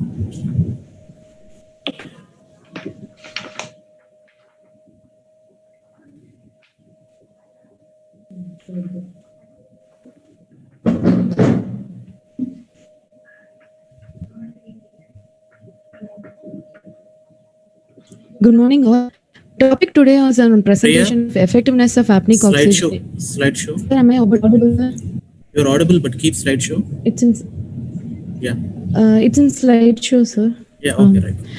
Good morning, all. My topic today is on effectiveness of apneic oxygenation using nasal catheter in sustaining PaO2 during rapid sequence induction, a randomized control trial. My guide is Professor Dr. M. Ravi Shankar. Coming to the introduction, during rapid sequence induction, there is a high risk of desaturation as mass ventilation is contraindicated following induction. In patients undergoing emergency laparotomy, the problem of desaturation is higher, mainly due to two reasons. One is a decreased functional residual capacity from a distended abdomen, which limits the effectiveness of pre-oxygenation, and an increasing oxygen demand caused by ongoing sepsis. There are various techniques of providing these apneic oxygenation, and we have chosen nasopharyngeal technique of insufflation. This technique of apneic oxygenation have been proved beneficial in various ASA 1 and 2 patients undergoing elective surgeries, morbidly obese patients, and pregnant patients. But the consistent results have not been reported in emergency intubation occurring in critically ill patients. Aim of my study is to study the effectiveness of apneic oxygenation during rapid sequence induction in emergency laparotomy using PaO2 as a marker. Objective of my study is to assess the decrement in PaO2 during apnea, to assess the FiO2 and EtO2 before and after 3 minutes of pre-oxygenation, and to assess the changes in PaCO2 between these two groups. My sample size was calculated on the previous study conducted by Nishan Sahay et al., who reported a 30% fall in PaO2. Hence, my sample size was estimated to be 36 patients in each group. In account for dropouts, total about of 80 patients were planned to be recruited. Coming to the subjects and methodology, my study population is patients undergoing emergency laparotomy. Sampling was done by consecutive sampling, and inclusion criteria is patients undergoing emergency laparotomy of age between 18 to 60 years. And criteria is ASA 4 and 5 patients, anatomically difficult airway, baseline saturation less than 95%, and hemoglobin less than 8 gram per deciliter, and hemodynamically unstable patient. After obtaining consent from the study participant, simple permuted block randomization was done, and in the pre-op holding area, baseline hemodynamic parameters were noted, and arterial line was cannulated, and baseline arterial sampling was sent for analysis. Inside OT, the closed circle system was flushed with oxygen flow rate of 30 liters per minute for 30 seconds. Group concealment was done by sealed envelope technique into 2 groups. One group is no apneic oxygenation group, that is group FM, who received pre-oxygenation via face mask with the flow rate of 5 liters per minute for 3 minutes. And another group is apneic oxygenation group, group NC. In addition to this pre-oxygenation, these patients also received apneic oxygenation via 14 French nasopharyngeal catheter with a flow rate of 10 liters per minute for 3 minutes, connected to a separate oxygen cylinder with a flow meter. FiO2 and EtO2 before and after 3 minutes of pre-oxygenation was noted, and after pre-oxygenation, second arterial blood gas sampling has been obtained and sent for analysis.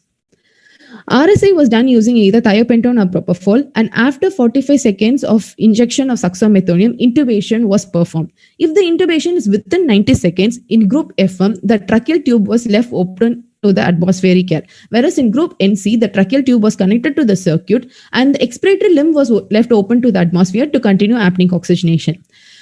After 90 seconds of apnea, third arterial blood gas sampling was obtained and was sent for analysis. My apnea time was defined as from the removal of face mask to the commencement of ventilation, and my study ended after collection of third ABG sampling.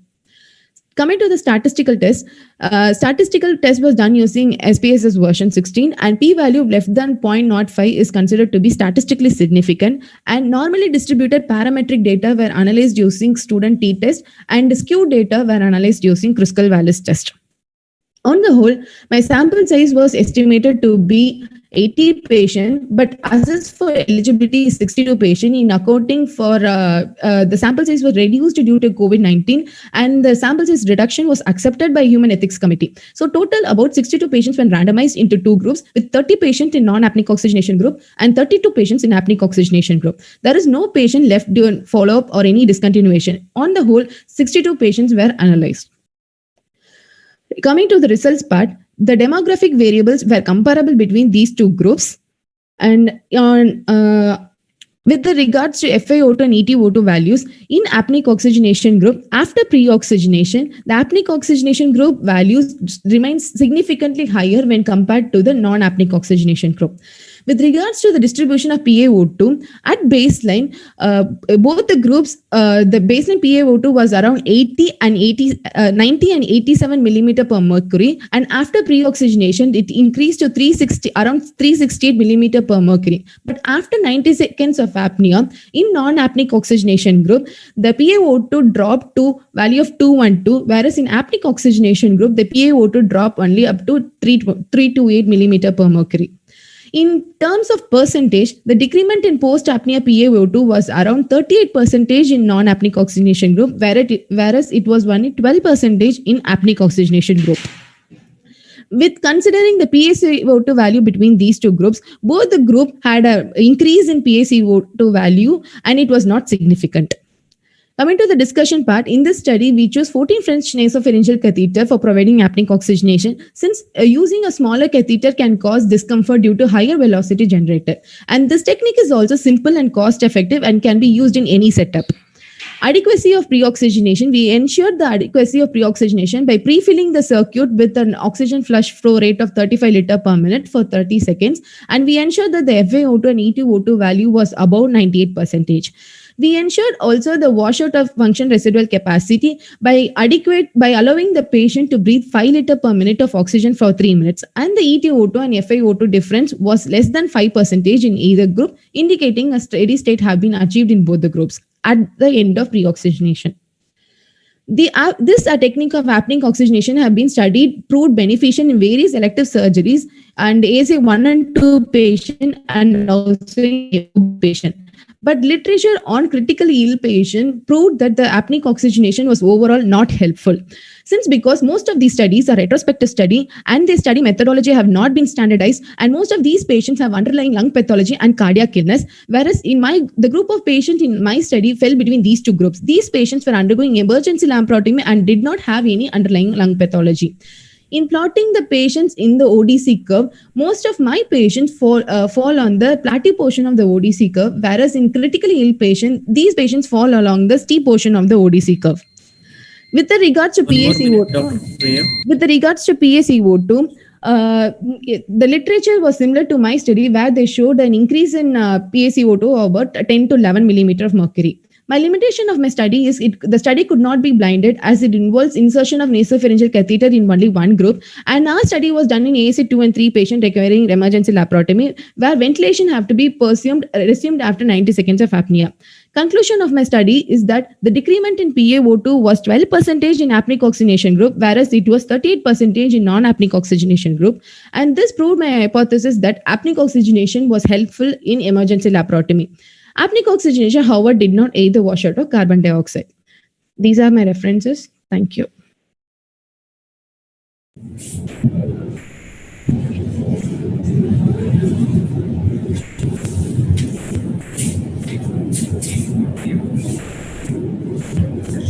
The novel study, basically.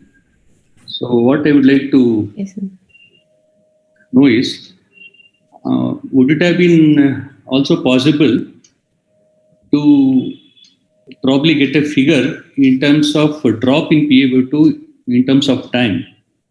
Means what would be the fall every 30 seconds? Because your pre-oxygenation was followed by the RSI. So overall, at least 6.5 minutes is the time that is there, that is available. So could we have had a pattern of fall in PaO2 being also studied, so that a trend will be known to us, and we can also have an idea for future research. That is one thing. Did you understand Yes, sir. the situation which I am talking about? Yes, sir. Yes, sir. It could be like time for fall of the PaO2 by about 50, for example, 50 millimeters. Okay, sir. Okay. So now I am not talking about 10 millimeter gradations, falling by about 50 millimeters at 30 seconds. At 60 seconds, what will be an average fall of? We have taken one reading basically. Yes, So, sir. something like this would have been an additional benefit when you are doing. Yes, sir. And when you said about the emergency cases, what was the basal? Were there some confounders with respect to the basal PaO2 levels and desaturation levels in the set of patients which you have picked up? The baseline saturation, we ensured it was above 95%, sir. And basic 2 and 3 patients were included in my study. And hemodynamic parameters was stable. Hemodynamically stable patients were included in my study. Only such patients were picked up. Yes, sir. Okay. So second thing is there an option? Maybe you know, I don't know about that. Is there an option probably to detect a fall in PaO2 not using an ABG? It's a recent development. Maybe you are in touch with the subject. It's a further innovation of pulse oximetry technology. They're hearing to posters. Innovation of pulse oximetry technology, where we will be able to have an assessment of PaO2 up to 200 millimeters of mercury, a non-invasive PaO2 assessment. Okay, sir. Okay. So we have what is ORI. You have heard about oxygen reservoir index? No, not really. It is a new modification of pulse oximetry technology by Mashimo. So normally when we pre-oxygenate the patient without the use of PaO2 assessment, we are happy with a saturation of 100%. But saturation is only assessed, but we are not able to get the PaO2 values except by ABG. So this technology will help in getting what is known as an oxygen reservoir index, where PaO2 of up to 200 is sensed by this pulse oximeter probe. And we have an additional margin of time wherein the PaO2 would fall from 200 to 100. And there is an early warning for us. And then below 100 PaO2, there is possibility of the saturation also coming down. Yes, sir. Okay, this is a new option of what is known as ORI, oxygen reservoir index, which is available. Yes, You understood my explanation? Yes, sir. Yes, sir. Okay, we don't have time now. So basically, you can go back and read about this modality, where we might avoid the use of invasive arterial monitoring. That's one of the important things. And of course, sample size being accepted by ethical committee, it is down by about 15 to 20. Yes, sir. So results, because of large p-value difference in the p-values, we can accept. That's not a problem at all. Okay, sir. Overall, a nice innovative study. Thank you very much. Thank you, sir.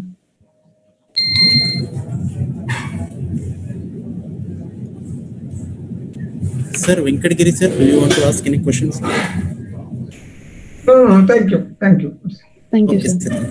So shall we call the next presenter, sir? Dr. Edison? Yeah.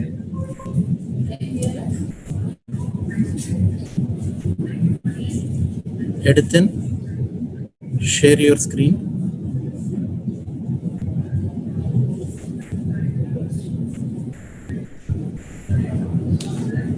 Adityan, are you there?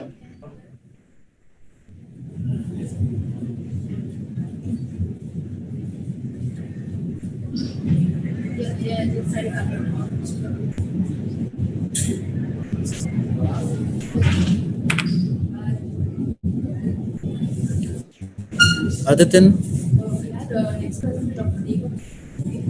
Sandeep, is there any other presentation other than Adityan's? No, ma'am. He is the last one. Adityan. Yeah. Might be some connection problem, ma'am. Yeah. He's He has online. messaged. Yeah, he's online only. Yeah. You can call him over phone if possible.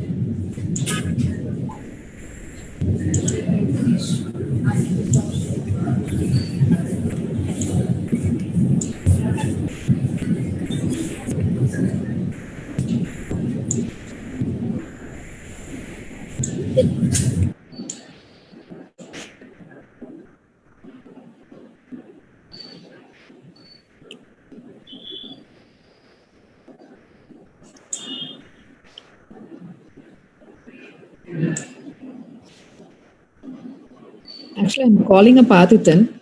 Can we wait for 2 or 3 more seconds, sir? Venkatagiri sir, Balabhaskar sir. Okay, we'll wait. I'll call up and find what is wrong. Sure. Must have been some problem.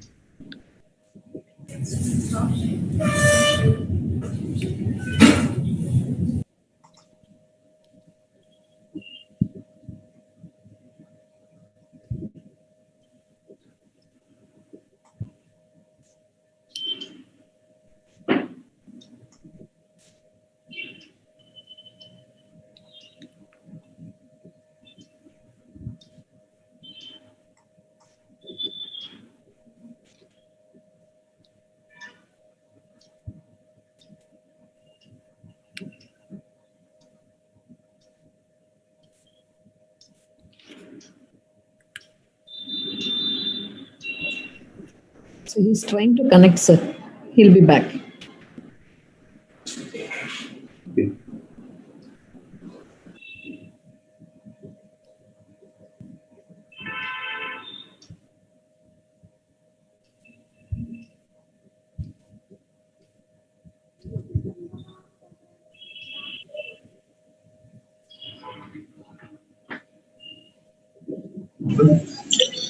Hello, ma'am. Hello, ma'am. Can you hear me, ma'am? Yes, Adithan. Yes, we can hear you. Hopefully your problem is sorted, right? Yes, ma'am. Yes, ma'am. Thank you for waiting. Yes. Sir. Over to you, sir. Please.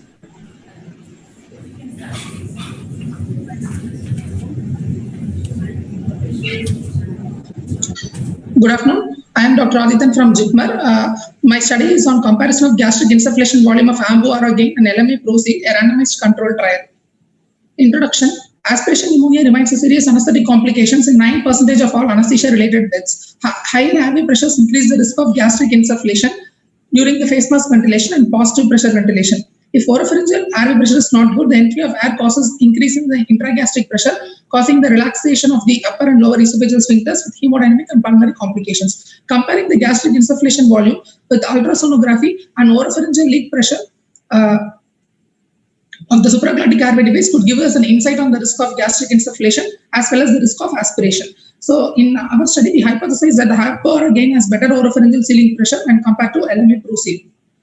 Objectives. The primary objective was to compare the gastric insufflation volume between AMBU again and LMA Proceed in patients scheduled for elective surgery under general anesthesia. Secondary objectives were to compare the oropharyngeal ceiling pressure, to compare the time taken for the insertion, and correlation between the gastric insufflation and the peak airway pressure between the two groups. Inclusion criteria includes all patients between the age group of 18 to 60 years of age who belongs to ASA grade 1 and 2 and scheduled for elective surgery under general anesthesia. Exclusion criteria includes patients' refusal, patients who had upper gastrointestinal problems, emergency surgery requiring rapid sequence induction and intubation, full stomach patient, known case of GERD, anticipated difficult mask ventilation or intubation, and pregnant patients. Methodology. This is a randomized control trial done in JIPMER, Puducherry during 2018 to 20 till March. And in a total of 120 participants, 61 were enrolled in the AMBU again group and 59 in LMA Proceed group. Sample size was calculated with software EPI version 3.0 with the reference of Park et al. With the mean gastric insufflation volume of LMA Proceed of 27.33 and a minimum expected difference of AMBU to be 25% with 95% confidence interval and 80% of the power. After preoperative assessment and examination, fasting and pre-medication would be advised as per the guidelines and appropriate for the individual as per for the surgery. And standard IV induction will be carried with fentanyl 2 mg per kg, propofol 2 mg per kg, and atracurium 0.5 mg per kg, or vecuronium 0.01 mg per kg, and face mask ventilation will be done after the loss of eyelash reflex for a period of 3 minutes. Then appropriate size and type of the supraglottic airway device will be chosen after the randomization, appropriate to the patient weight, and prepared by deflating the cuff and lubricating the dorsal surface. And this is my consort diagram. Total 126 patients were enrolled in the study. Of this, 6 were excluded from the study because 5 didn't meet the inclusion criteria and 1 decided not to participate. And remaining patients were followed up, allocated, and analyzed in the study. And after face mask ventilation, then gastric ultrasound was done. It was done with the help of 2 to 5 megahertz curvilinear probe was used, and measurement of gastric antral cross-section area in supine position was noted after the face mask ventilation, but before the insertion of the LMA, and at the end of the surgery before LMA by ultrasonography. Cross-section area is AP diameter into craniocondylar diameter by pi by 4. So in this picture, we can see the A and B. So this is the AP diameter as well as the craniocondylar diameter of the gastric antrum, and measuring gastric volume is based on the gastric antral cross-sectional area. From the gastric volume is calculated with the formula. Gastric volume is 27 plus 14.6 into cross-sectional area minus 1.28 into age. In our study, we took supine and right lateral position. After surgery, it was very difficult to obtain. So we took the supine cross-sectional area. And oropharyngeal ceiling pressure was measured after the confirmation of the appropriate position of the supraglottic airway device. Bag and mask ventilation switch was placed in the manual mode, and APL valve was fully closed with fresh gas flows kept at 3 liters per minute. Pressure at which the palpable leak occurs is noted as the oropharyngeal ceiling pressure. Anesthesia was maintained with 1 to 1.3 mAc of isoflurane with air O2 mixture. Airway and ventilator parameters such as SpO2, EtCO2, peak airway pressure, expired tidal volume was noted during the face mask ventilation and positive pressure ventilation with supraglottic airway device. Results. The demographic characteristics of the study participants were similar between the 2 groups, between that is Ambu-Aragen and LMA Proceed, and comparison of the cross-section area and gastric volume within the groups and between the 2 groups, that is before the pre-insertion of LMA and post-insertion, were found to be statistically significant with the help of the independent t-test. So these 2 graphs tables shows about the comparison of the pre and post gastric volume as well as the antral cross-sectional area, which were statistically significant. Next is oropharyngeal ceiling pressure, which was high in Ambu-Aragen when compared to Proceed, making it superior in terms of efficacy. So the pressure at which the leak occurs is supposed to be the oropharyngeal leak pressure, which is very much important to tell about the efficacy and of the supraglottic airway device. It should be always in the higher range. It was found to be higher in Ambu-Aragen when compared to LMA Proceed, and postoperative complications are found to be low in Ambu-Aragen than in LMA Proceed, and other parameters are found to be similar. And one of the secondary parameters was the correlation between the gastric volume and the peak airway pressure, and there was no degree of correlation, which can be seen with the help of the graph discussion. No studies have been done so far to assess the gastric insufflation post-LMA insertion during the positive pressure ventilation. This makes our study unique when compared to other studies, and the literature supporting the discussion are a study done by Jagannathan et al. In a pediatric patient between Ambu-Aragen and LMA Proceed concluded that Ambu-Aragen will be a useful alternative and a superior clinical performance in children.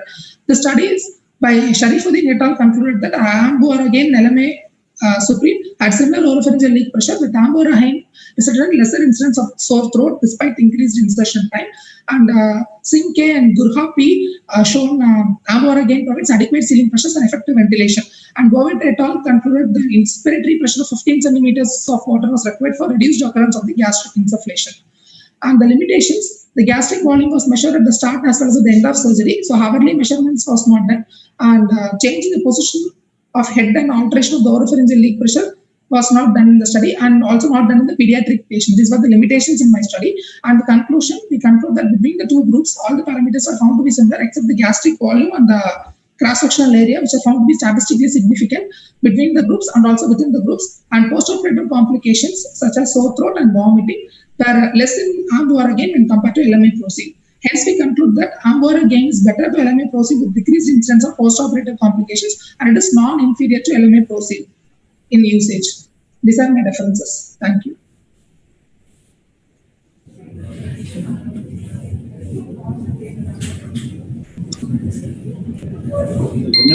Whenever you are trying to, display the names of some of the brands, you should be typing them properly. Whenever you are trying to project the names of the devices. Yes, sir. It should be clearly showing them. See, in the PDF from the organizing committee, I saw that there was the Ambu or again was continuously typed and there was no a prominence given to the brand name. And even in your slide, opening slide also, so that is not clearly seen. So whenever you write, it is Ambu or again, you write out clearly, and they are all registered brands of these companies. Okay, sir. So it's always better to improve your presentation. That also counts. Okay, sir. You look at what you have written is Ambu or again. LMB Procil you have written clearly, but Ambu or again is not clearly separated out. Okay. And ideally, you should separate. You should put a registration or copyright mark as a postscript or superscript for these things. Number one. And these are some technical things I am just highlighting, and you should also be mentioning the brand of the ultrasound machine which you have used. Okay, you mentioned about the probe shape and the frequency. That is good. Yes. You have to mention about the machine and the particular model which has been used also. So that's very important. Yes. And you said you are not able to have the patient's gastric volume assessment done in right lateral position, right? Yes, sir. So was it not really possible? Because you could have just tilted the table a little bit. I want to do in first after face mask ventilation, we'll do one assessment of gastric ultrasound, sir. Then after that, Haverly measurements, and after that, at the end of the surgery, we will do. So it will be disturbing for the surgeon. So we decided to do only in supine position, sir, not right lateral position. Okay. So we will assume that you could get the best picture and best measurements even in supine position. Yes, sir. Yes, sir. Okay. So the best position is the right lateral position. Yes. So you are able to get. Okay. Yes. Then that means your senior was well versed with the use of ultrasound probe and had adequate experience. Yes. So that also shall be mentioned in the presentation. Yes. Okay. So what is the take home? What you are giving is in terms of the inflatable cuff with supraglottic devices. Ambu or again is better than the Procil LMA, right? Yes, sir. Okay, that's the one. And secondly, you heard some of the previous presenters also mentioning in terms of the position and in terms of the final positioning of the supraglottic airway device and confirmation of the position with using an fiber optic scope. And these are some of the things which might enhance the research further in your particular topic here. Yes, sir. Yes, sir. This is one thing. But otherwise, I find this a good study. Yes. Overall, nicely done. And age group which you have taken is purely adult age group, right? Yes, sir. Adult, sir. Adult age group. Yes. Okay. Nicely done. Methodology is very good. Yes. I'm happy with the results also. Good. You can take it forward. Thank you, sir. Thank you.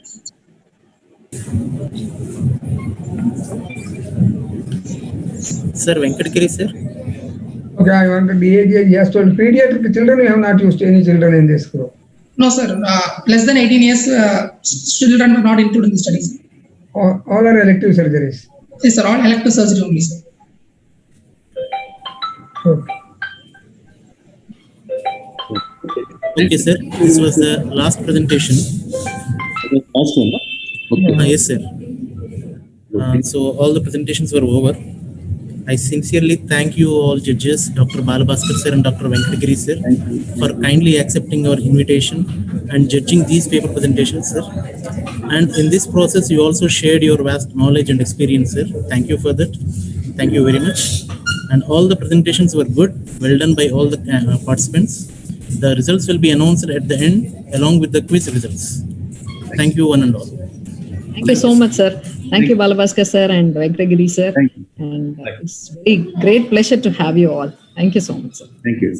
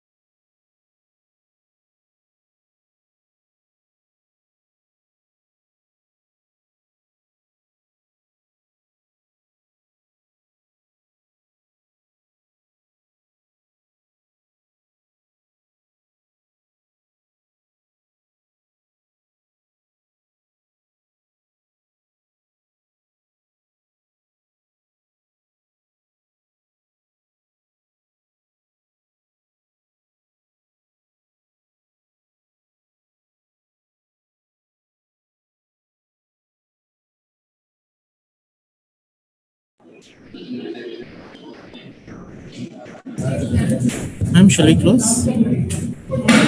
It's Sandeep. Okay. Now, sir is not there, no? Venkatagiri sir also left. Actually, you can call up Venkatagiri sir and ask him to send his results to us by mail. Mail or WhatsApp, whatever is comfortable for him. Okay. We can ask him to send it, and we can close this session. Now, Sandeep, are we closing the hall B? It should be open, yes, no? Yes, yeah. Savita, are you there?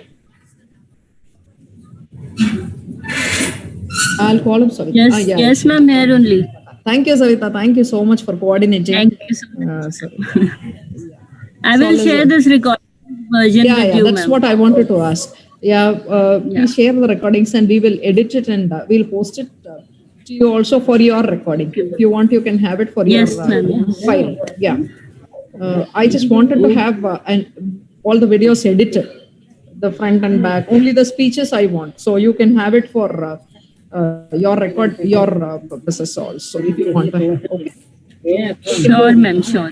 Thank you so much. Thank you, Savita, for your kind cooperation. Thank you, ma'am. Thank you, doctor. So, Savita, is the third Zoom running or it's closed? Ma'am, I have checked 10 minutes ago. It was running. Yes, ma'am. It's running, ma'am. It's running. Okay. So another 5-10 minutes, it should also close. That shouldn't be a problem. Okay. So, okay. Thank you, Savita. Rahul is also here. You can end the meeting. It will end from your side. Okay. Fine. Okay. Thank you, Savita.